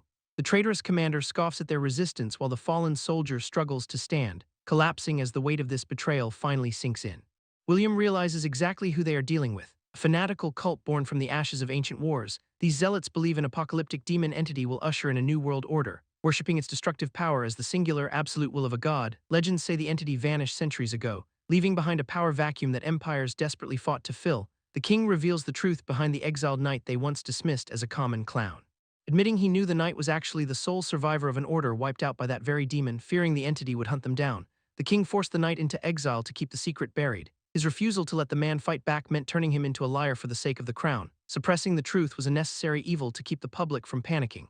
Yet the king agonized over the cost of that deception, knowing the demon's return would mean total annihilation. He fortified the kingdom's defenses and purged suspected cultists to ensure their safety. Pride in that impenetrable security eventually made them the primary target for the cultist ritual. The kingdom's very strength became the altar upon which they planned to summon their master. A realization washes over the soldiers as the horrific truth of their purpose clicks into place. They understand now that the king was not mad, but rather they were the ones serving a dark agenda. The reality of their service shifts as they see their own actions reflected in the demon's shadow. Every righteous act of punishment they carried out was actually a twisted step toward this summoning. They begin to question if the power they worshipped was ever truly divine or just a parasite feeding on their faith. The father finally drops the mask, revealing he has been hiding the truth this entire time, ordering Sagar to head straight for the castle where the cult leader waits. His goal was to force Sagar to witness these moments and eventually accept their existence, commanding him to leave while the others stay behind to finish the slaughter. Sagar watches them go, his thoughts drifting back to the memory of the man who once cared. A battlefield erupts behind him as the cycle of violence continues without pause. Visions of the past show Sagar being given a token meant to protect him from the dead. The gift is pressed into his hand as a reward for his endurance. Memories of a dark, blood-soaked path emerge as he walks toward his inevitable fate. Clutching the small charm tightly, Sagar prepares for the confrontation that has been building for years. His father reminds him that this mission is his true initiation, demanding he discard all sentiment. The grand castle looms ahead, dark and oppressive under the gathering clouds. Entering the throne room, Sagar finds his father waiting on the seat of power. The cult leader greets him with a chilling familiarity, claiming he has been waiting for this moment. Locking the heavy doors behind him, Sagar realizes there is no turning back now, questioning if this twisted vision of a true world was the plan all along. The leader confirms that every step of Sagar's journey, even this final arrival, was carefully orchestrated. A heavy silence hangs in the air as Sagar tries to process the scale of the manipulation. He finally voices the horrifying realization that they were never serving a divine power, but a demon. His father confirms the heresy and asks, with a cruel smile, how it feels to finally face the truth. Admitting he could not even bear to watch the horror unfolding, Sagar struggles to accept his father's twisted logic. His father brushes off the concern, claiming the believer's power is only just beginning to reach its true potential. Stepping closer, the cult leader insists that they must now prepare for the dawn of a terrifying new world. Scoffing at Sagar's visible trembling, the older man demands to know why he remains so afraid. Sagar points toward the heavy doors, insisting that the dead are pounding and wailing as if they are about to burst inside. The barrier groans under the weight of countless undead spirits clawing at the threshold. Watching the chaotic battering at the entryway, the leader remains completely unmoved by the encroaching nightmare. Sagar grips his amulet, convinced that this relic is the only thing currently holding back the tide of souls. Dismissing the threat as a mere trick, his father orders Sagar to destroy the protection immediately, refusing to let go. Sagar warns that the dead will drag them both away the moment the amulet is shattered. The leader sneers at his son's lingering weakness, insisting the entire horde is nothing but an illusion conjured by his own fear. Reaching out with cold precision, he forcefully snatches the amulet from Sagar's hand and crushes it to pieces, telling Sagar to look at the entrance once more. He promises that only silence remains for the dead. Sagar stares ahead, expecting the worst but finding only the quiet, imposing frame of the closed doors. Lingering for a heartbeat, the silence feels heavy, almost expectant. The doors suddenly explode inward as a monstrous, bloodthirsty wave of demons tears through the threshold. Witnessing the carnage, Sagar realizes the terror he felt was never an illusion at all. The sheer force of the demonic assault slams into them, throwing both men backward across the throne room. His father recovers instantly from the impact, his expression shifting into a dark, knowing smirk staring into the chaos. Sagar finally understands that he was never being tested, he was being fed to the wolves. Standing amidst the carnage of the throne room, Happy finally steps into the light, looking like a man who has walked through hell and come out the other side. Sagar stares at him in total confusion, unable to process the sudden appearance of a prisoner. Happy admits he avoided killing to keep his humanity intact, refusing to turn into a monster. Clenching his chained fists, he explains that his entire fighting philosophy was based on avoiding bloodshed. Sagar realizes everything he thought he knew about the arena fights was wrong, recalling the strange lack of casualties in every match where Happy competed. The battlefield evidence finally clicks into place, revealing a pattern that defied all logic. Memories of the exile clown's battle resurface, showing an entire army left alive despite the intensity of the fight. Sagar wonders how a fighter could calculatedly spare every single opponent in a life-or-death struggle, questioning the motive behind such mercy in a world that demands only strength. Happy repeats his grim mantra about refusing to become a monster. Sagar watches him with growing dread, sensing the terrifying shift in Happy's resolve. Everything changes when Happy declares that he killed the demons because they were never human to begin with. Grinning with a twisted, predatory hunger, Happy embraces the role of the butcher. Sagar asks in disbelief if he really slaughtered them all, remembering the chaos at the tournament grounds where the believers were slaughtered. He recalls the bodies left on the forest path, confirming the scale of the massacre. Sagar realizes Happy arrived on the scene exactly when the fighting started. And Happy confirms he was the one who arrived to finish the job once and for all. Sagar challenges Happy on how he kept pace with the army, but Happy just laughs off the suggestion that he struggled with the path, suddenly lunging forward to snatch the weapon right out of the opponent's grip, and the sheer speed of the maneuver catches his rival completely off guard. Happy swings the heavy chain, forcing his opponent to backpedal into a defensive stance. The warrior sneers at the theft of a weapon he has mastered over a lifetime. Ignoring the insult, Happy wins the chains tight and prepares for a lethal strike. His opponent remains confident that such a foolish choice will lead to a swift defeat. Clashing steel against chain, the veteran tries to parry the momentum of the swing, but the force behind the chains is too much, rattling the veteran to his core. Sparks fly as the weapons lock, leaving the veteran vulnerable for a split second. Happy yanks the chain hard, ripping the sword straight out of the master's hand. The weapon clatters across the floor and the veteran stares in absolute disbelief. Closing the distance instantly, Happy launches a relentless follow-up assault, swinging the chains in a wide arc. He denies his opponent any chance to recover. The veteran struggles to track the blur of iron, barely dodging the lethal path, pulling the chain back for one final, crushing blow. Happy closes the trap. His strike lands with devastating precision, shattering the veteran's remaining defenses. Blood sprays as the chain bites deep into the master of the blade, and the veteran drops his guard, realizing the fight he thought he controlled is already over. Happy wins the heavy chain around his arm, locking it in place with a sharp snap, and the veteran stares in pure disbelief at the unconventional setup, questioning how anyone could possibly master such a clumsy, oversized weapon. He demands to know exactly what kind of monster he is facing, but Happy only offers a chilling smirk, telling him that answers will not save him. Instead of talking, he commands the veteran to keep fighting. Observing the twisted joy on Happy's face, the veteran feels a sudden haunting shift. Memories of a dark, commanding aura wash over him as he drops to his knees in reverence. The same terrifying, godlike presence he once swore his life to now stares back from Happy's eyes. Realization hits the veteran like a physical blow. He recognizes that specific soul-crushing dread he felt when he first met his own lord, refusing to believe the truth. He struggles to process the divinity radiating from his opponent. After years of longing for a worthy master, he finds himself staring at a new idol, pledging his loyalty through violence. He raises his blade as a sacrificial offering, and launches a desperate, fanatical charge directly at Happy. Catching the incoming blade with the chain's weighted end, Happy halts the strike midair, pulling the chain taut. He reels the veteran into his reach, and the veteran stumbles forward, caught off guard by the sheer raw power. Mocking the veteran's confusion, Happy points out that the real fight is just beginning. Then he yanks the chain, dragging the veteran helplessly into the next stage of the slaughter. With a focus on his eyes, Happy locks into a state of pure, detached observation. The veteran lunges, but Happy uses the chain to force him into a brutal, face-first collision with the floor, trading blows in a blur. The two exchange strikes that leave the veteran increasingly desperate and winded. Metal clashes against metal as the veteran struggles to maintain his rhythm against Happy's relentless shifting tempo. A single blade spins through the air, discarded in the wake of the frantic, high-speed assault. Sweat beads on the veteran's brow as he realizes Happy is dictating every single movement of the duel. Noticing the chain tightly coiled around Happy's body, he questions if this trap was set from the start. Intuition screams that something is fundamentally wrong with his opponent's presence. Every shift in posture, weapon, and gaze makes Happy feel like a completely different combatant. The veteran struggles to comprehend why he feels like he is fighting an entirely new entity. Analyzing every detail, he notes that Happy's breathing and killing intent have shifted beyond human recognition. Paranoia takes hold as he yells that he is fighting the dead. Happy coldly retorts that there are no ghosts here, just the reality of the fight. Explaining his philosophy, he claims that gods only exist for those who believe in them. The dead only appear to those who choose to carry their weight. Silence falls over the veteran as he attempts to process this twisted justification. Happy continues by saying he only ever got to know people through their deaths in the arena. Those memories of every opponent he has slain have haunted his dreams every single night. Forced to relive the endless battles against the spirits of the fallen, he carries their combined rage. As his body glows with a spectral, blood-red energy, he stands ready to unleash the ghosts of his past. Every memory of the fallen remains burned into his mind, and now he tells the veteran that he shares that same eternal bond. Spectral chains erupt to trap them both in a cage of lingering resentment. Shifting gears to the past, Happy carries an injured ally away from the chaos. Exhaustion weighs heavy as he tries to keep his comrade safe. Glancing back at the burning castle, he focuses on the mission. This battle feels different because Happy is fighting with a new, ruthless precision. One swift strike is all it takes to silence their attackers completely. Back in the heat of the arena, he never lost sight of his fellow captives. Tossing blades to his allies mid-combat, he arms them to fight back. Steel clangs as the weapons land perfectly in their hands. Keeping the enemies at bay is his only priority now. Controlling the flow of the fight, he systematically eliminates every blind spot. Counterattacks shatter the enemy lines before they can even regroup. Rushing forward, Happy clears a path to reach the survivors. A veteran soldier watches in disbelief as the tide of battle turns.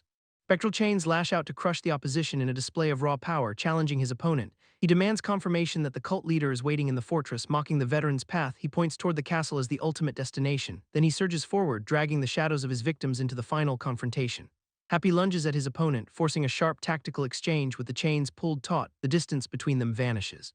Shadows bleed from the doorway as the fight spills deeper inside. Dodging the incoming strike, Happy weaves through the chaos of the battlefield. A soldier demands to know why the rest of the troops are missing, and Happy reveals the grim truth that the believers wiped them all out. News of arriving reinforcements reaches the front, but the castle gates remain the primary concern. The captain screams for a full assembly to prepare for the final push. While Happy prepares his own lethal approach to the upcoming confrontation, legions of soldiers follow the captain's orders and march toward the fortress. The tournament grounds sit empty and blood-soaked under a heavy, ominous sky. Survivors are being relocated as the true scale of the disaster sets in. The kingdom's fall is confirmed with the massacre of the entire royal family, yet Happy refuses to surrender, insisting that every life saved is worth the fight. Grinning at the carnage, he declares that he is the one who will see this through even if the enemy brings a god into the fray. He promises to cut them down just the same, stalking toward his target. Happy confronts the shadow lurking within the throne room. Discarding his weapon and armor, he signals that he has no intention of backing away. The blade flashes as the opponent strikes, but Happy catches the blow with his bare chains. Holding the line against the steel, he prepares to finalize his revenge. The floor cracks as Happy drives his weight forward, and the tension on his chains suddenly shifts, the iron links shortening in an instant. Then he delivers a devastating strike straight into his opponent's chest. Realizing the sheer brutality of the impact, the wounded fighter snarls through his own blood, struggling to regain his footing as Happy maintains the pressure. A follow-up blow connects with crushing force, spinning his foe through the air and sending the man crashing to the ground with his sword skittering away. Happy rains down a final flurry of strikes to secure the end, before pausing to hear the broken man whisper as Happy towers over him with a blade at his throat. The desperate man questions whether Happy was always a predator in disguise. Watching the scene unfold, Happy remains cold as his victim laments the fallen. Realizing the betrayal, Happy simply smiles at the accusation. The defeated man insists he only sought to protect the innocent from the chaos, mourning the lives he failed to spare, until Happy casually reveals that the farm people actually survived, and notes that those survivors are now paying it forward, living on for a future he can never have. The defeated warrior snaps back, calling Happy a liar for claiming the villagers survived, insisting that his own faith in Sagar was the only truth that mattered, and dismissing Happy as nothing more than a pathetic human lacking divine purpose, before he turns his gaze toward the captured Sagar, declaring that their cult is an eternal bond that Happy will eventually be forced to lead, which leaves Sagar staring in stunned confusion. Then the wounded warrior suddenly plunges a hidden vial into his own chest, causing Sagar to widen his eyes as the realization hits, because a thick, toxic mist instantly floods the entire room, leaving Sagar gasping for breath as his vision blurs, while the warrior begins to mutate, his laughter turning into guttural, animalistic shrieks, claiming that their shared humanity makes them both vulnerable to the same lethal poison. So he drags himself towards Sagar, forcing them both to face a mutual end in the smog, and points out that the very chains binding them have now turned against them, before he swings his weapon down in one final, desperate strike, leaving the mutated warrior to grin through the haze, just as Happy lunges through the toxic cloud to tackle the attacker, and drags the struggling man away in a blur of movement, reminding the dying fanatic that he truly did save those villagers back at the farm, while the meaning of that salvation finally weighs down on his victim. The fanatical warrior mutters about killing them all, but realizes in his final moments that everything comes back to haunt him. So the cult leader finally collapses, consumed by his own lethal poison, and with his death every single cultist in the kingdom vanishes without a trace, leaving behind a chaotic aftermath where it becomes impossible to tell victims from persecutors, which breeds total paranoia among the citizens who stop trusting their own neighbors. And when the king succumbs to his injuries and dies, the royal family and the nobility are brutally slaughtered in a massive power vacuum, causing the entire military and political administration to crumble into nothingness, plunging the whole kingdom into its darkest, most desperate age, where small makeshift outposts eventually emerge in the countryside, offering temporary sanctuary for those still reeling from the cult's collapse. So Winnie asks her companion how much poison he inhaled during the chaos, and he explains that he managed to hold his breath and escape just in time. But Winnie questions if it was really that dangerous if he walked away unscathed, making it clear that even the cult leader himself died from a tiny amount, so she wonders how someone like him knows such specific, lethal details, causing him to reveal that his grandmother and grandfather understood this threat better than anyone, because Winnie's parents were actually victims of the religious groups back during the war, having accidentally opened a poison well the cultists left behind in their wake. That tragic history is exactly why they are so sensitive to toxins, maintaining a deep-seated hatred for that specific religious group, which brings up the mystery of why Happy survived such a lethal dose, leaving everyone to wonder how he remains completely unaffected, even as someone carefully feeds him medicine to help him recover, since the way his body fought off the poison suggests a dark past, recalling those intense arena days where he had to endure constant exposure. So when questioned about that survival, Happy only remembers the sheer agony, brushing off the trauma with a pained smile that hides his true history, just before the captain pulls him aside for a private conversation, wanting to know what secret the knight really carried with him, leading them both out into the quiet, dark courtyard at night, where the captain reveals items recovered from the fallen man's body, pulling out a mysterious, tightly rolled scroll found on the corpse, and identifying the document as a final will intended for Happy, which confirms the captain's long-standing suspicion about the knight's true identity, specifically that he was the sole survivor of a disgraced order, the very man who became a wandering clown after his squad was slaughtered, all because he stood against the fanatical cult that once stained the kingdom. And finally confirming the identity of the monster the cultists truly worshipped, The dying king confirmed that the demon is a genuine threat, which makes Lukashchen's letter even more disturbing to read, since it claims Happy was a child abandoned by that very same entity, and the text shifts to a dark personal admission from the writer, revealing a twisted obsession with finding the absolute strongest combatant, who viewed Happy's parents as the perfect starting point for his experiment. So he obsessively tracked down the people who sold the infinite market, ordering his men to scour the surrounding regions for any trace of them, eventually tracking their path to a remote, hidden location, although every soldier he sent into that frozen wasteland vanished without a trace, forcing him to dig through archives and secret documents for years, until he finally uncovered a map pointing toward the forgotten land of Frostguard, a territory that every kingdom on the continent desperately tries to hide, because they label it the cursed place where the demon sleeps, and the letter describes the moment he claimed Happy as his own prize, justifying the years of brutal arena torture as a way to forge power, because he wanted Happy to survive the inevitable confrontation with that entity, refusing to let his creation fall to such a mindless, destructive fate, ultimately declaring Happy the final, perfected realization of his sick ideal, and providing the exact coordinates of the parents for the reader to find. The captain questions who else is privy to this explosive information, wondering if the messenger has already leaked the contents of that letter, but his subordinate confirms the secret is strictly between the two of them for now, leaving the captain to grapple with the shocking revelation of Happy's true origin. As he worries whether Happy will be their salvation or their absolute undoing, yet he remains firm in his belief that Happy is an ally they cannot afford to lose, because the cult is still out there actively working to summon the dormant demon, so they decide that alerting the allied kings is their only viable path forward, even though the captain fears the kings might betray them if they learn Happy is a demon's child. So he suggests focusing on dismantling the cult instead of risking Happy's safety, knowing this mission will be a long and treacherous journey for them all. Meanwhile, the village celebrates a recruit finally joining the knights, though the humble apprentice insists he's just starting his training, and the local farm owner joins the party to offer his own boisterous congratulations, raising a glass to toast the future of their growing brotherhood, shouting a loud cheer in honor of Happy. As the man himself beams with an innocent, toothy grin during the festivities, unaware that the peaceful horizon is marked by a vast, silent graveyard, where Happy stands with an old man, realizing with a start that 2 weeks have already passed, and he realizes he has been digging graves without a single day of rest. The endless rows of graves stretch across the horizon, a grim testament to the recent slaughter, with the old man explaining that communal burials would have been the practical choice, yet Happy chose to bury every single soul individually by hand, because he refuses to let their identities fade into nameless piles of dirt, insisting that these bodies are not just casualties of a conflict but people who remain as his memories, and the woman listening is visibly shaken by the weight of his words, her eyes fixed on him as the reality of his obsession fully sinks in. Clearly struggling to process how deep his trauma really goes, while back at the village, the atmosphere remains heavy with the shadow of the cult's crimes where the old man sits down to rest, his voice thick with concern as he checks on her because the revelation that Mr. Sagar was a cult member still hangs over them like a shroud, and the old man admits he never expected the cult leader's son to be such an odd fellow. Though he notes that Happy believes Sagar tried to protect the villagers against his will, yet she remains unconvinced, pointing out that a fanatic who enabled mass murder is still a monster, leaving the old man with no easy answer as he turns away in silence. So Happy decides it is time to return to his grim labor, shovel in hand, but just as he prepares to leave, a mysterious figure watches from the shadows of the wall, tracking their every move with eyes that hold a predatory intent. And as the darkness shifts, the watcher begins to close the distance, leaving Happy completely unaware that he is no longer alone in the graveyard. The cult leader's ghost tells Sagar he's now in charge of the assassination orders, and he demands to know why the boy is just sitting there doing absolutely nothing. But Sagar admits he lacks the resolve to keep living with that kind of heart, so the old man scoffs at his weakness before the vision violently shatters into dust, leaving the room filled with debris as someone finally breaks through the heavy cover, and a young woman emerges from the hidden cellar, gasping for air and cursing the stench, though the old man hushes her immediately to avoid attracting any unwanted attention, noting that both of them were practically at death's door before he intervened to save Sagar, which prompts the woman to ask what exactly he expects to get out of saving her. So she demands to know who he is, only to learn he saved her specifically because of Sagar, and he urges them to get moving now that they are healed, warning that capture means certain death, but she dismisses his warning, claiming the kingdom is already beyond saving anyway, adding that with the fanatic label on their heads, they are doomed no matter where they hide, which causes the old man to panic, fearing their presence will get him killed along with them.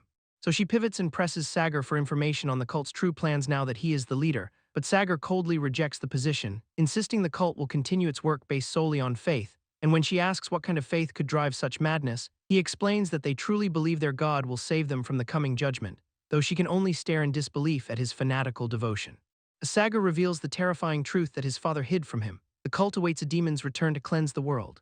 The woman argues that if a world-ending demon is actually coming, they should just switch sides now, betting that 20 years of worship will buy them a seat at the table when the end arrives, which drives the old man to lash out at the absurdity of her survival strategy, and he stares into the void, clearly rattled by the sheer madness of her logic.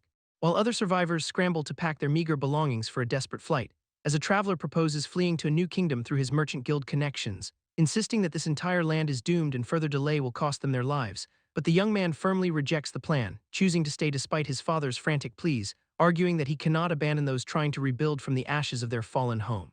And he declares his intent to join the nightly expedition, leaving his father speechless, while the older man remains paralyzed by the weight of his son's dangerous decision, because he knows that joining the military effort is a death sentence in these times. So the expedition leader explains that they must seek help from neighboring nations immediately, and the party splits into two groups to cover more ground while avoiding detection.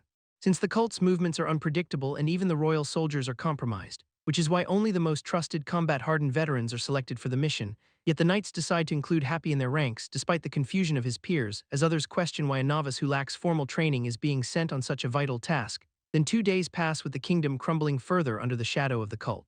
And Happy rides out with the expedition, leaving their blood-soaked homeland behind them forever. The expedition leader rallies the remaining knights, reminding them that their fallen sovereign's legacy lives on, and he addresses the diverse crew gathered before him, noting those driven by vengeance, as well as those seeking a fresh start away from the ruins of their homes, including some who must leave their families to face an uncertain future. But he warns that regardless of their personal motives, their collective mission is paramount, because they are the last symbol of hope for a kingdom currently being consumed by darkness. Meanwhile, back at the shelter, Winnie is urged by an elderly guardian to leave for safety, despite her initial reluctance to abandon those she cares about, and she learns that William's family has requested she stay with them to keep Happy protected, which leaves her stunned as she realizes she is expected to look after him. Then she makes a split-second decision to follow her heart, tossing her belongings aside, and she surprises everyone by catching up to the cart where Happy is riding, leaping onto the moving wagon with practiced ease, which forces the knights to question her sudden appearance, though they are told to let her adapt, and she signals Happy to stay quiet about her presence so they are not forced to turn back. As the small group continues their journey through the rolling, open countryside, while Happy reflects on his origins as a slave in the arena where the world felt like a cage, and he watches the horizon, realizing how quickly that former prison has faded into the distance, so he reaches out toward the vast landscape, marveling at how much bigger the world truly is, and Winnie watches him, finally beginning to grasp the scale of the adventure they have started.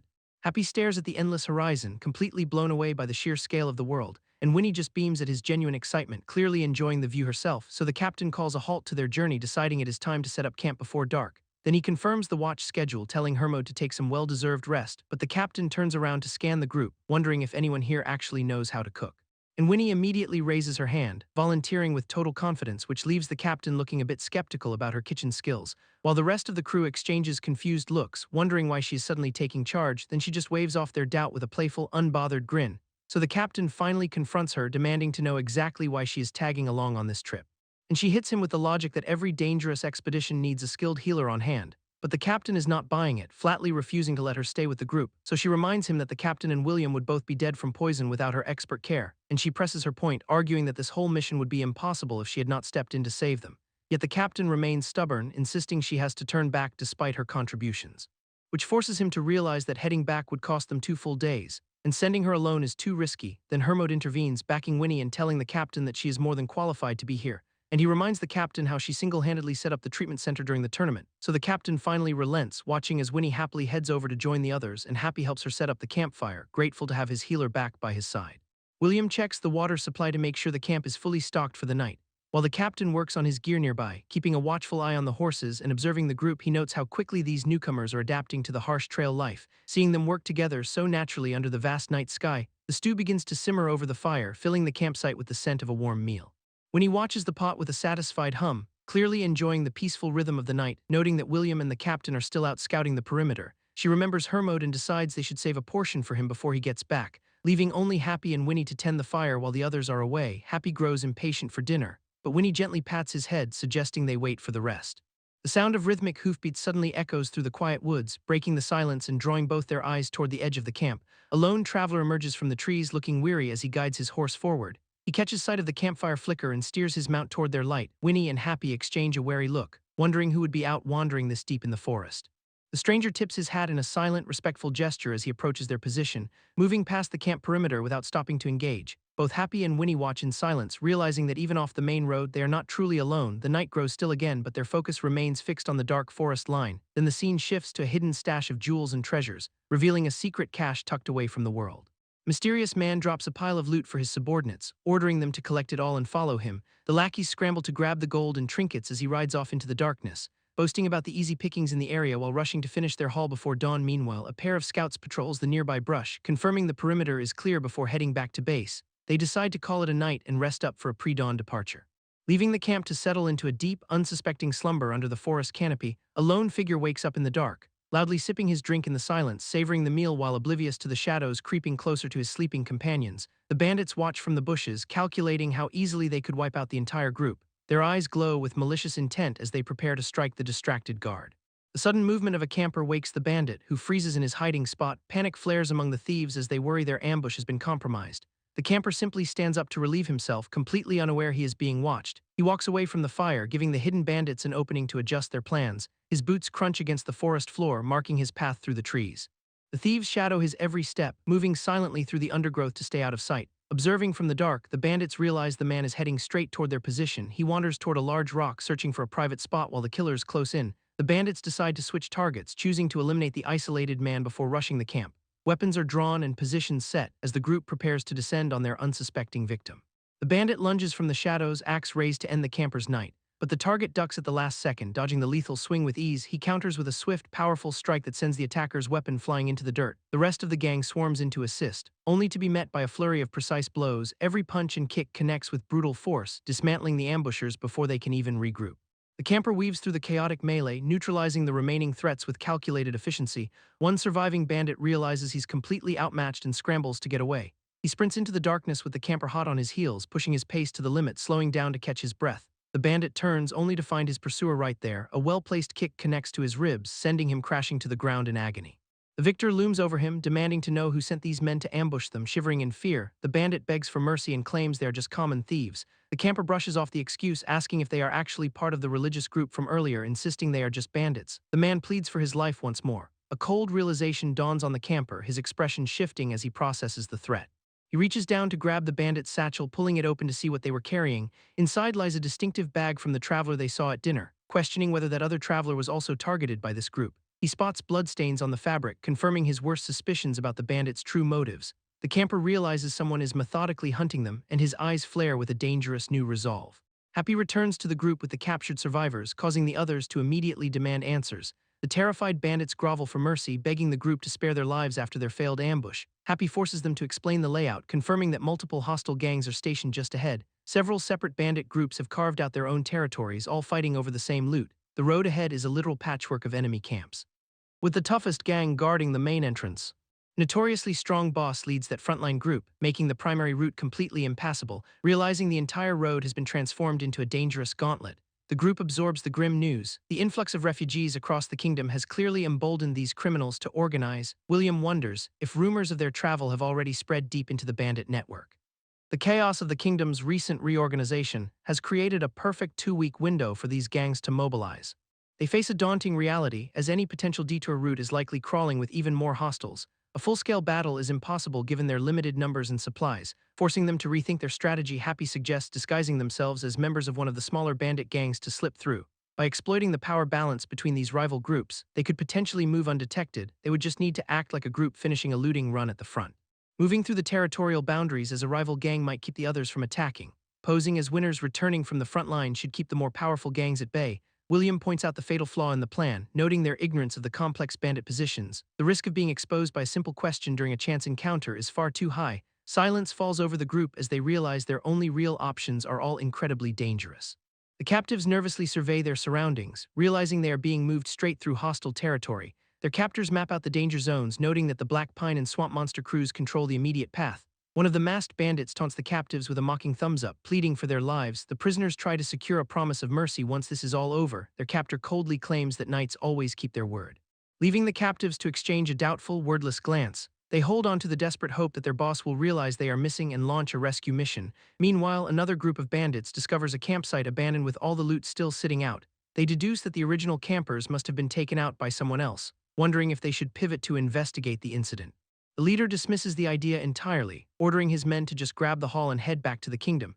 He figures the missing people are likely dead and considers the whole affair a convenient stroke of luck, barking orders to set aside bribes for the city guards. The men begin loading up the stolen goods. Night falls over the captives as they remain huddled together under guard, still clinging to their false hope. The captives convince themselves their boss is coming for them. A guard approaches and tosses a bowl of food toward the prisoners. The captives stare at the meager offering, hesitant to even touch it. Hunger eventually wins out, and they begin to tentatively reach for the bowl, showing a flicker of forced gratitude. They accept the offering from their captor. The guard watches them eat, cruelly remarking that it will be their last meal before the end. The two infiltrators watch the captives, silently observing their miserable state. William notes how pitiful they look, genuinely struggling to view these broken people as actual enemies. Snapping him back to reality, Happy reminds William that these were the same men who tried to bury an axe in his skull. Realizing he was letting his guard down, William quickly pivots back to their mission. The entire group begins their departure, leaving the camp behind as they head into the wilderness. 3 days into the grueling trek, the mood among the captives turns increasingly grim. Searching for any sign of their leader, the prisoners convince themselves he must have simply taken a different route. Their guards promise to reunite them with their boss soon, provided they keep moving without any trouble. Desperate for survival, the prisoners plead for their lives, hoping to prove their worth through blind obedience. 3 hours of travel pass in silence, the caravan winding slowly through the open fields. Happy probes the captives about their boss, specifically asking why he was nowhere to be found during the initial ambush. One of the prisoners explains that lacking kingdom citizenship kept them separated. Hoping to reach the boss once they secure enough loot, processing this new information, Happy keeps his suspicions hidden behind an innocent, wide-eyed stare. Suddenly, the tension breaks when someone bolts from the group, sprinting into the tall grass. Realizing they are being watched, Happy catches a flash of movement in the distance. The sound of rapid footsteps echoes through the fields, signaling an immediate threat. William and Happy lock eyes, instantly recognizing that their quiet escort has turned into a total ambush. A group of attackers lunges from the cover of the brush, closing the distance in a heartbeat. Axes swing down with lethal intent, forcing the guards to scramble for their shields just in time. Chaos erupts as the caravan is swarmed, the horses rearing up in terror while the blades clash. Happy registers the sudden appearance of reinforcements. While the caravan finds itself completely surrounded by fresh waves of hostile bandits, one of the attackers drops a massive axe in front of the group, taunting the guards with a grin while questioning which rival gang they actually belong to. Happy takes a moment to assess the encroaching threat, recalling an earlier agreement that they needed a designated negotiator for these kinds of run-ins. He volunteers to handle the diplomacy, assuring William that he knows exactly how to talk to these people. Reaching over to shove a fellow captive forward, the prisoner looks up in total confusion at Happy's sudden gesture. Realizing only seconds later what kind of role he's about to play, Happy prompts the man to flip the bandit leader off and deliver a brutal insult, claiming this is the magic phrase the boss uses to make everyone back down.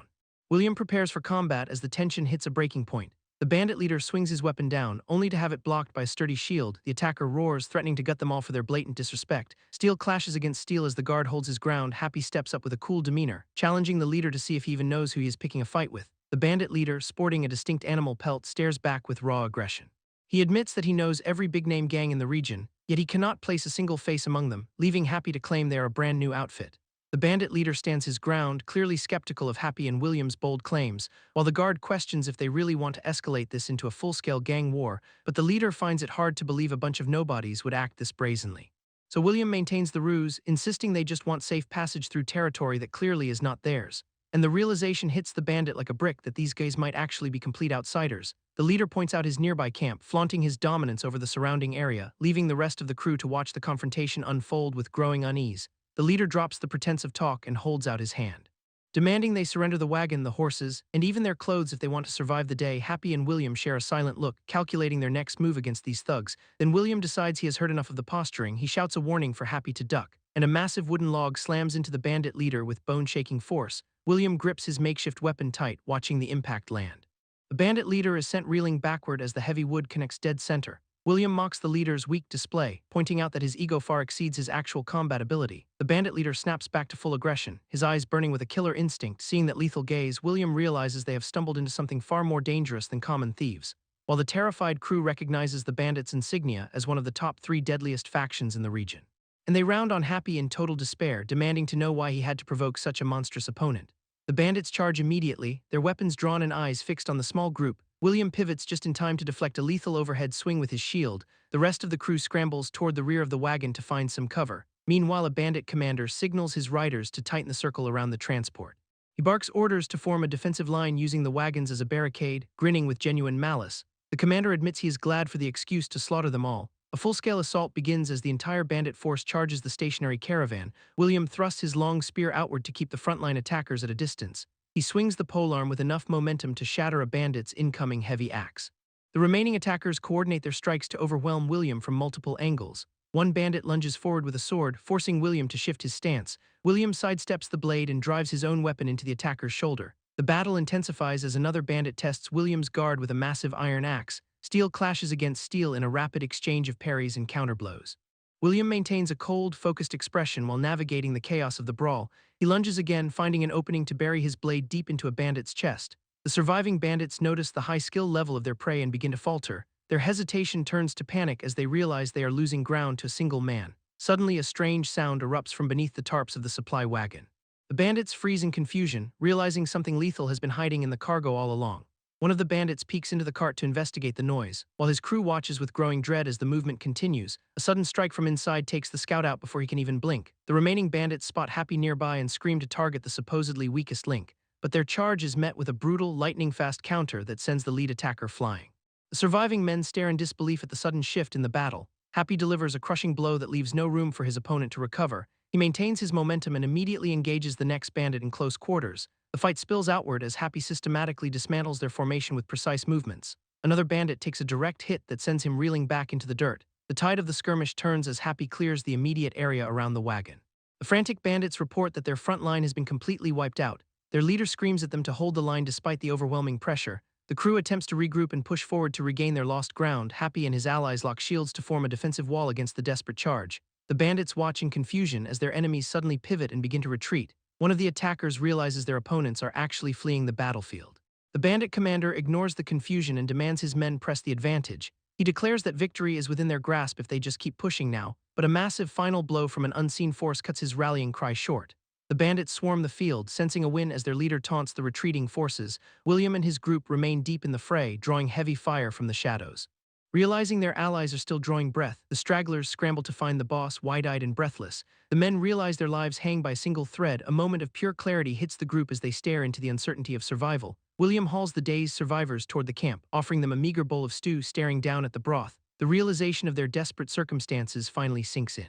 The men huddle together, clutching their bowls while weighing the gravity of their situation. William snaps them back to reality by forcing a piece of dried meat into their hands, slamming his hand down with a warning. He demands they prove their worth through sweat, gripping the man's head firmly. William stares him down to ensure the message sticks. A single bead of sweat rolls down the survivor's face as the pressure mounts.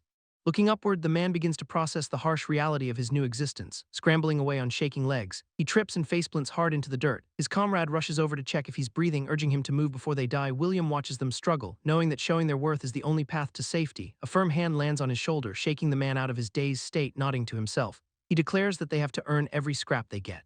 The rest of the group watches in nervous silence, waiting for the next command. Picking up rocks and sticks, the men resolve to fight for their place in this hell. The ragtag group screams a war cry as they charge headlong into the fray. Spotting the target up ahead, they rush forward with rocks and sticks in hand. A sudden axe swing connects square with the beast's jaw, stopping its advance cold. Happy dances through the air, spinning his weapon with a wild, wide grin.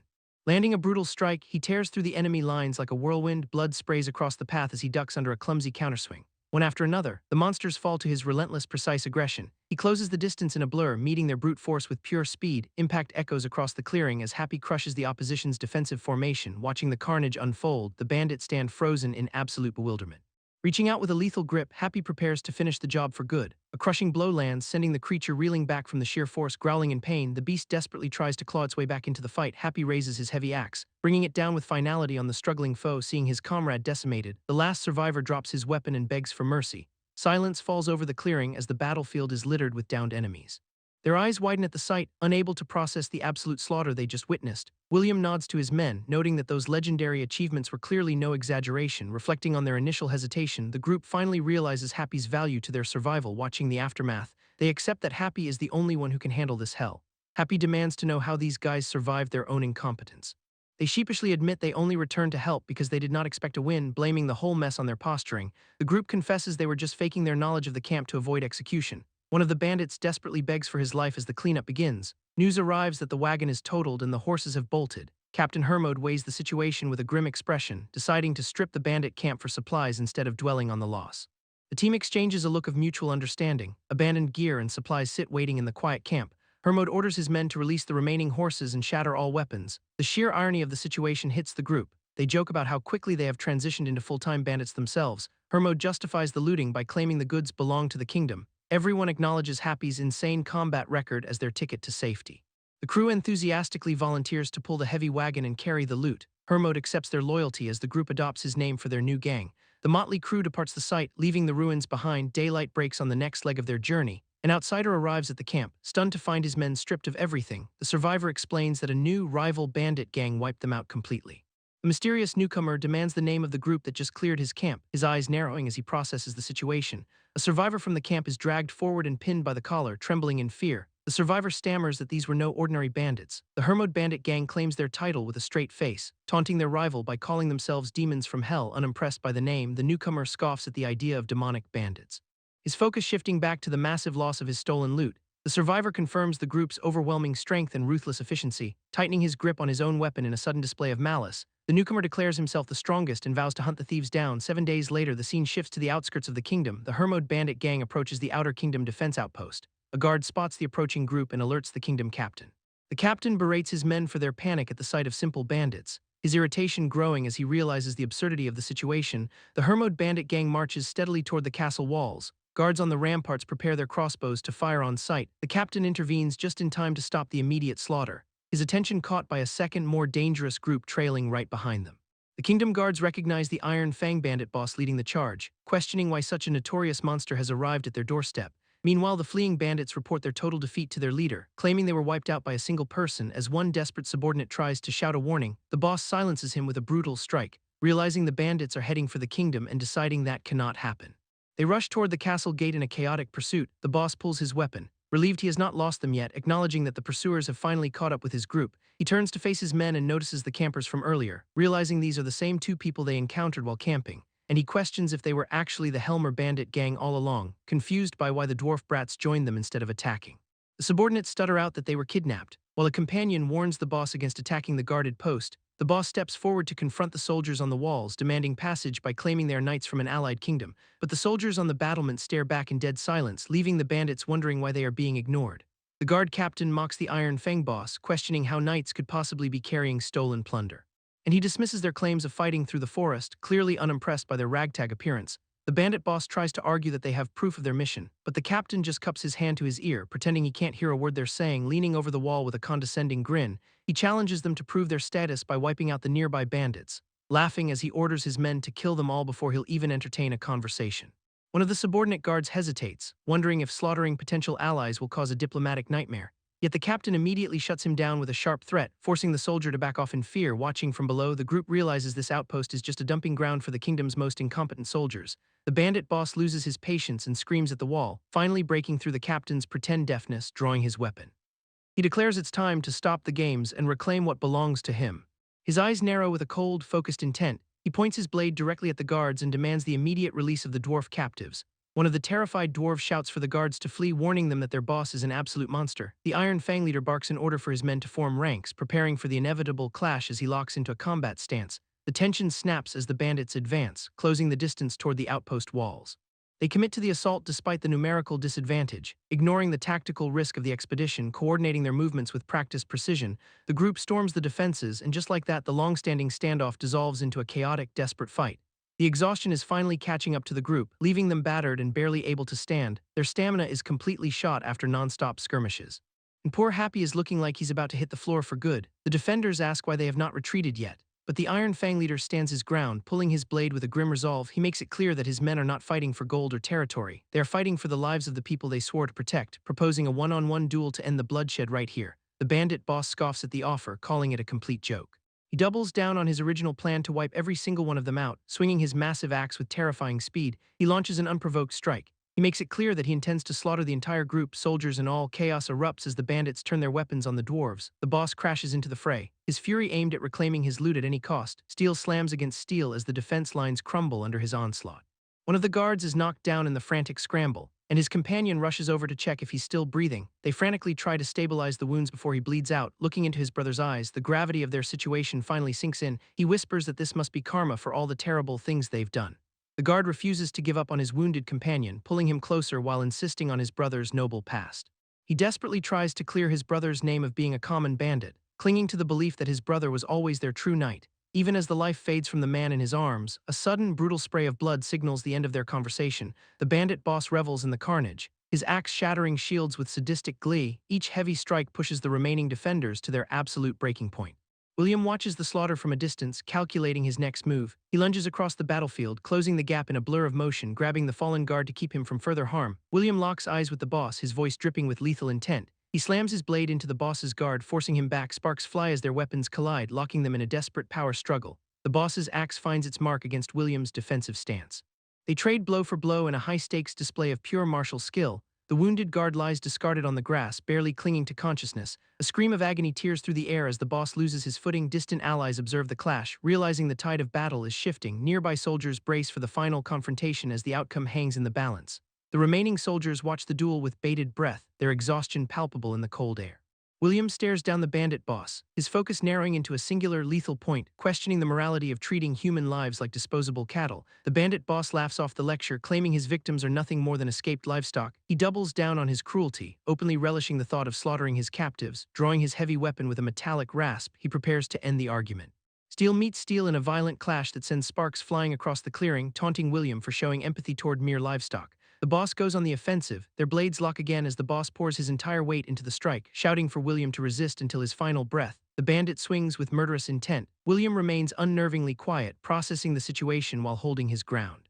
Scanning the periphery, he notices the bandit underlings have frozen in place. Realizing their absolute obedience to the leader suggests a total reliance on his victory. This fight is not just a duel, it's a tactical opportunity to decapitate the entire group. Sir Hermod seems to have orchestrated this path for William from the very beginning. Yet the physical toll is mounting, and William questions if he truly has the stamina to finish this. Flashing back to the night before, he hears the advice to prioritize defense. Sheltered by the darkness, the mentor had laid out a harsh truth about his current combat style, warning that copying Happy's reckless offensive techniques will only get him killed, because without the necessary strength, William's current approach is a death sentence in a prolonged fight. The mentor's voice cuts through the chaos, calling out William for his reckless gambling. Urging him to embrace the shield and transform it into a calculated strategy board, he tells William to let the gear absorb the impact so he can plan his next move. Protecting his body and his remaining stamina is the only way to survive this onslaught. The bandit boss hammers against the steel, but William absorbs the blow without breaking, catching the momentum. He pivots instantly to create an opening in the man's defense. Executing his counter with absolute certainty, William finally sees the path to victory. His blade connects with precision, cutting deep into the boss and drawing a spray of blood. The bandit underlings erupt into confusion as their leader falls, unsure of what just happened. Their captain stares on in total disbelief. His authority shattered by the sudden turn, observers now realize this is not just some random thug, but a warrior with knight-level skill. William watches the fallout with a cold, analytical eye, confirming his theory about their morale. Nearby soldiers and onlookers murmur in the shadows, witnessing the collapse of the bandit resistance. Suspecting this shift in power was the goal all along, they whisper about the tactical implications, realizing the underlings are not just loyal, they are paralyzed by the legends of Happy's overwhelming fights. The leader's supposed strength was merely a prop, and now the entire group is crumbling. Deep-seated fear of Happy has been planted in them, rendering the entire gang useless. William concludes that the board was set by Happy, designed to be finished by toppling the kingpin. He watches the fallen boss try to crawl away in a pathetic display of defeat, leaving the man to wither in the dirt. William walks away as the fight effectively ends. William surveys the broken leader and confirms the strategy of winning by neutralizing the head. The defeated man lies helpless in the dirt, completely unable to rally his scattered forces. Turning his back on the mess, William moves toward the castle walls where the real threat stirs. Happy finally loses his cool, snarling at the persistent attackers who refuse to stay down. His patience snaps entirely, and a wave of raw, violent energy erupts from his body. Onlookers on the ramparts recognize the shift, whispering that the monster has finally unleashed his true power.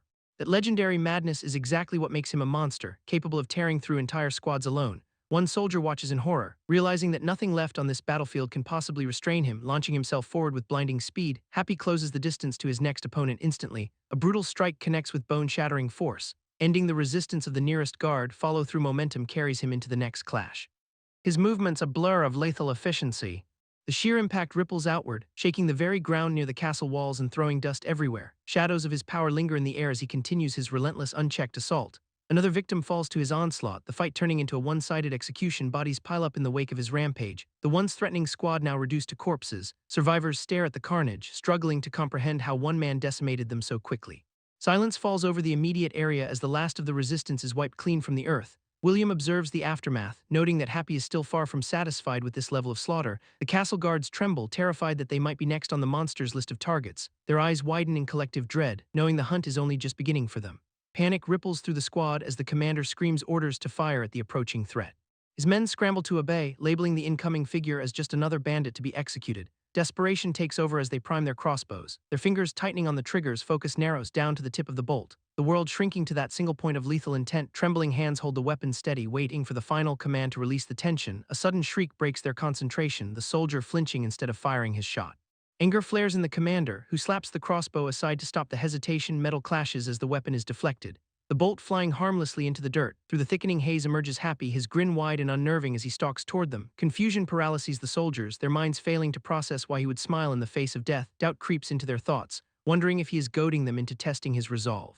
The sight of his previous victims lying in the mud forces a realization of his overwhelming power. Breath hitches in their throats, the weight of their own mortality crushing the last of their confidence. Realizing they are outmatched, the commander orders the men to abandon the fight and retreat to the guard post. Iron gates grind open at the outpost, offering a temporary sanctuary that feels more like a cage. Meanwhile, William and his companion reach the perimeter, finding the path surprisingly clear of obstacles. Entry into the abandoned camp is effortless. With the guards having fled the scene entirely, they move toward the looming fortress, the silhouette of the castle marking their final destination. Exhaustion and fear mirror each other in the eyes of the retreating garrison. Miles away in a remote village, the pieces of a much larger, darker game are slowly falling into place. Tucked away in a dimly lit tavern, the atmosphere feels heavy with unspoken tension. Woman confronts her companion about the promise to track down a demon, questioning why they're wasting time in such a rundown, forgettable hole in the wall.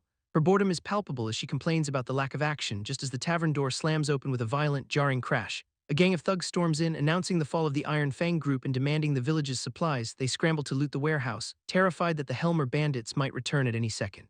One of the intruders kicks a table aside and physically strikes a woman. She collapses onto the floor, visibly shaken by the sudden surge of violence. The woman begs for mercy while the woman at the table watches, unimpressed and cold. She firmly plants her boot against the intruder, stopping the assault in its tracks. Mocking the thug, she suggests he crawl on the ground if he wants to keep breathing.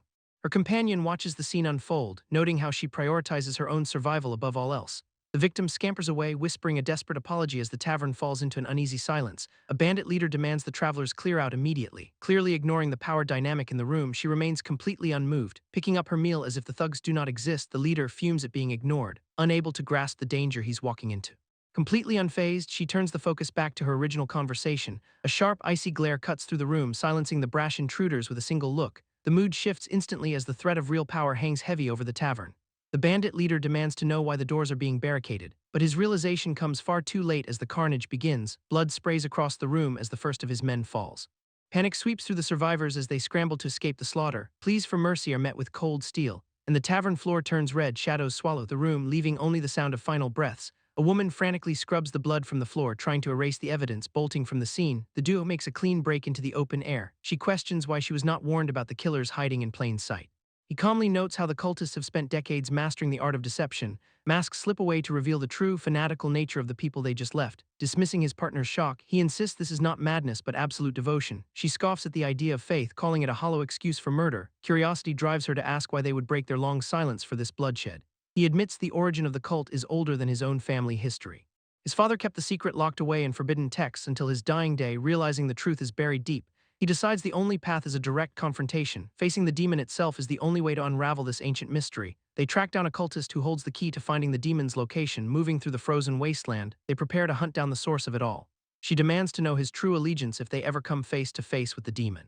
He remains silent, weighing the heavy implications of her direct question, claiming his only real goal is to keep the death toll as low as possible. She scoffs at his optimism, arguing survival requires siding with whoever holds the most power. Pressing him for their next move, she demands a clear path forward through the chaos. He reveals their target is a king ruling an allied nation, shocking her with the scale of the infiltration. Meanwhile, a royal messenger informs the king that a foreign expedition has been detained at the border. The monarch sits in cold silence, processing the news of the unexpected arrival. She struggles to comprehend that a cultist has actually managed to seize a throne, confirming her worst fears. He admits his father kept the true extent of the cult's reach hidden until the end. The window to prevent this takeover has already slammed shut, leaving them to watch the fires of a burning allied territory. Commander watches his camp go up in flames. Realizing the expedition is completely compromised, ordering his men to abandon their current mission, he prepares to join the remaining captain on the front lines. The slaughter in the village serves as a grim warning of what the cult is truly capable of. Inside the interrogation room, the captured expedition members wait in tense anticipation of their fate. A nervous guard shifts his weight, the heavy metal of his boots echoing in the quiet chamber. Sweat beads on his brow as he realizes the gravity of the questions being asked. The prisoners exchange glances, aware that every word they speak could be their last. An uneasy silence hangs over the table before the lead interrogator clears his throat to speak. Closing his records, the interrogator signals the end of the session, finally satisfied that he has uncovered the truth. The captain claims the arrest was just a misunderstanding, promising to report a clean version of events to the king. offering a bath and fresh clothes as a hollow gesture of hospitality, but the guard insists on confiscating all their weapons under the guise of castle regulations, leading the expedition members through the town under close watch. While high above them, the king observes their every move from his balcony, flanked by his silent, masked advisor. The captain guides them toward the bathing quarters, stressing that they must prepare for an immediate audience with the monarch. And as the men settle into the room, the guards receive secret orders to inspect their gear once more, looking for any hidden evidence or suspicious scars that might betray their true identities, leaving the prisoners to wash up while the guards keep a sharp eye on the supplies. One guard begins to squint, suspicious of what he sees beneath the steam, noticing strange markings etched across the back of the young trainee. As the apprentice turns, his heavily scarred physique catches everyone by surprise. The terrified guard stammers, pointing out the battle-worn skin to his superiors, prompting the captain to demand a clear explanation for the sudden outburst. But the guard insists that such extensive scarring could only belong to a veteran of the front lines, and the captain, growing suspicious, leans in to get a better look. Realizing that this young man is actually the notorious leader of the Iron Fang bandits, questioning how a mere kid could possess such a dangerous reputation, yet he brushes it off, convinced that a body like that cannot possibly hold any real power. The guide leads the way through the manor, leaving the girl wondering exactly where she is being taken, until the attendant explains that women are not allowed in the night quarters. So she drops her off at a suite that looks like it belongs to royalty, promising to leave fresh clothes and exit immediately. And once the door clicks shut, she finally gets a moment to relax, sinking into the tub while musing about living like a princess, humming a tune in the warm water, and even acting out a posh tea-time fantasy for her own amusement, only to have the attendant pop back in to offer service, which scares the living daylights out of her. Since the lady-in-waiting is just checking if she needs more supplies, forcing a polite thank you through the rising steam, while she dies a little inside from the sheer awkwardness of the encounter, then the scene shifts to the guest quarters where the group has settled in, finding a warm fireplace and comfortable beds waiting for them, which feels like a luxury compared to the harsh journey they just endured, spotting Happy already sound asleep under the covers. And William confirms that he's completely out cold after pushing himself way too hard, leaving them to reflect on the relief of finally having a quiet night. William notes that conversation became much easier for Happy once he finally passed out in the bath, and the reality hits that Happy has been through absolute hell lately, but then the water starts bubbling violently and William realizes Happy is struggling, so he rushes in to pull Happy up before he goes under for good. Remembering how Happy always puts their safety before his own well-being, and they realize he's so exhausted he basically dropped into coma, yet they find a moment of peace knowing the worst of the journey is behind them, thinking everything is finally falling into place with the upcoming royal audience. Although a sudden, heavy silence falls over the room as a visitor enters, revealing a man who clearly has something weighing on his mind. And he thanks them for their kindness before turning to leave, explaining that he needs to go bury his younger brother, but a knight intervenes and demands he stay until the audience is finished, despite the man begging to be allowed to depart, which leads the knight to strike him down to the floor, causing William to snap at the knight for the sudden act of violence, while the knight draws his blade to maintain control, shocking the group who never expected this kind of hostility in the palace. As the knight declares that courtesy is for allies and not for common bandits, and he cold-bloodedly insists that allowing a bandit inside was already a favor he refuses to extend further. The knight orders them to handle the body later, ignoring the desperate pleas from the floor, while William watches the scene unfold with growing tension, and the visitor apologizes profusely, admitting his mistakes in a final attempt to de-escalate. Before he retreats into a chair, curling up to remain as still as possible. So the knight turns his back on them with a dismissive, arrogant scoff, walking away from the room without a second glance at his captives, leaving the hallway behind him as he heads deeper into the palace, where the night sky looms over the stone fortifications and the group remains huddled in the room, trapped in a heavy, suffocating silence. Until a new arrival opens the door to check on the progress of their royal audience. But the knight informs him that the meeting will likely be postponed until tomorrow, suggesting they get some rest because the discussion is dragging on far longer than planned, leaving the group to process the news in the quiet dark, and time ticks slowly onward for 3 full hours, until a young man wakes up suddenly, gasping for air in the dim light, jumping out of his bed with a frantic, jolting motion. Eyes darting around the room to survey his surroundings, only to realize the space is completely empty, so he grins with a strange, unnerving intensity and finally notices the knight standing in the doorway, wondering where his companions have disappeared to. Happy approaches the knight with a curious look, clearly fishing for information, but the guard stays stoic and unresponsive to his prying, quickly shutting down the interaction with a firm hand to the chest. Because the orders are strictly to wait until the royal audience concludes, causing Happy to pause in his tracks as the rejection sinks in, though he pushes his luck by questioning if the guard has been stationed there the whole time, and the knight snaps back that he is asking far too many questions for a mere apprentice, turning to pace away from the persistent youth. Yet Happy draws his blade in a sudden, provocative move, threatening to strike if the guard advances further, revealing a manic, wide-eyed grin that catches the knight completely off guard, who freezes in genuine confusion at the sudden shift in behavior. Then the knight draws his own sword in self-defense, calling the kid a crazy bastard, until a voice from the doorway clarifies that the rest of the group is just in the next room, explaining that the audience is finished and they are actually preparing to leave for the burial. So Happy drops the act, wondering internally if the knight was actually testing him. Then he apologizes to the guard, feigning ignorance about his earlier aggression, and the knight wordlessly gestures for him to move along while Happy brushes off the encounter with a smile despite the guard's obvious irritation, as the knight internally fumes, questioning whether the apprentice is actually stupid or just incredibly gutsy, ultimately letting out a frustrated grunt as he watches the group depart. The group walks through the halls discussing whether they are leaving the kingdom immediately, but it turns out they are actually stuck staying for a few more days. Meanwhile, the king sits on his throne, contemplating the power vacuum left behind by the recent royal death, knowing the discussion covered everything from the cult's reach to their own future plans.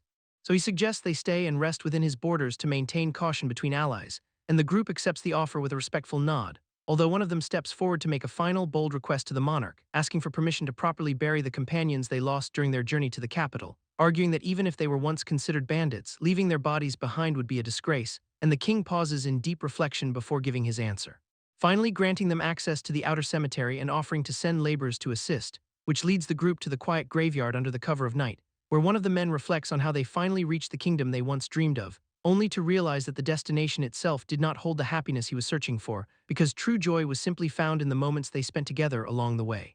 And as the silence stretches between them, the weight of their shared loss settles in, so William speaks up, admitting he has also lost his entire family and understands the depths of their grief, looking out over the graveyard where so many others now share that same heavy burden, before he extends an invitation to join his side and learn how to survive as the world begins to collapse, leaving the man deeply moved by the unexpected offer of belonging.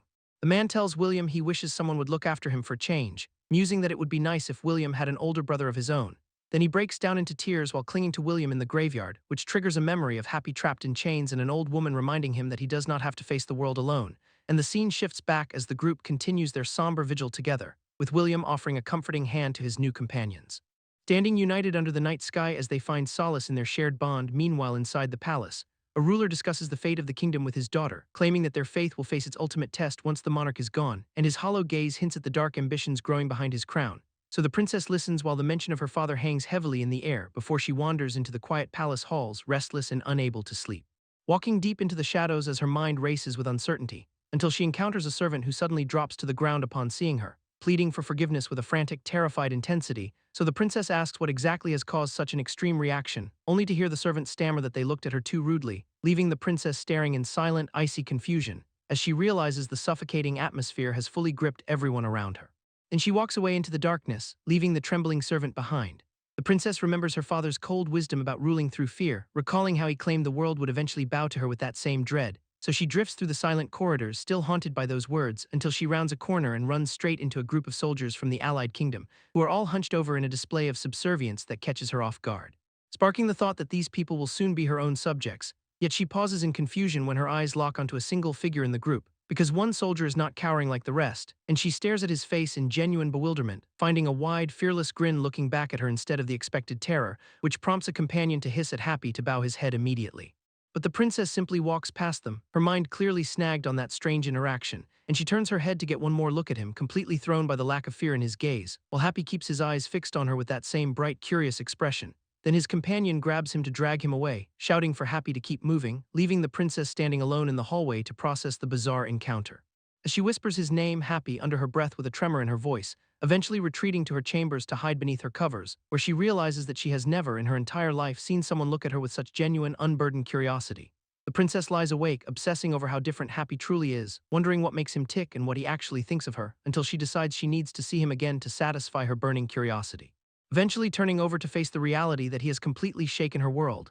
And the next day, the training grounds are swarming with activity as soldiers practice their drills, while a group of knights watches the newcomers with a mix of suspicion and judgment, seeing Happy and his companions settling in and talking about the opportunity to train. But the knights doubt their sincerity, convinced these outsiders are just looking for leverage, betting that the newcomers will end up as part of their vassal state regardless. And one of the knights steps forward, eyeing the pair with a cold, challenging gaze, demanding that if they really want to train, they should prove it by sparring right then, though Happy's friend hesitates, worried that their bodies have not fully recovered from the recent struggle, just as a loud command rings out across the field to snap everyone into their positions.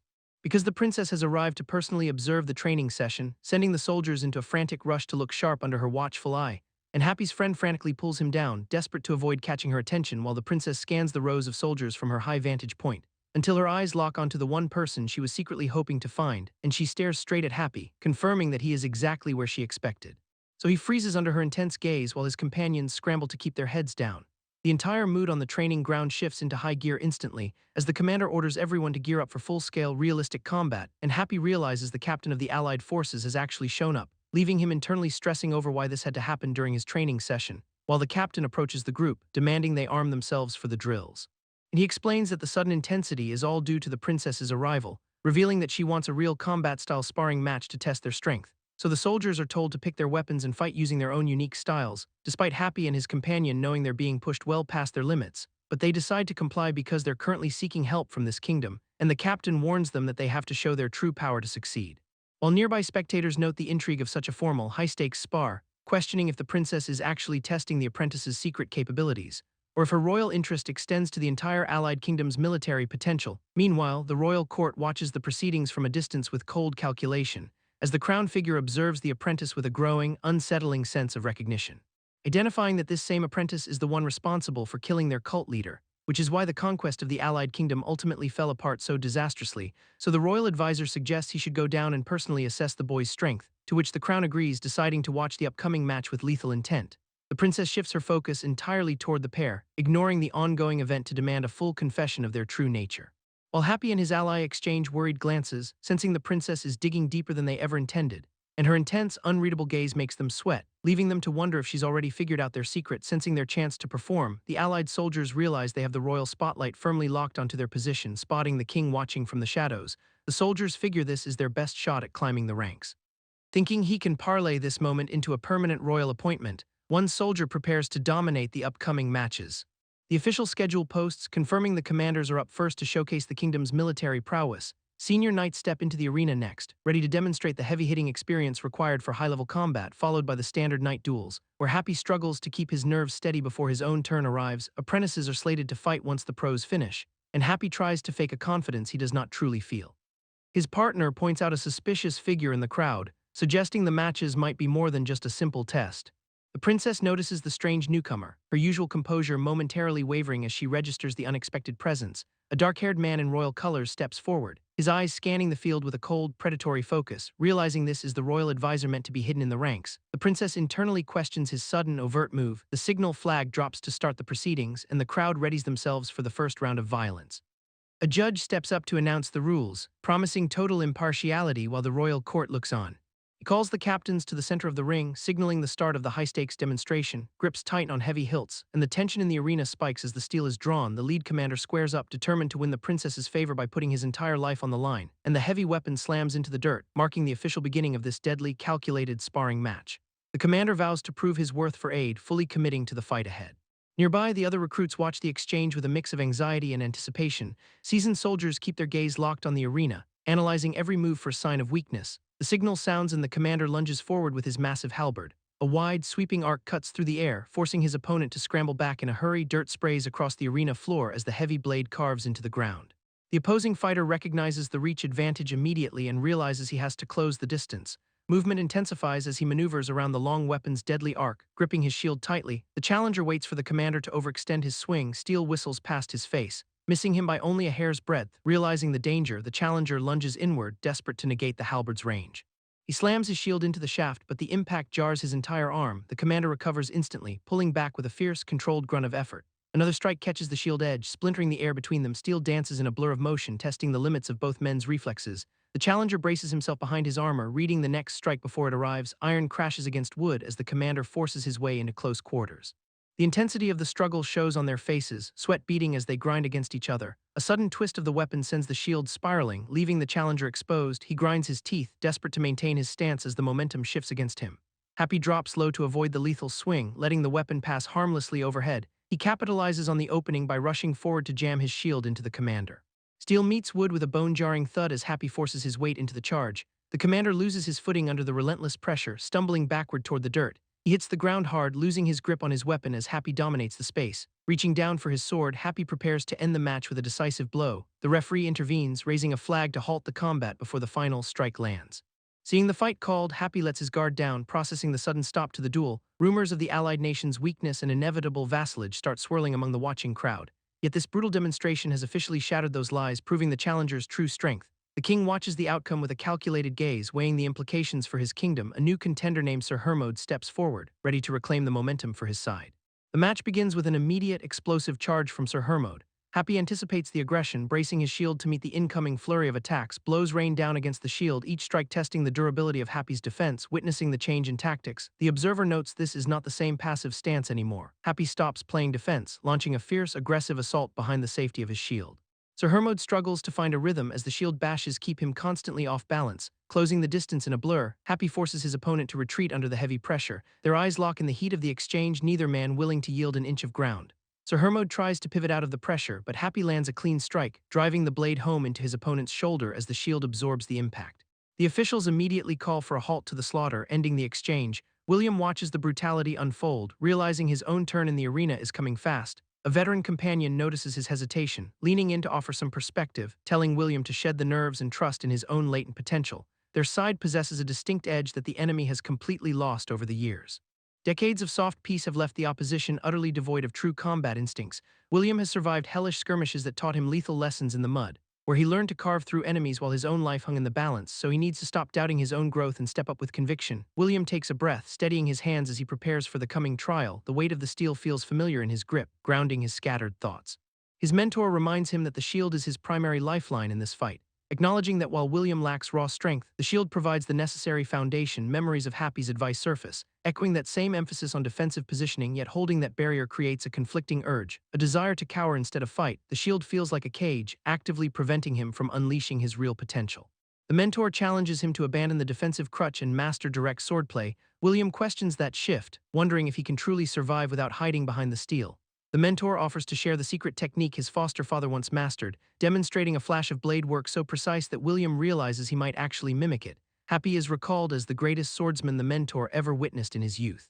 A man whose undefeated streak in duels defined what true combat looked like, followed by the sheer chaos of a slaughter that leveled their entire world, forcing the survivors to spend 2 agonizing weeks just burying the endless rows of dead, while William spent every night pushing his body through grueling drills under Happy's supervision, eventually leading him to join the expedition team and march toward his own destiny. Where a week of brutal bandit skirmishes hammered the reality of life-or-death combat into his bones, and now William stands in the arena ready to manifest that hard-won battle strength. The opponent realizes he severely underestimated the challenge and finds his rival surprisingly formidable. Declaring his own pride in never losing a sword fight, he assumes a ready stance, which William mirrors instantly, adopting the exact same guard to signal his intent. The opponent notices the sudden shift in William's demeanor with a flicker of confusion. Realizing that the stance is not just similar, but an identical copy of his own, spectators watch in disbelief as the two fighters align perfectly in posture and preparation. Their eyes lock in a silent acknowledgement of the mirroring challenge, stripping away all external variables to leave nothing but raw, concentrated sword skill. The opponent accepts the duel with a confident smirk, eager to test who is truly superior, and they launch into the exchange simultaneously as steel clashes against steel. Their blades lock in a heavy, grinding impact that sets the rhythm for the entire duel. William sweeps his sword in a wide arc, forcing his opponent to scramble back just to stay alive, yet the challenger recovers instantly, parrying the follow-up strike with a sharp, resonant snap of metal. Every muscle in his frame tightens as he digs in, refusing to give William even a single inch of ground. Sparks fly through the air as the two weapons grind against each other in a frantic, high-speed dance. Both fighters trade blow for blow in a blur of motion, neither one willing to yield the initiative. The opponent realizes he is fighting for his life, gasping at the sheer speed of William's relentless assault. He knows a single lapse in focus will be his final mistake in this arena. Locking eyes with William, he searches for the smallest opening to land one decisive, killing blow, but William remains completely unreadable. His expression as cold and empty as a winter grave, finding the entire exchange painfully predictable. William dismisses the threat entirely as nothing more than a boring chore. He deflects the next strike with brutal force, driving the opponent backward into the dirt, staggering under the pressure. The challenger tries to reset his posture while William looms over him. Confusion flashes across the opponent's face when he realizes how little effort William is actually putting in. Deciding to gamble everything, he lunges forward with a desperate, lunging thrust. William tracks the movement with effortless ease, barely bothering to adjust his stance. He pivots his body with lethal grace, stepping inside the guard of the overextended challenger. Their swords crash together one final time, the force of William's counterstrike shattering the opponent's resolve. Victory is already secured as the challenger collapses, leaving William standing tall as the undisputed master of the ring. A seasoned veteran steps forward to acknowledge the end of the fight, observing the wreckage of the duel. The veteran scans the field, recognizing a familiar, heroic intensity taking root within William, and he notes that Happy has clearly reached a level of skill that demands immediate respect, signaling the end of the previous bout. He calls for Happy to step up and take his turn. Realization hits the defeated Knight Order that they have been completely dismantled without a single meaningful exchange. Bitter frustration consumes the remaining knights as they process the absolute humiliation of their performance. Their eyes betray a deep, hollow dread watching from the sidelines. The princess sits in tense silence, her composure fraying at the edges. She radiates such intense shame and fury that the knights near her can practically feel the heat. Her expression twists into a mask of pure, unfiltered agitation. Happy steps onto the arena floor, his posture loose and ready for the incoming challenge. The princess struggles to keep her composure, clutching at her face as the walls close in. She forces her fingers into her cheeks, distorting her features into a terrifying, unnatural grimace. A panicked knight turns to his comrade, desperately demanding they pull out a win at any cost. His voice cracks with desperation, shouting at the recruit to somehow turn the tides. The comrade snaps back, telling him to stay quiet and accept their pathetic reality. Shock ripples through the knight as he hears the cold dismissal. He watches his ally walk away, leaving him to wonder about the identity of this mysterious apprentice. Whispers start to spread among the onlookers as they trade theories about Happy's background. Everyone agrees they have never seen this kid before, but they are eager to see his true capability. Tension reaches a breaking point as Happy stands alone, waiting for the match to begin. Legends of his past are already circulating, from the scars covering his body to the time he manhandled a bandit boss. A jittery knight gulping down his fear, wondering if another defeat is inevitable today, his comrade tries to brush off the anxiety, insisting this is just a simple duel and things will be different. The signal sounds and the steel flashes. Happy starts his approach, weapon drawn and eyes locked on his opponent. The knight lunges with a heavy strike, forcing Happy to raise his shield to meet the impact. Steel connects with wood and metal in a jarring, hollow thud. The force of the blow sends Happy skidding back across the dirt. Onlookers watch with bated breath, questioning whether Happy failed to dodge the strike. Or if perhaps he held his ground on purpose, knowing the blade would not break his guard. Steadying his breathing, Happy prepares for the follow-up. The knight brings the sword down again, but Happy pivots behind the safety of his shield. Wood splinters under the sheer pressure of the onslaught. Happy keeps his focus sharp despite the weapon starting to give way. He dances back, creating just enough space to reset his footing. The knight stares in disbelief, unable to wrap his head around how such a basic defense held up. An observer notes that for a mere apprentice, this kid's fundamentals are surprisingly rock solid. Happy plants his feet firmly on the arena floor, ready for the next phase of the exchange. The knight circles him, realizing that the guy in front of him is far more dangerous than he first appeared, and as Happy adjusts his grip, the realization dawns that this apprentice is hiding a power level that does not match his rank. The knight lunges forward with a precision strike, but Happy slides just out of reach, keeping that same grin plastered on his face as he effortlessly toys with the momentum. A sharp rotation of the knight's body signals a change in tactics. Happy parries the incoming blow with his staff, shifting his weight to maintain the distance. The knight commits to a heavy swing, but he slices through nothing but empty air. Blocking the follow-up, Happy absorbs the impact while keeping his posture perfectly composed. A swift, sweeping arc from the knight's blade forces Happy into a defensive crouch. He hits the dirt hard, his staff clattering against the ground as he loses his footing. Scrambling back up, Happy ignores the tumble and readies himself for the next exchange. The referee calls for a brief halt, concerned by the sheer brutality of the pace. Asking if Happy can actually continue, the official waits for a sign of surrender, wiping blood from his forehead. Happy laughs off the inquiry and insists he's completely fine. The spectators watch in silence, wondering if this kid is actually losing his mind. Another fighter in the crowd remarks that Happy is putting up a surprisingly tough fight. Initially dismissing him as a reckless idiot, the observers are starting to second-guess their judgment. One veteran watches closely, noting that this behavior feels hauntingly familiar. Recalling how Happy used the exact same tactics back in the arena, he realizes there is a pattern. This is not just a desperate brawl, it's a calculated performance to manipulate the audience. The veteran wonders why Happy would go to such lengths to fake his own incompetence. And as the match resumes, it becomes clear that Happy is intentionally baiting the knight into a trap. The knight knows Happy is playing a deeper game, forcing him to stay on the defensive while he analyzes every move. Blades clash and grind, locking them in a high-stakes test of raw strength. Happy kicks off the wall to reset his distance, narrowly ducking under a sweeping strike that leaves the ground scarred. Playing up the erratic novice, he shouts that he has plenty of energy left, slamming his heels down to anchor his stance. He mocks the knight with bold claims about the kingdom's resilience and his own training. Even the onlookers are conflicted, noting that while his technique is messy, his fighting spirit is terrifying. A confused observer wonders what actually took down the bandits, if this kid is just a distraction. The knight finally realizes the truth as he studies his opponent, understanding that the real threat is someone much more dangerous lurking nearby. He scans the perimeter and catches a glimpse of the true power on the field, locking eyes with William. He feels the weight of a far deadlier combatant, noticing that Happy's fighting style doesn't match any official knight order. He senses something truly lethal at his core, questioning the cult's entire intelligence report. He reconsiders the mission, knowing the official records credit William with single-handedly crushing the rebel groups. He recalls the confirmation that William and the captain were the ones who actually wiped out the cult leadership. Desperate for certainty, the knight keeps his guard up while he reevaluates the battlefield, and the watching soldiers whisper that this match has escalated into something far beyond a friendly duel. The clash turns brutal as the knight locks onto Happy's arm, forcing Happy to wonder if this guy is actually desperate enough to break bone for a victory. Meanwhile, the princess watches the violence unfold from her shielded box. And when the screams echo out, she demands that someone stop the match immediately. But the carnage on the ground is already done, reminding the princess of her father's history of using knights to discipline anyone around her, like the time she was offered flowers, only for the suitor to be beaten down by an enforcer, which meant any connection she made was violently severed by guards, making her realize that this knight's aggressive behavior is just another tool of control. Yet Happy just grins back at the chaos, savoring the mask he's forced to wear, while the princess looks on with growing realization. Then Happy laughs it off, claiming he's fine despite the clear damage to his arm, though he's actually pulling a calculated stunt to sell the injury as a total fracture, and William steps in to catch him, confirming that William was right all along about the true nature of their enemies, as Happy whispers that the Allied Kingdom does not actually want to help them survive, since they clearly knew about the enemy movements and sat back to watch the slaughter, leaving the princess to process the dark truth behind their supposed allies, and now she knows that their welcome was nothing but a hollow political trap. William and Happy sit in the quiet, the weight of their suspicions finally settling in.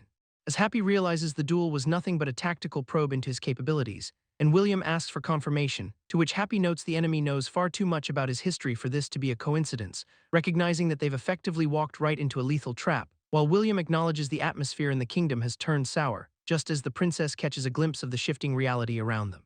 And she orders the royal staff to sequester Happy for medical treatment, forcing the captain to comply with her decree, so Happy quietly instructs William to relay their findings to the captain before they lose their window. Then the royal retinue separates them, and William begins his report while the royal observer watches from afar, satisfied that they've measured the opposition's strength, as the unseen monarch vows to break their wings before they can ever take flight. Meanwhile, in the bustling market, the shoppers focus on trivialities, where a merchant struggles with the heavy load of luxury goods being bought, and the buyer keeps pushing for more, questioning the purpose behind these ornate trinkets and useless embroidery, though the seller nervously tries to justify the haul, leaving the true motive behind these purchases completely shrouded in silence. The young woman brags about their reward money, and her companion grumbles about her endless chatter. Then she playfully drops a new hat onto his head, leaving the man genuinely stunned by the unexpected gift. So he excitedly offers to haul all the goods they bought, but she suddenly pauses mid-stride, sensing something off in the crowd where two familiar faces cut through the bustling market, causing her to scan the area for a better look, wondering if her eyes are playing tricks on her, and she quickly decides to abandon the shopping and retreat. Meanwhile, at the castle, a royal guard announces a surprise guest to the monarch, who looks down from the balcony to see who has arrived, and realizes the visitors are none other than the pair she spotted earlier, which prompts the ruler to identify them as the cult leader's son and his companion, leading the woman to confirm the rumors about the cult's influence on the throne. So the man boldly demands answers regarding the cult's true origins. Yet the monarch just stares back in chilling silence, before declaring that they lack the necessary faith to deserve those secrets, which makes the woman roll her eyes at the king's relentless sermonizing, and the man falls into a tense, heavy silence as the confrontation deepens. The king accuses the pair of sabotaging the cult's holy mission, claiming the cult leader failed his duties by letting outside doubt interfere.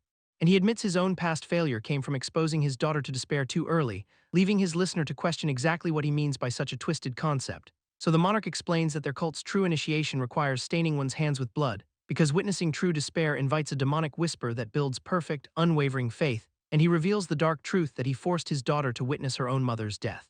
Yet the trauma was so absolute that she simply erased the memory of that horror, which meant she lost the connection to their dark god and ruined his grand design. Disgusted by this confession, the woman demands he stop his twisted sermon immediately, pointing out that their legendary unity is built entirely on spreading slaughter and madness, while she openly mocks the idea that such a brutal path creates anything resembling truth. But the king insists that her hands are already blood-stained despite her stubborn refusal to despair, and he challenges her naive attempt to keep holding on to hope within this broken land, warning that every shred of hope she tries to uncover will vanish before her eyes, because total despair is the only way to reach the enlightenment he craves for her. Then he offers a sudden concession, promising to give her the information she seeks. Recounting how the cult was born when warriors in the Age of War sold their souls to demons, yet she remains entirely unfazed by his philosophy, sarcastically asking if they can just stay attached like this, as the standoff continues against the backdrop of the cold, looming palace walls. The scene shifts to the exterior of the palace, where the princess is addressed by her title as she moves through the halls, and she enters the room where a healer has just finished treating a patient.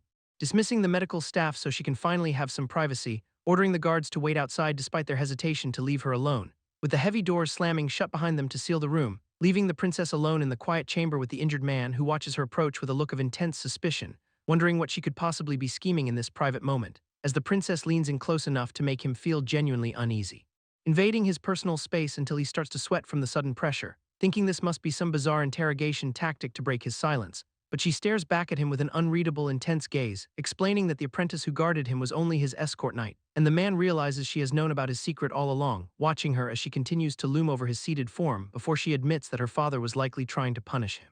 and she offers a sincere apology for failing to stop the king, which leaves the man momentarily surprised by her unexpected display of empathy as she reaches out to comfort him while the tension in the room shifts. The chair slides back with a sharp scrape as the princess pulls him into a sudden aggressive embrace, and his face lights up with a grin that looks way too unhinged for comfort. While her breathing hitches against him in the silence, she whispers that there is more to say.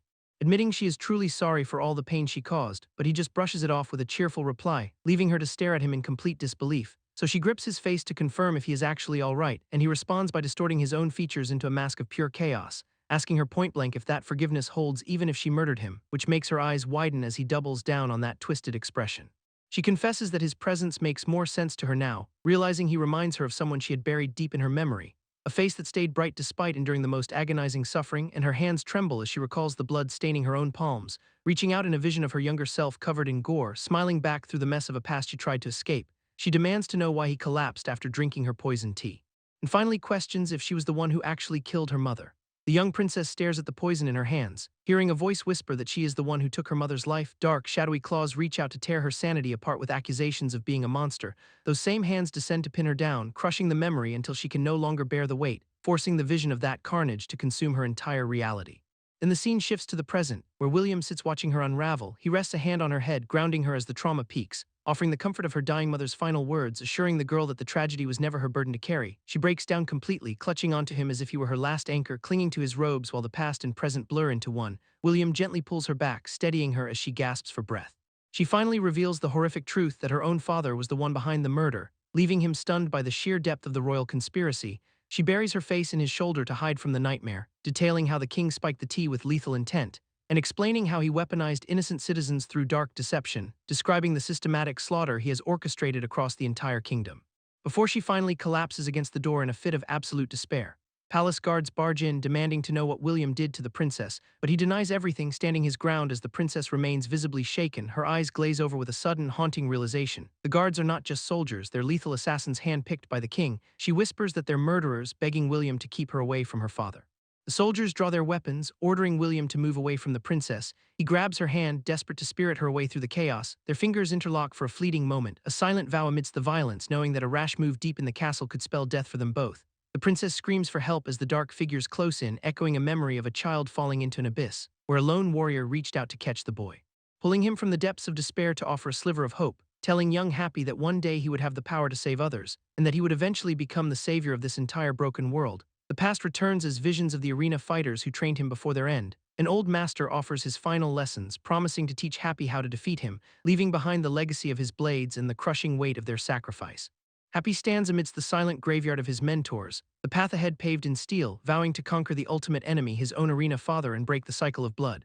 The dying mentor whispers a final warning to the boy, pleading with Happy not to let the darkness consume his soul, and instead to become the savior he was always meant to be. His vision blurs as the young Happy confronts the traumatic ghosts of his past, where he snaps back to the present and strikes down the palace guard, clearing the path for the princess. As the lethal reality of the situation sets in, a dormant memory resurfaces to guide his hand, cementing his promise to protect her. Happy stands over the fallen soldier, confirming if these are indeed the butchers of the innocent. The princess nods, revealing that she has sensed the demonic aura beneath their skin since childhood.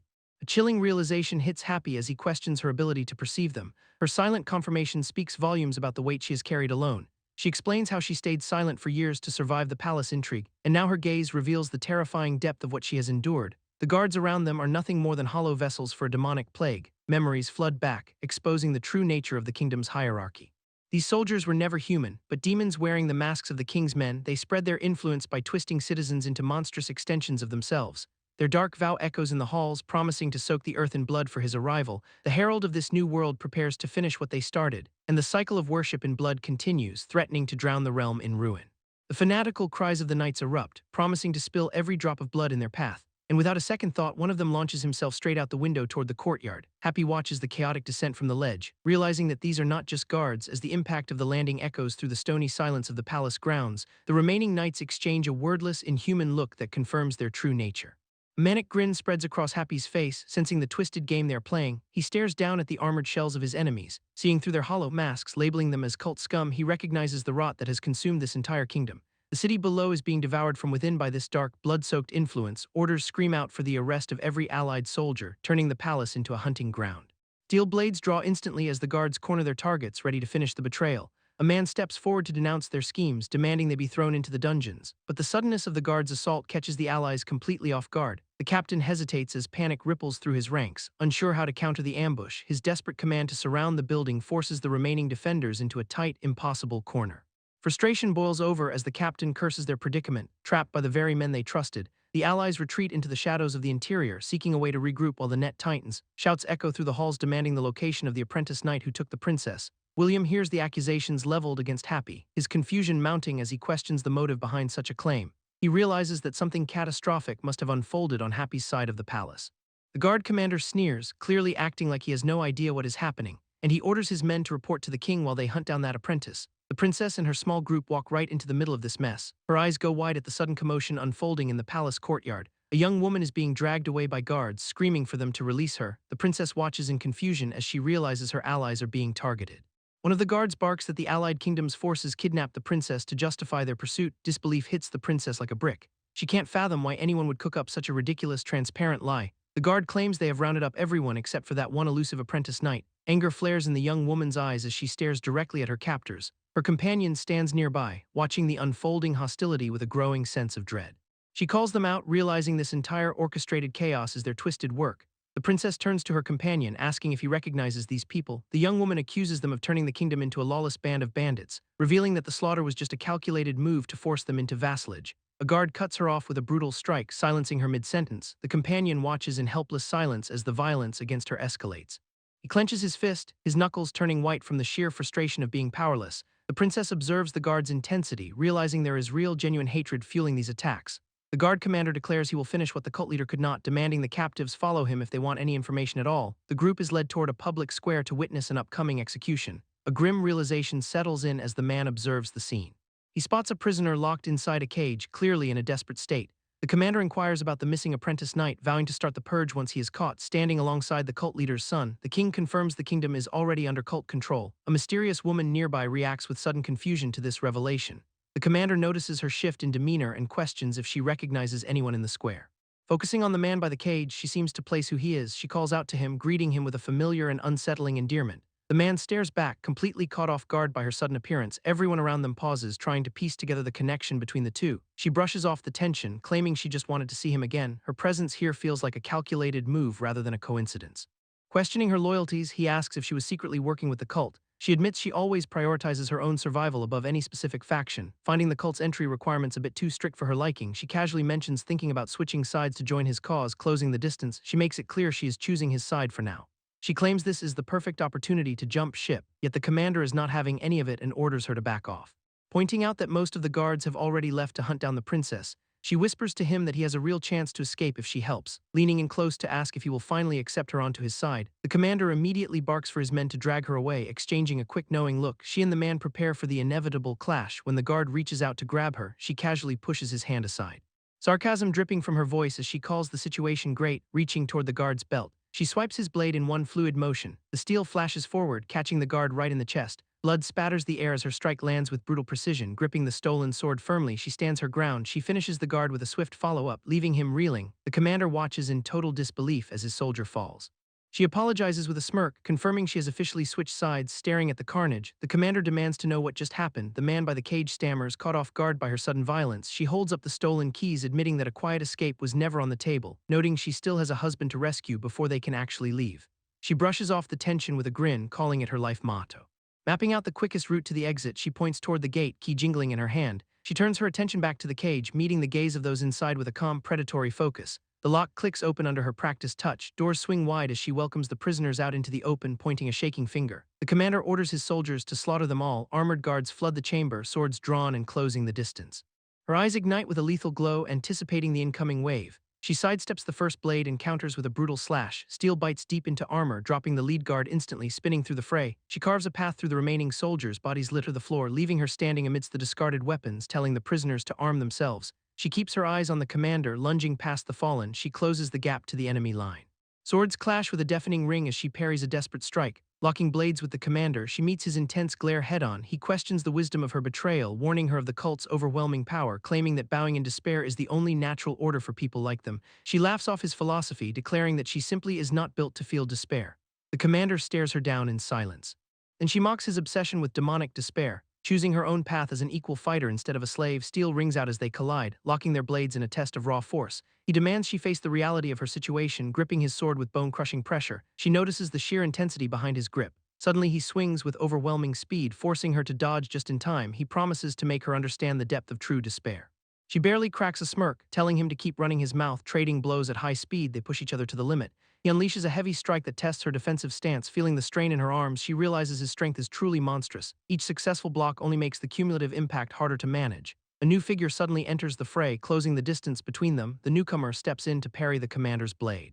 Forcing the commander back with a swift, calculated strike, he creates enough space to reset their formation. Her eyes sharpen as she recognizes the ally who just arrived. They stand side by side, ready to push the commander back together. She playfully scolds him for fighting her friends instead of the enemy, and he leans into the banter. Happy warns her that the commander is concealing his true power level, and William confirms that Happy's assessment is spot on. Since high-level warriors naturally gauge each other just by locking eyes, acknowledging the flickers of an ancient legendary sword technique hidden in his blade. Although William shrugs off the commander's technique as nothing particularly special, they agree to end this fight immediately to avoid getting trapped. The royal witness watches their coordination with mounting, panicked breath. Refusing to let them gain the upper hand, he screams in protest.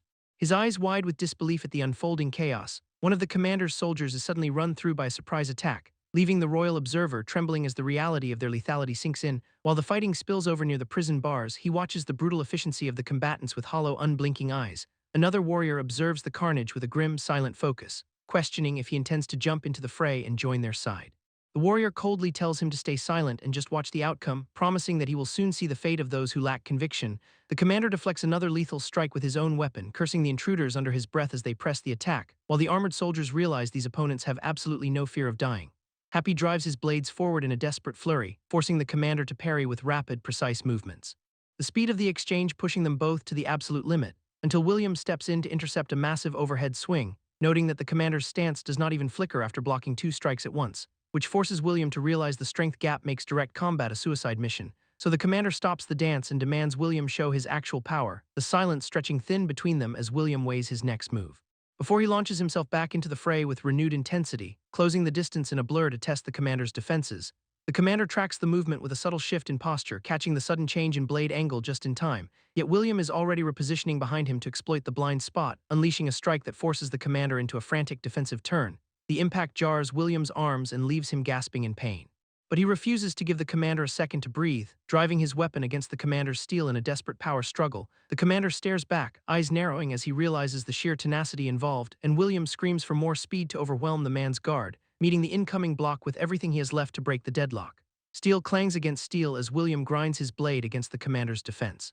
The veteran's eyes widen in genuine disbelief that his raw strength is being contested. William keeps his focus sharp and his breathing steady despite the physical toll. Clearly realizing this is the breaking point for their entire strategy, Happy grins from the sidelines, noting how the sword's style amplifies in intensity against a superior foe, explaining that the technique is not just a block but a way to redirect incoming force.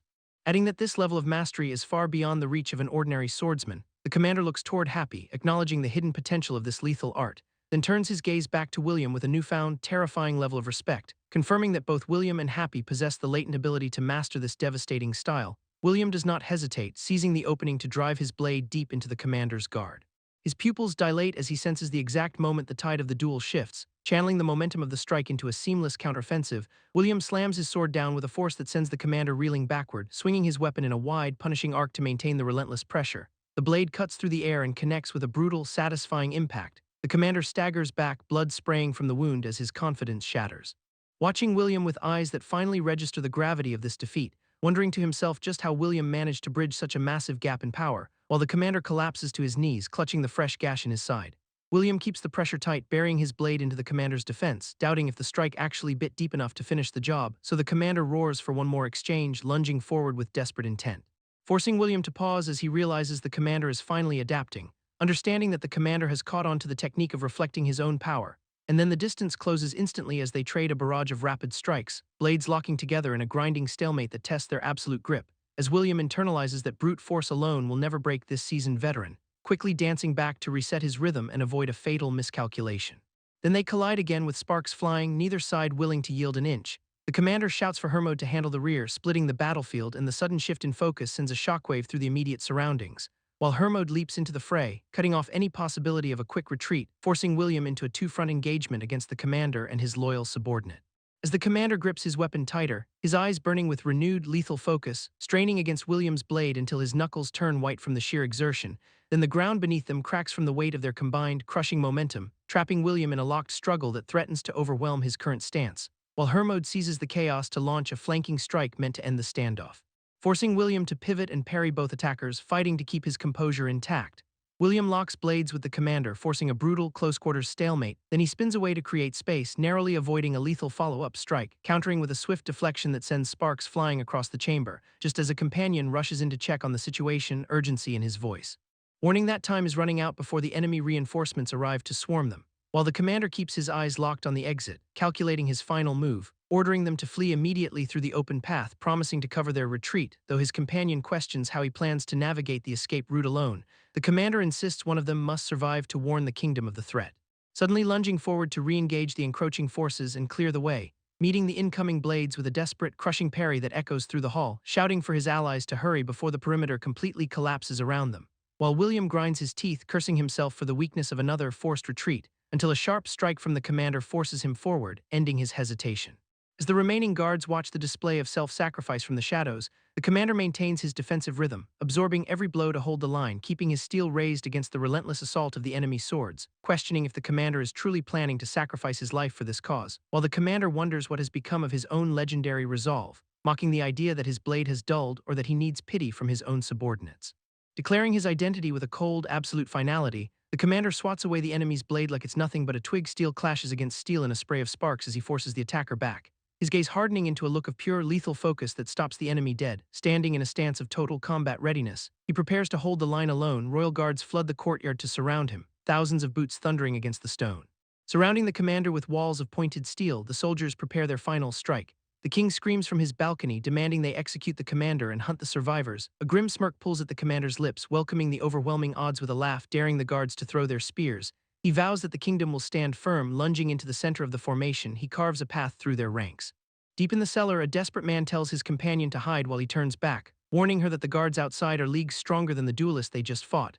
The girl realizes the terrifying truth as armored soldiers swarm the stairwell above them, insisting that victory against such elite forces is physically impossible for them.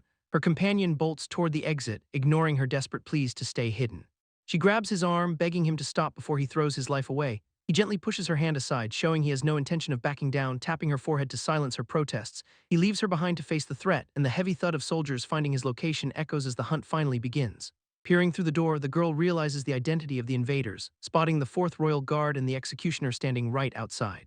Her companion hurls a spear with everything he has, catching the elite soldiers completely off guard as the projectile strikes, launching himself into the fray to maintain the momentum. He delivers a brutal blow that sends the executioner sprawling, while more royal troops scramble into the room to surround them. He wields a heavy chain like a whip to keep them at bay, turning the confined hallway into a slaughterhouse as he carves through the guards. Watching the soldiers panic, he questions their confusion and demands to know who they are. The princess steps forward to clarify that these men are not her father's loyal subordinates. The guard captain recognizes her and stops dead, asking how she escaped her kidnapping. She grips her companion's cloak, stepping out from the shadows to face them directly, declaring that she was not kidnapped at all but walked out of the palace on her own. The truth hits the room like a physical weight as she exposes the kingdom's lies, revealing that her own father murdered her mother and forced her to live as his puppet. The guards stare in disbelief as the weight of her confession sinks in. She continues the onslaught of truth, exposing how the royal guards are actually infiltrators, pointing out that every soldier in the room is a spy working against the throne. So she calls for them to finally abandon their masters and draw the sword of rebellion.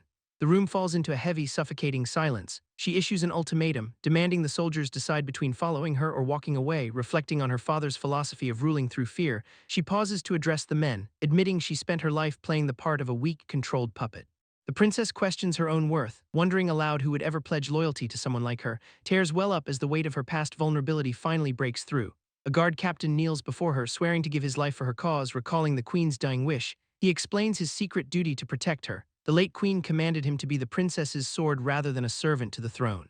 A shock of realization washes over her as she learns of her mother's hidden protection. The captain urges her to move, signaling the start of their new alliance. With the guards now rallying behind them, she and her companion prepare to advance and gather more support. The captain shouts for a full regroup, shifting the unit into a defensive formation. He frames their mission as a capture of the kidnapper to keep the remaining soldiers compliant. She catches the subtle deception, recognizing the tactical necessity of the lie. an enemy infiltrator emerges from the ranks. Revealing his true mangled face, realizing they are under immediate threat, she whispers a warning to her companion. The captain launches a brutal strike, taking the infiltrator down before he can react. Surrounding soldiers stare in utter confusion as the internal conflict erupts. Chaos breaks out as the call for more blood signals the start of a total purge. The captain slams into the infiltrator, forcing the enemy to shift his stance as the skirmish tightens, while the cultist wonders how the royal guards are coordinating so effectively against them, and one of the attackers realizes the situation is slipping out of his control, noting that the soldier he is facing is not part of their hidden unit, which forces the realization that their cover is failing. So the princess orders the captain to clarify the situation and pull the remaining loyalists to their side, though the cultist leader catches the command and fears the princess has unraveled their entire plot, leading him to decide that she has become too dangerous to leave alive, and he lunges forward with a dark, twisted intent to end her reign. But his assault is cut short when an unexpected ally steps in to intercept the strike, parrying the blow with a precise, calculated movement, which sends the cultist reeling back from the sudden, powerful intervention, as the princess's companion notes how effortlessly she's been weeding out the fanatics, and he reveals he's already mapped out a strategy to dismantle the cult's influence for good. Then he grabs the princess, hauling her away from the combat zone to clear the area. They sprint through the stone corridors, distancing themselves from the erupting chaos, reaching the heavy palace doors at the end of the hall, where they burst into a chamber packed with confused soldiers looking for answers, leaving the royal figures inside to watch the sudden arrival with growing uncertainty, while the princess and her small group stand ready to face whoever remains loyal to the crown. Watching the chaos unfold with wide, unblinking eyes, Happy lunges into the fray to disable the lead palace guard, shouting for the commander as he cuts through the line, and with one brutal, decisive motion he disarms the soldier. Looking over at Happy with total confusion about his sudden appearance, while the corrupt ruler sneers, convinced the return of the guard seals their fate, screaming at his men to execute everyone present without mercy, but the soldiers ignore him, their spears turning away from the intruders as one guard deflects the ruler's blade with an ironclad strike, shattering the royal weapon and leaving the tyrant in complete disbelief, who can only stare as his own forces abandon his cause. Yet Happy just grins, telling the commander he came to offer a rescue, while the panicked ruler turns on his guards to demand an explanation, pointing out that the blades are aimed directly at his own throat, as the princess calmly reminds everyone that every soul here is a threat, causing the remaining cultist infiltrators to realize the trap has snapped shut, and they exchange a dark, knowing glance as the room turns against them, realizing the game is up while the shadows shift. And the last remaining conspirator admits defeat before vanishing into the night. A rogue figure leaps from the shadows to engage the palace guard, slamming into the soldier with enough force to send him sprawling, leaving the royal court to watch in confusion as the tide turns, because the princess recognizes the attacker's aura as something demonic, and the ruler screams at his own men for answers that will not come, while the commander stares back at him with utter, hollow confusion, causing the ruler to lash out in a desperate, pathetic physical tantrum. But the princess steps forward to reveal the dark truth about his corruption, pinning the blame on the demon pact that fueled his rise to power, leaving the commander to realize just how much he never understood, because the princess claims she remembers every atrocity committed since her mother's death, detailing how the queen's final words exposed the blood-soaked history of the crown, which finally shatters the ruler's last remaining sense of authority, as he screams for his loyalists to charge and crush the rebellion, demanding his soldiers form ranks to suppress the uprising immediately. Yet the guards clash into each other amidst the absolute chaos of the chamber, leaving the ruler bewildered as his own military strategy crumbles into dust, while a combatant weaves through the fray with impossible, lethal precision. And the swordsman meets his opponent's blade with a calculated, heavy strike, forcing the soldier to question if this warrior has been hiding his true power the whole time. The soldier questions if his opponent has been concealing his true strength this whole time, but he convinces himself that the injury remains a critical disadvantage, noting that a shattered arm effectively limits his rival to just one functioning limb. So he prepares to deliver a final, decisive strike against the weakened combatant, yet the pressure of their blades meeting reveals a massive, unexpected resistance, which forces the soldier to pause in genuine confusion, noticing that his opponent is gripping the steel with impossible intensity, and he realizes with growing dread that the injury is not hindering him at all, leading to the shocking discovery that the arm he assumed was broken is perfectly fine, making him question which limb was actually injured in the first place, because the trickster is already closing the distance with a predatory grin, launching a ferocious offensive that catches the soldier completely off guard, and the sudden, brutal impact sends the soldier reeling backward in agony, leaving him reeling from the realization that he was completely outplayed, as the grinning combatant presses the advantage with renewed, overwhelming speed, locking their blades together in a display of raw, focused aggression, before he swings with a heavy, arcing motion that forces the soldier to retreat, making the soldier recognize the exact same lethal technique from earlier, so he desperately parries the incoming blow, shouting that he will not be fooled twice, but the steel grinds against steel as the two fighters reach a violent, stalemate lock. The soldier grunts as he pushes back against the relentless pressure, breaking the deadlock by kicking off his opponent to gain some much-needed space, but his rival is already spinning around to keep the momentum of the dance alive, meeting steel with steel in a deafening clash that echoes through the room, while Happy sneers that those obsessed with raw power are trapped in a pathetic delusion, convinced their strength will always see them through every single encounter, even when that very same strength is redirected against them in the heat of battle. Or when they finally cross blades with someone who matches their own intensity, insisting on relying on brute force alone to settle the score, then a strange, fluid aura begins to envelop the soldier's blade, and the soldier's eyes widen as he realizes the technique has completely transformed, before he lunges forward, slipping past the guard with a sudden, eerie precision, catching the combatant off guard as the blade snakes through his defenses. Drawing a sharp gasp as the steel grazes past him, forcing the combatant to process the reality that this is not the same style from before, noting how the soldier's movements have shifted into something entirely new and unpredictable, leaving the combatant scrambling to recalibrate his footing while under heavy fire, until he feels the cold bite of the blade sliding right along his own, and the weapon is ripped from his grip, leaving his hand completely exposed. As the soldier delivers a final, crushing blow that sends the weapon flying away, Happy realizes the soldier is abandoning all his brute strength for a completely new stance, and the steel connects instantly as the soldier lunges into his blind spot, causing Happy to grit his teeth while he struggles to regain his footing, but the momentum is already shifting, sending Happy spiraling away from the center of the fray. As he attempts to stabilize himself against the sheer pressure of this refined flow, while questioning exactly what kind of bizarre, weightless style he is actually up against, yet he manages to recover his blade just in time to deflect the next incoming strike, though the impact rattles his entire frame as the soldier closes the distance again, forcing Happy to redirect the force of the blow before it can land a lethal hit. And he finds himself barely holding on as the counterattacks come in relentless, rapid waves, realizing mid-clash that this technique possesses zero weight and absolutely no discernible form, which prompts the surrounding guards to swarm in and try to overwhelm the lone fighter. But the soldier cuts through their ranks with horrifying efficiency, dispatching them one by one, leaving Happy to watch in disbelief as his allies are systematically dismantled by the blades. While he wonders how anyone can possibly maintain such a fluid, lethal combat pace, suddenly recalling a memory of the one man who left the deepest impression on his life, remembering the legendary one-armed hunchback whose technique refused to bow to raw, mindless strength, a style that felt like trying to slash at water, completely intangible and impossible to pin, and the reality of that past lesson hits Happy just as the soldier bears down again, clashing with a deafening roar that threatens to tear the very air between them apart.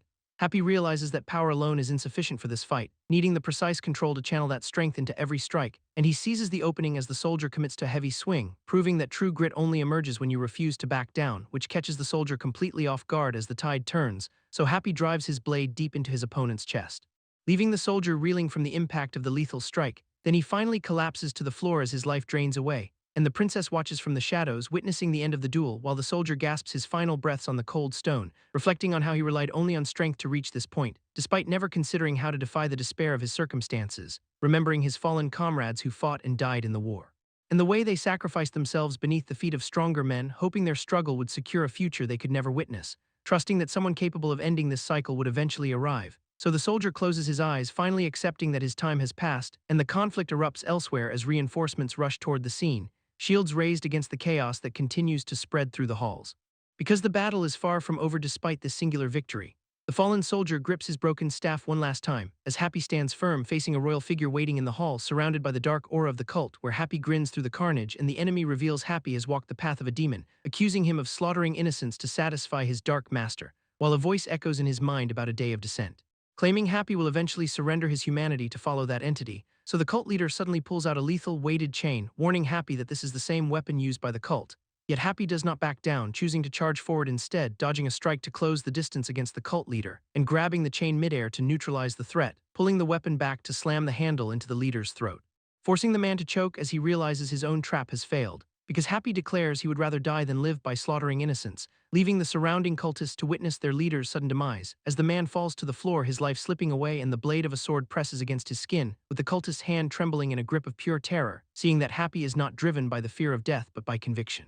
The weight of the moment hits as he realizes he is finally facing his match, dropping the crown in defeat as his authority crumbles to the floor, where the metal clatters against the tiles and his hands shake with dread, but the cycle of violence feels inevitable despite his pathetic surrender, because the cult's influence has already poisoned the land beyond repair, though a sudden voice cuts through the tension to challenge that dark fate, drawing his gaze toward the person who dared to interject, and his eyes widen in disbelief that someone would actually oppose him, while she reveals the truth about her mother's ability to see demons, explaining how her father had long ago traded his soul to a monster, trapped in a nightmare where her mother saw no way to escape, surrounded by the masked enforcers of that very same demonic pact, knowing her father hoped to break them both and force their submission, turning them into puppets for the dark power he served. So her mother took control of the situation to rewrite their ending, pouring the liquid with a steady hand while the child watches on, smiling as she decides to be the one to sacrifice herself, choosing to drink the poison so her daughter would remain free from the truth, which hits the listener like a physical blow as the secret finally clicks, leaving him paralyzed by the sheer gravity of her mother's sacrifice. The truth finally lands, forcing the cult leader to face his own pathetic nature, reminding him of the days he returned from the Great War a hollow shell, staring into the void of his own failures as the memory resurfaces, while he clings to the twisted belief that standing against the demon justifies his sins. But the poison takes hold, choking the life out of him in a fit of agony, watching as he collapses while those around him bear witness to the end. Hearing the final judgment ringing in his ears that he was always a coward, though she admits there was no hatred for his weakness, only pity for his terror, reflecting on the moment the cup was drained to seal this inevitable fate, seeing his body reject the toxic truth he spent a lifetime running from, where the guard tries to shield the royal sight from the gruesome spectacle, yet she refuses to look away, choosing to confront the darkness directly.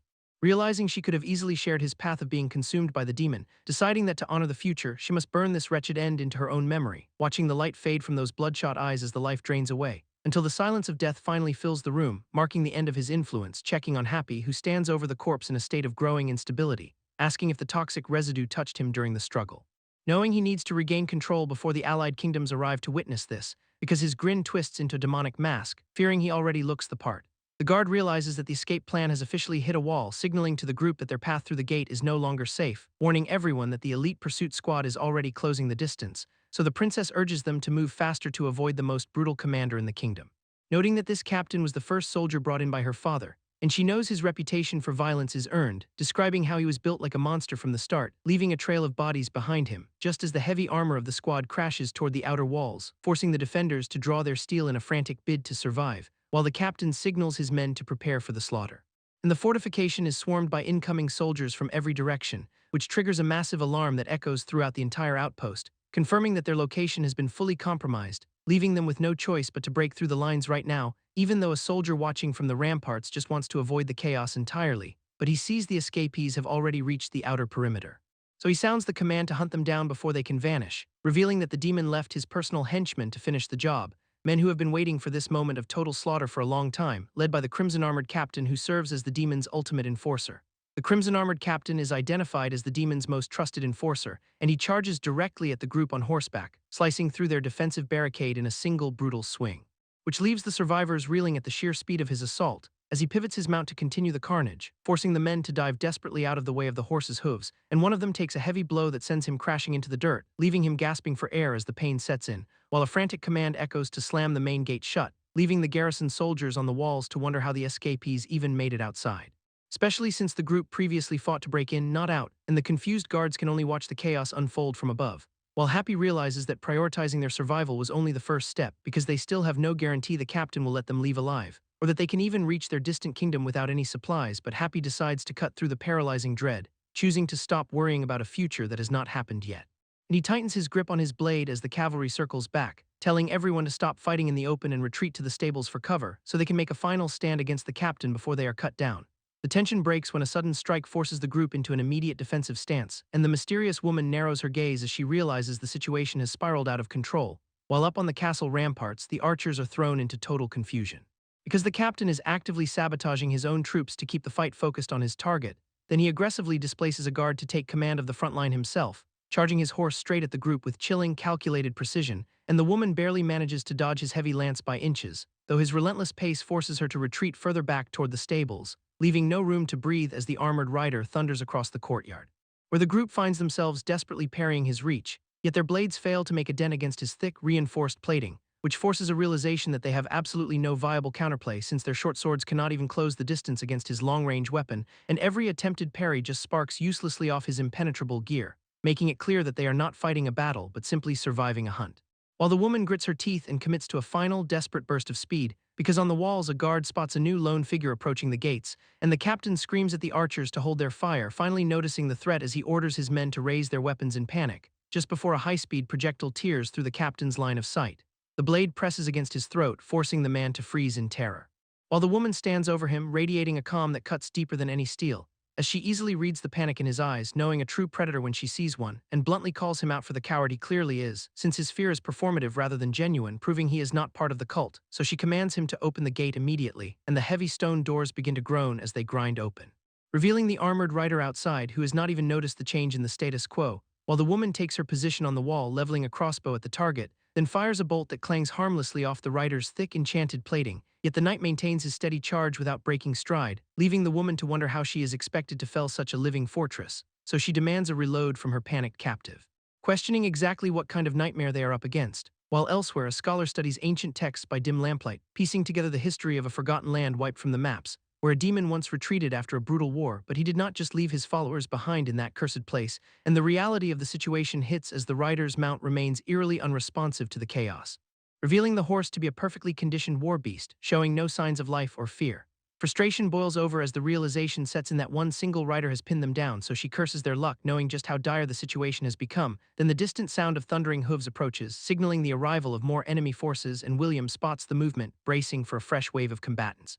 Though another figure calls out to him, distracted by the bizarre spectacle unfolding nearby, where Happy arrives on the scene, clinging to a rider and screaming William's name with reckless abandon, while the armored war beast beneath them remains completely unfazed by the rider's erratic behavior. Then the horse rears up, letting out a piercing cry that echoes across the battlefield, and Happy continues to cheer, seemingly oblivious to the danger of the charging mount.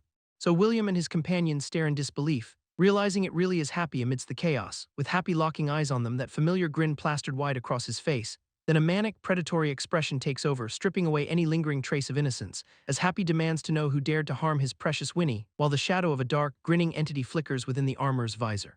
Then the war beast kicks out violently, throwing the rider and the chaotic passenger into the fray, and William seizes the opening, rushing toward the fallen knight with his blade drawn, focusing entirely on the exposed gap in the heavy plating, while a hardened warrior leaps into the action, seizing the moment to strike at the dismounted foe. Then William and the warrior coordinate their movements to pin the knight down, leaving William to wonder if this desperate gamble will actually be enough to bring the monster to its knees.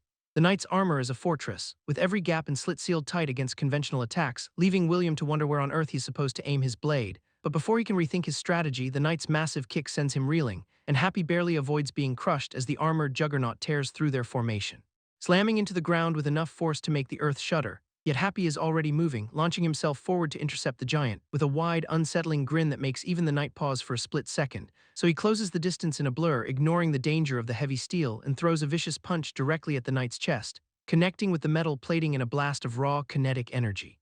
But Happy's expression only gets wilder, clearly enjoying the feedback from the impact, while he continues to hammer away at the knight, refusing to back down from the superior armor, forcing the knight to lash out in return as William watches from the sidelines. And William notices a strange, spectral blade piercing the knight's armor, realizing it was not a physical spear that landed the strike, but something far more sinister, while the knight recoils from the unexpected, unseen attack. Then Happy lunges in close, his bare hands grappling with the heavy steel, looking at the knight with a curious, almost childlike confusion, and the knight demands to know how this boy is mimicking his own dark power before Happy tightens his grip, drawing power directly from the knight's own aura. Happy slams a brutal strike against the knight's armor, shattering the plating and tearing through the metal like it is nothing, causing the knight to stagger back as blood drips from his wounded arm.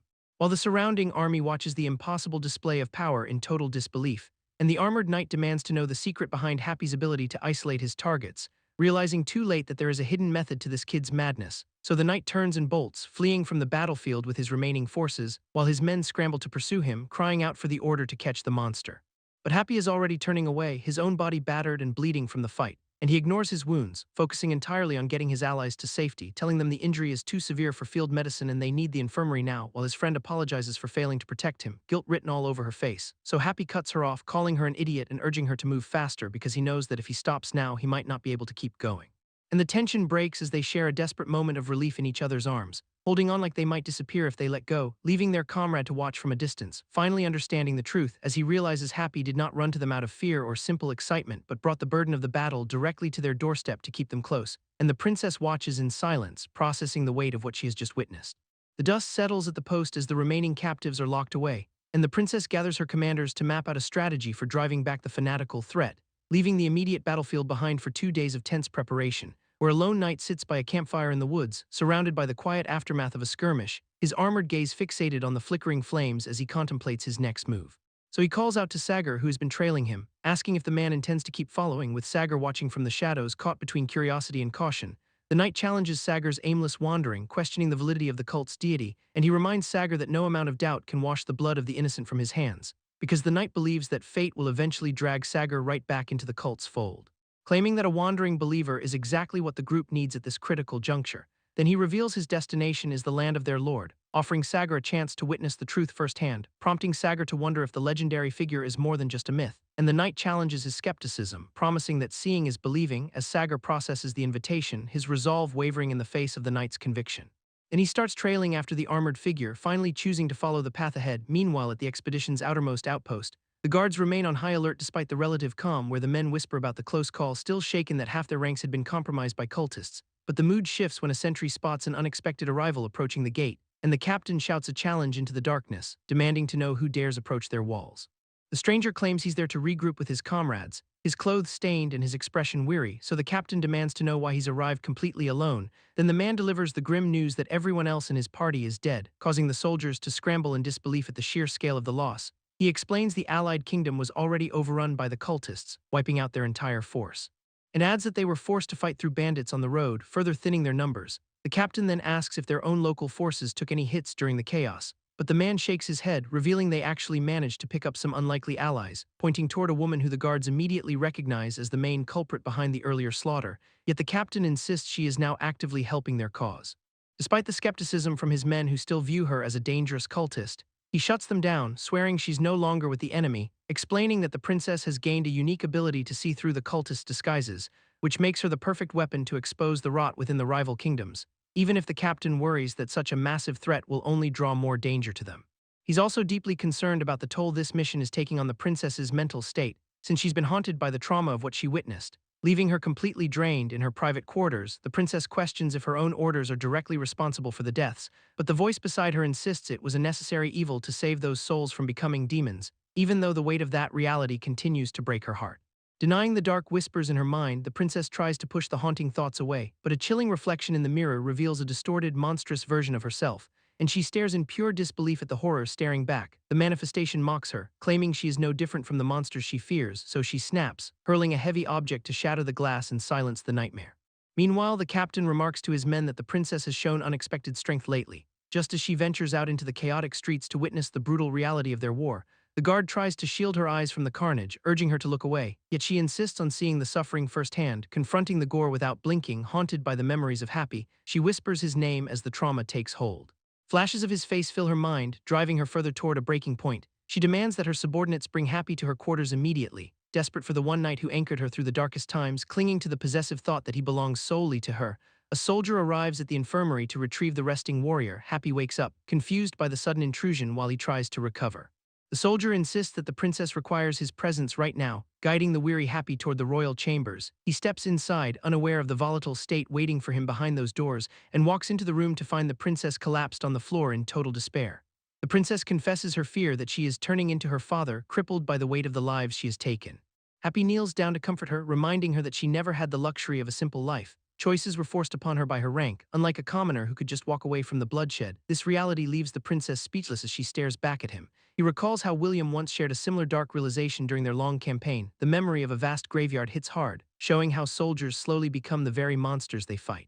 Even when they tell themselves they are just killing other people, Happy reflects on his foster father's grim wisdom. War is an endless cycle fueled by human greed and the inability to let go of the past. He realizes that stopping midway only allows those same tragedies to repeat themselves. The only way forward is to carry the burden. Then a sudden, hopeful thought breaks through his usual cynicism. He starts to imagine a world where the conflict finally ends. Looking at the princess, he shares his vision of a distant future, wondering if such a peaceful era where war truly disappears could ever exist. This question makes his heart race for the first time in his life. His chest swells with the realization that he is fighting for hope rather than just despair, and the princess looks at Happy, finally seeing the man behind the sword. The morning light hits Happy like a blinding revelation, waking him up in an unfamiliar room after the heavy conversation, while William is still fast asleep in the bed beside him, stirring slightly as the silence of the room breaks. And seeing the princess right there in bed with William, Happy jumps back in shock, frantically demanding to know why she's in their room, causing her to explain that the vice-captain arrived while they were out, which implies the entire expeditionary force has been wiped out. Leaving Happy to scramble for answers about the vice-captain's current whereabouts, but she admits he is likely out checking their remaining supplies, leaving Happy with a sinking, ominous feeling about their next move as the princess confronts the reality that her own people are in danger, leading Happy to rush out of the room with the princess in pursuit, recounting the grim history of the vice-captain's past failed rescue missions, where he previously marched soldiers into a death trap under the guise of saving nobles, leading them straight into an ambush where no one ever returned, with every single person involved in those past slaughter days ending up dead, reinforcing the terrifying pattern that history is repeating itself once again, which forces Happy to realize the vice-captain is the sole survivor of this massacre, and the two of them must now confront the truth behind his suspicious survival. Shadows loom over the battlefield as he realizes the vice-captain never intended a rescue, because the bodies littering the ground are proof of a calculated betrayal. Happy confronts the reality that he can finally distinguish the cultists from their allies, causing the vice captain to drop his facade and reveal a monstrous, grinning visage beneath, which leaves the others in the room confused and demanding an immediate explanation. Then the vice captain violently crashes through the door to initiate his final move, and the entire group turns to see him standing there with a sinister, waiting presence. As he locks eyes with Happy and claims he has been anticipating this exact confrontation, turning the tense room into a standoff as the soldiers surround them on his command, while the onlookers scramble to understand why the situation has suddenly turned hostile. Until someone whispers the terrifying truth that the vice captain is actually a demon's henchman, and the villain laughs as he explains his obsession with Happy began the moment the war stopped, revealing that he meticulously tracked every movement and strategic shift in the past, where he points out that his own weapon shows no signs of a genuine stab wound, proving the blood on the spear was nothing but a lazy, stage-managed smear. Then he flaunts the hand that carried the dark power, confirming his monstrous identity, because the source of his interest is the forbidden power lurking within Happy's own bloodline, and he recounts the days he spent stalking Happy's every move from the shadows, citing the fake farm mission as the perfect distraction to isolate his prey, so he orders his men to attack and finally take Happy down for good. The soldiers lunge at Happy with their blades. But the captain deflects the strike with his bare hand, claiming Happy is far too human to carry their Dark Lord's lineage, as the captain recounts finding the evidence hidden on Lucas's corpse, including a letter that finally confirmed his long-held suspicions about Happy's origins, showing the exact moment the captain realized Happy was the cult's prophesied child, an infant born to be the vessel of a dark god, which leaves Happy standing there as the captain brandishes his swords, prompting the soldiers to question why their captain is suddenly turning against their own, because they refuse to believe Happy is anything but an ally who helped them. Then the captain drops the act and lets out a chilling, wicked grin while Happy demands to know why he was kept in the dark for so long, admitting he only wanted to weaponize Happy's hidden power against the cult itself, yet the captain refuses to let his prize slip away now, insisting that Happy's strength was the only reason he became a knight, and he declares this kingdom is no place for a child of his lord, offering Happy the freedom to leave if he truly wishes, even as the captain kneels and swears he has come to drag him back to the dark god, leaving Happy to process the crushing weight of this betrayal as the captain mocks him, asking if he feels the fear radiating from his former comrades. The captain warns that Happy's true demonic identity will soon haunt every corner of the kingdom, painting him as a figure of pure terror to everyone who once called him a comrade. Then the sheer weight of these words forces Happy to retreat, stumbling away from the confrontation, eventually finding himself locked behind iron bars, isolated and left to dwell on his grim reality, where the captain taunts him, claiming the dark god's followers have been waiting for his inevitable return, forcing Happy to gaze out over the kingdom walls, looking down at the path that leads straight back to the cult's forbidden domain, remembering how the threads of fate knotted together, when word of a princess hunting down fanatics sparked a massive military movement, and secrets about Happy's bloodline started spilling into the ears of the common folk, turning him into a whispered legend in every tavern and marketplace, while those closest to him were silenced and bound in the shadows, causing the cultists to drop their blades and begin worshipping Happy as their divine sovereign, which triggered a global scramble as distant kingdoms launched their own armed expeditions, with some armies marching to align themselves with the cult's newfound messiah, while others mobilized with the sole objective of eradicating Happy before he could rise, turning Happy into the epicenter of a world-spanning collision course, leading his own expeditionary force to shift their focus toward the cult's core, so he returns to the cell to confront the captain with a new, dangerous resolve, declaring he will face this destiny head-on and see the end of this nightmare himself. The captain pauses as Happy demands to know if he is really going through with this, questioning if he is truly prepared to face the entire world alone, and Happy, flanked by his fanatic followers, smiles back with a chilling confirmation, forcing them to trek into the dense, fog-choked wilderness just a few days later, where the captain, struggling to see anything through the mist, asks if their guide even knows the way. Then William suddenly halts his march, causing the captain to stumble right into his armored back, and William signals that their target has finally arrived in the clearing ahead, leaving the captain peering into the white void, confused by the lack of any visible threats, until a massive silhouette begins to emerge from the heavy, suffocating fog, and the gargantuan figure commands them to bring him to the child, causing the group to trail behind this towering man as he leads them deeper into the woods, while the captain stares at the stranger's back, trying to reconcile his appearance with his reputation, remembering the rumors that this man is the very god the cultists worship, yet finding it hard to believe that such a legendary tyrant is just a man of flesh and bone, and the captain wonders if a direct strike to his heart might actually end this nightmare, prompting William to turn and sharply demand to know what is running through his mind. So the captain admits he plans to kill the man if the opportunity arises, explaining that this assassination contract is the only reason he followed them this far. And the group continues to push forward for another 12 grueling hours, until the captain finally collapses, completely breathless from the relentless punishing pace. The captain is struggling to keep pace, wondering how William can maintain this unnatural speed without tiring, and his body is hitting a wall, making every single step feel like a monumental chore, so he reaches for his blade, seriously considering a sneak attack to end this misery right here. But a loud, authoritative shout cuts through the woods, forcing everyone to freeze in their tracks, as a massive royal detachment suddenly swarms the path, ordering them to halt immediately for the king's army, and William ignores the commotion entirely, continuing his steady, rhythmic trek forward without a second glance, prompting the confused captain to stop and look back at the encroaching wall of armored men, while a furious soldier charges forward, weapon drawn, screaming at the group for daring to disobey his direct orders. But the soldiers are already losing their nerve as something strange begins to unfold, and William finally stops, his presence shifting from a simple traveler into something far more dangerous, as the soldier's horse rears up in sheer panic, throwing the man to the dirt amidst the chaotic, panic stampede which draws the attention of the royal vanguard, who are scrambling to figure out the source of the sudden, violent racket, while William reaches out with terrifying precision, grabbing the charging soldier by the throat and slamming him into the ground. And the captain watches in absolute disbelief, realizing the power gap is wider than he ever imagined, so the panicked soldiers scramble to coordinate, shouting orders to slaughter the man who dared resist them. But William moves with lethal grace, effortlessly parrying the first soldier's blade as if it were a child's toy, leaving the attacker stunned by how easily his strike was neutralized, and William tightens his grip on the soldier's weapon, exerting pressure that shatters the steel, before he launches the man into the air with a single, brutal movement that sends him crashing into his comrades, as the remaining soldiers recoil in terror, screaming that they are facing a demon rather than a man. William barrels through the remaining guards, his focus shifting toward the captain who is still clinging to a desperate plan, and he deflects incoming steel with brutal efficiency, swatting aside every blade the desperate soldiers throw his way, while the captain watches from the sidelines, fixated on finding even the smallest opening to end William's life. But his hopes are crushed when William closes the distance, driving a knee into a guard with bone-breaking force, and the captain inches closer, blade ready, waiting for a single mistake that never seems to come, because William remains completely unreadable, his movements too precise to exploit, which forces the captain to realize he is hopelessly outmatched, watching as his entire unit is systematically dismantled, so William turns away from the slaughter, walking off into the distance without a single scratch. And the broken captain follows behind him, trailing through the field of bodies that once made up his loyal squad, moving forward 3 hours until the sun sets and the true weight of their situation settles in, where the captain finally hits his breaking point, his body failing after the relentless psychological and physical strain, as he acknowledges that the legends about William are terrifyingly real, concluding that no mortal force can stop this demon.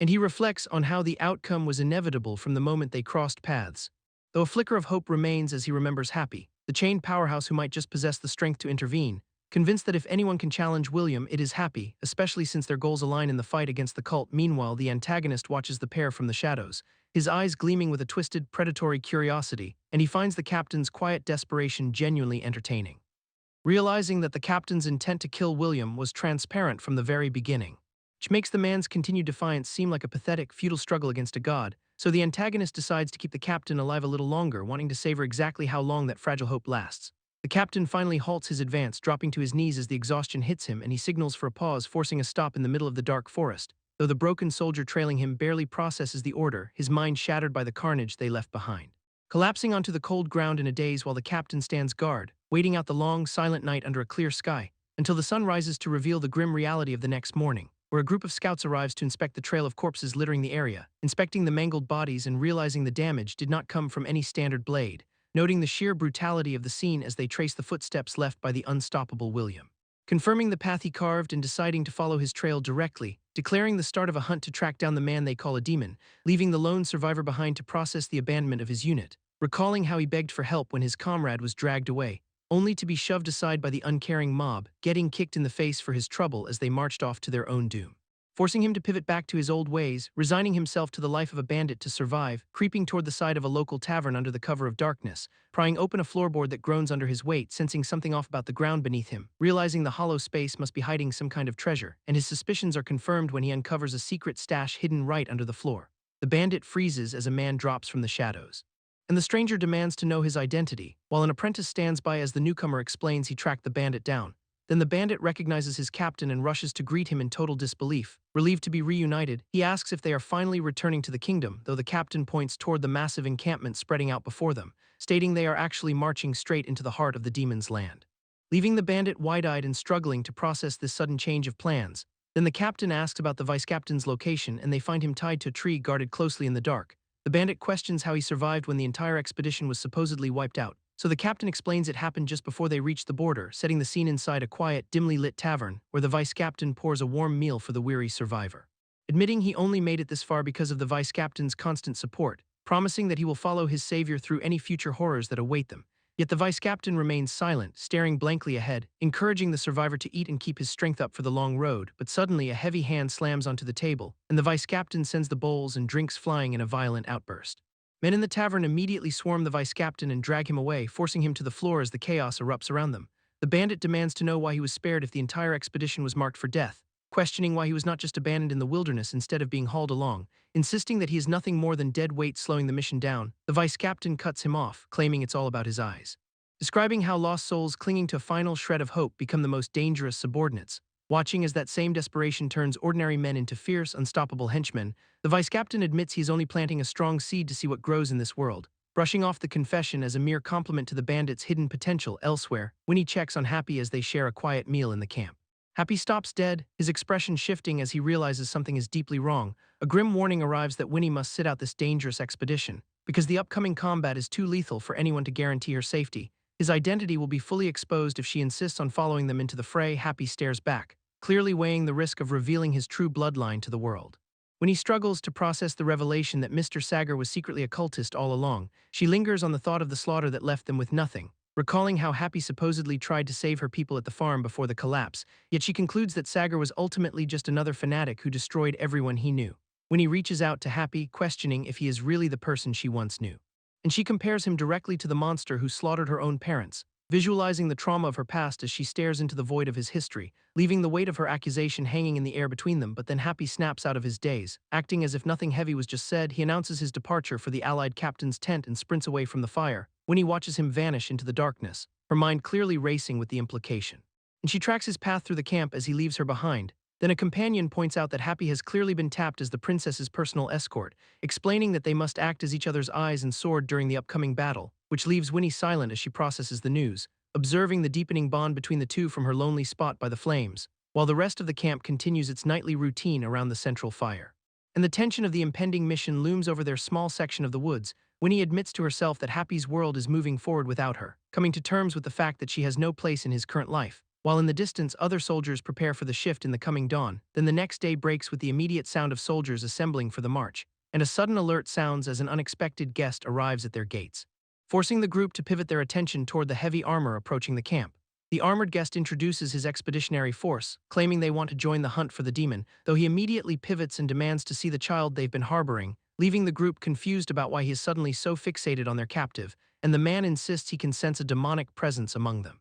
While the soldiers exchange wary glances, wondering who he is actually talking about, then he singles out Happy, locking his sights onto the boy, who reacts with a sudden, sharp grin that unnerves everyone watching, because the stranger is clearly pointing directly at the tied-up captive, and the group realizes he's talking about the prisoner they just secured, who is bound to the tree for carrying the blood of a demon. Which prompts someone to ask how this stranger could possibly know that secret. So the man explains that his team has spent an entire year hunting down demons, boasting that they have perfected a technique to track the specific aura these creatures emit. Then he turns his attention back to the group and points a finger at Happy, demanding that the servant step aside so he can inspect the demon blood for himself, while Happy just watches the situation unfold with a strange, lingering amusement. And the captive prisoner scoffs, mocking the stranger for his supposed ability to see anything at all, which the newcomer takes as a direct challenge to his authority, leading him to reach for the weapon mounted on his back in a silent threat, leaving everyone wondering if this inspection is about to turn into a bloodbath. The stranger describes the demon's insane durability and strength, while the group listens, clearly wary of the accusations being thrown around. Then the man demands to know why they are keeping the creature's offspring alive. So William steps up and confirms that the prisoner is their key to the demon's territory, which the stranger dismisses as absolute madness, calling it a walk into the tiger's den, claiming they are being manipulated by the demon and need to end it right now. And he decides he will not wait for permission to execute his own plan as he levels his crossbow with deadly intent, but Happy moves with impossible speed and swats the projectile out of the air with a stray piece of wood, sending the bolt flying off course into the distance, where a random bystander minding his own business suddenly gets tagged, leaving the poor guy scrambling as the arrow strikes him, and the stranger realizes he just took a shot at the wrong target, while the princess steps in to scold him for disrespecting her servant, insisting that if they are going to be allies, they need to communicate properly, which forces the stunned man to finally lower his weapon, so she commands everyone to follow her for a proper, calm discussion, and William watches them head toward the tent, keeping his guard up until the tension finally settles down a few minutes later. The bystander who took the arrow is panicking, but the man holding him confirms he'll be just fine, and the princess starts asking why everyone was talking about demon blood earlier. So the knight just shrugs it off, claiming he was only playing along with the crowd, but his comrade senses something is off about that casual explanation, which makes the knight turn toward his vice captain with a grim look, refusing to elaborate further as he shuts down the conversation, while the vice captain struggles to wrap his head around how quickly things have changed, wondering if he's still even viewed as a leader by his former brother-in-arms. Because the history they shared fighting together feels erased by these new, cold circumstances, and William stands nearby with the others, listening as the plans for the alliance are laid out, while the princess just watches them, processing the weight of their current mission, and the knight keeps his expression neutral, hiding whatever he's really planning, until the group starts arguing about the actual logistics of their supposed alliance. Because there was never any agreement to march straight into demon territory right now, so the princess gathers everyone inside her command tent to realign their priorities, where the tension thickens as she examines the strategic map with her veteran advisors, and one of the older commanders admits that something has been eating at him, mentioning that they followed fresh signs of a demon massacre on their way to this location. But he points out that they have not seen a single sign of an actual battle, so he asks if they're really supposed to believe that no army has even stood in their way. The princess presses for answers about who could have wiped out the entire force, and the commander insists the trail they followed points directly toward this location, so Happy wonders aloud if a threat is actually charging straight toward them right now, before he just stares off into the distance, deep in his own thoughts. Letting the silence hang between them while he processes the mounting danger, then William and the others approach him, their expressions surprisingly steady, and they tell Happy that they'll stand by his side regardless of what people call him, insisting he does not need to push them away just to keep them safe, because they trust him unconditionally and want to fight alongside him to the end, which leaves Happy visibly moved as he looks down, absorbing their unwavering support. Realizing that they had already figured out the truth about his nature, and the fear that they would turn on him dissolves into a sense of belonging, since he finally sees these people not as liabilities, but as his own family, yet a sudden, sharp presence cuts through the moment, leaving Happy questioning the shift, because the air around the camp changes instantly, dragging his attention away from his friends. Where a hulking, familiar figure looms over the group, catching William completely off guard, and the newcomer mocks them, claiming he would have known that face anywhere since he clearly remembers the exact look Happy had on the day he was born, so William tries to call out the name of the man who has suddenly appeared, but the giant responds with a brutal strike, knocking William aside in a single motion. The massive intruder steps toward Happy, who is still reeling from the sudden impact.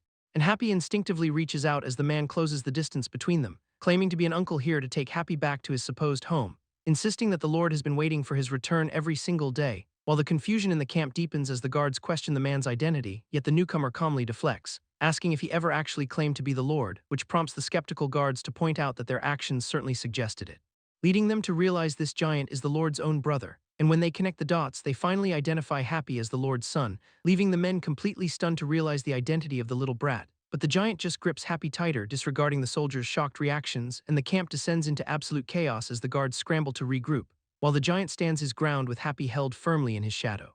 Where onlookers whisper in terror that he is a demon, and the realization hits the crowd that they are staring at an actual monster, whose presence radiates a dark, overwhelming power that forces everyone back, as the order to retreat rings out because no one here can hope to stand against him, leaving the soldiers to scatter while the giant remains unmoved by their panic, where the group finally spots Sagar, still caught in the middle of the escalating tension. So the vice captain draws his steel and orders the men to prepare for battle.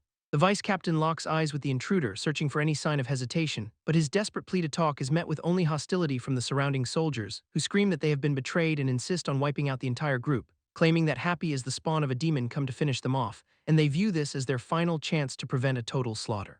While Happy just smiles back at the frenzied mob with eerie, unsettling calm, until the command to fire rings out and a volley of bolts flies through the air. The giant merely laughs at the label of demon, calling it a word used by the weak to describe strength they cannot fathom, while he muses about his 12 nephews and their own lack of understanding, keeping his hand clamped firmly on Happy's head to keep the kid in check. Then the air thickens as the soldiers' frantic shouts fill the clearing, where they curse the pair as inhuman monsters that must be destroyed at any cost, but the projectiles do not even seem to reach their intended target, as the giant maintains his grip on Happy, completely unfazed by the incoming barrage, and whispers that the Lord will be overjoyed to finally see his son. The soldiers release their bolts in a panicked wave of desperate violence. Yet the giant catches a flying arrow with nothing but his bare fingers, leaving the archer reeling in total disbelief at what he just witnessed, because the giant snaps the arrow like a twig and mocks their pathetic display. The giant effortlessly plucks the projectile from the air while the archer stares in pure disbelief at his own failed shot, and a sudden, violent kinetic force ripples out from the giant's hand, sending the soldiers flying back as their formation completely collapses. Then the giant points a finger, mocking their claim that he was worth fighting, before cracking his knuckles with a grin that promises real carnage. So the mustache man orders a desperate full-scale volley of arrows, but the projectiles rain down like harmless needles against the giant's iron hide, causing barely a scratch as he marches forward through the storm, and the archer, down to his final blade, charges in a last-ditch effort. Screaming that he will pierce the monster's heart with one clean strike, though the giant strikes back with a brutal, lightning-fast counter, leaving the mustache man trembling as he realizes his steel could not even break the skin, while the giant looms over him, sneering at the pathetic lack of damage, and the realization of his own utter insignificance shatters the soldier's mind, as the arrows stuck in the giant's armor fall away like dry leaves. Then the giant finishes the exchange by throwing the soldier into the dirt, where the onlookers finally recognize the terrifying legend standing before them, confirming the rumors about the powerhouse they are now forced to face, for the true demon who once nearly devoured the continent has finally arrived. The realization hits hard that the giant's followers are just as monstrous as he is, ignoring their physical limits and fighting without any need for rest. Which leaves everyone wondering how to even challenge monsters that defy natural laws, while the kingdom's command centers are already mobilizing their forces to eradicate the growing threat. Yet Happy remains caught in the crossfire as a knight carrying the blood of a demon, and he is forced to confront the impossible choice weighing on his conscience, questioning if he will attempt to save people once again in the face of such overwhelming power. Despite knowing deep down that standing against a titan like that is a suicide mission, especially when the connection to his own uncle adds a layer of personal agony to the conflict, forcing him to accept that if they cannot choose a side, they are simply walking toward total destruction, then a sudden violent strike interrupts his internal monologue as the tension snaps, leaving Happy visibly shaken as the reality of the assault sets in. For the attacker views him as someone far more pathetic and weak than he originally calculated, even as Happy looks on with confusion at the sudden turn of hostility, until the attacker drives his blade down with lethal intent, mocking Happy for his misguided attempts to show mercy to those who would kill him because his father might be soft enough to tolerate such behavior. But this man certainly is not, and the shock of the betrayal leaves Happy reeling from the physical and emotional impact. As the attacker continues his assault without a shred of hesitation or remorse, though Happy finally drops the pretense, revealing he had intended to walk this dangerous path alone all along. Declaring he intends to end this massacre once and for all, Happy lunges forward and drives a punch straight into his opponent, locking eyes with the man while his allies watch the clash unfold, yet the adversary easily parries the strike and counters with a brutal blow. Landing a heavy hit that sends Happy stumbling backward, and then the momentum shifts as the man delivers a crushing strike to his face, connecting with enough force to rattle Happy to his very core, while a flashback reveals the man holding a helpless infant, questioning if the child will grow up to be a threat, dismissing the baby as far too weak to ever survive in such a broken world, especially in a land as fragile as this one. So the man concludes that the child must be disposed of immediately, snapping back to the present as the man unleashes another devastating punch, claiming he heard every word Happy said during their skirmish, and mocks him for becoming the very thing he fought against, noting that his uncle only wanted him for a specific cold purpose, before the man grabs Happy by the throat and shuts down his resistance, hurling the kid across the field like he weighs nothing at all. Leaving Happy to crash into the dirt while his opponent charges forward, just as William enters the fray to intercept the incoming assault, and William parries the man's strike to protect the fallen Happy. William calls out the man for finally showing his true colors, and the battle escalates as a blade pierces the man from behind, forcing him to dodge another lethal strike in a blur of motion, but he catches the blade with his bare hand to halt the momentum. Crushing the steel with sheer physical force in his grip, then he disarms the attacker by snatching the weapon away entirely, turning the tide of the fight as he swings back with brutal intensity, before grabbing another combatant by the throat and declaring his intent to destroy them all, until a new arrival commands everyone to stop immediately, as the man continues to hold his captive in a crushing hold, looking over at the newcomer with a twisted, predatory smile. While he calls out the boy for being selfish and wasting his life, claiming that the world has corrupted his sense of value, so he tells Happy to come with him before his father loses his mind, warning that the entire family is waiting for a return that may never come, and he starts walking away with the captive in tow, leaving the hunters behind in a state of absolute powerlessness, because Happy chooses to hold onto the warmth of his dreams instead, whispering that it is okay to keep seeking that comfort, while the reality of their situation remains as grim as ever. Happy retreats further into his delusion, convinced everything is still perfectly fine even as the hunters charge forward to snap him back to reality, but Uncle effortlessly swats the boy aside like a bothersome fly, leaving Happy sprawled on the ground while the confrontation escalates, and William watches the display, his confusion turning into sharp realization. Realizing exactly what kind of mental state Happy is currently drifting in, when the boy mumbles that they are friends, attempting to bridge the gap, only for the physical reality of the strike to knock the breath out of him, leaving Happy to collapse against the earth as he struggles to process the rejection, though he continues to cling to his warped perspective, shouting that they are still together, promising to grow stronger so he can finally stand by William's side again. While the rest of the group stares on in grim silence at the scene, watching Happy drag his broken spirit forward with a manic, hollow grin, marking the moment William commits to hunting every scrap of demonic data available, so he can eventually bridge the impossible distance between them and reach Happy's father, which leads them straight to the headquarters of the powerful merchant guild, where a young girl runs out to greet her returning older brother. Confirming that William has finally secured a safe homecoming for his kin, and the rest of the family embraces them with overwhelming relief and joy, while the merchant guild leadership confirms that everyone remained protected throughout the ordeal. William finally steps back onto home turf, reporting his return to the family patriarch, But the mood shifts the second the father notices the mysterious woman tagging along, and he immediately demands to know exactly who this stranger is. Before she casually drops the bomb that she's William's fiancée, which sends William into a panic spiral of denial right in front of everyone, while his father just narrows his eyes, clearly questioning the nature of this entire expedition, despite William's desperate attempts to downplay the situation before it gets any worse. He explains she is a frontline ally who had nowhere else to go, but the family's curiosity is cut short when they realize Happy is nowhere to be seen. And Ellie starts pestering William for an answer about where Happy actually went, refusing to let the subject drop even as the tension in the room spikes. So the mother steps in to handle Ellie, pulling her away from the awkward interrogation, leaving the rest of the group standing in an uncomfortable, heavy silence, until Winnie finally gathers the courage to break the ice for the group, revealing the hard truth that Happy has already returned to his own kin.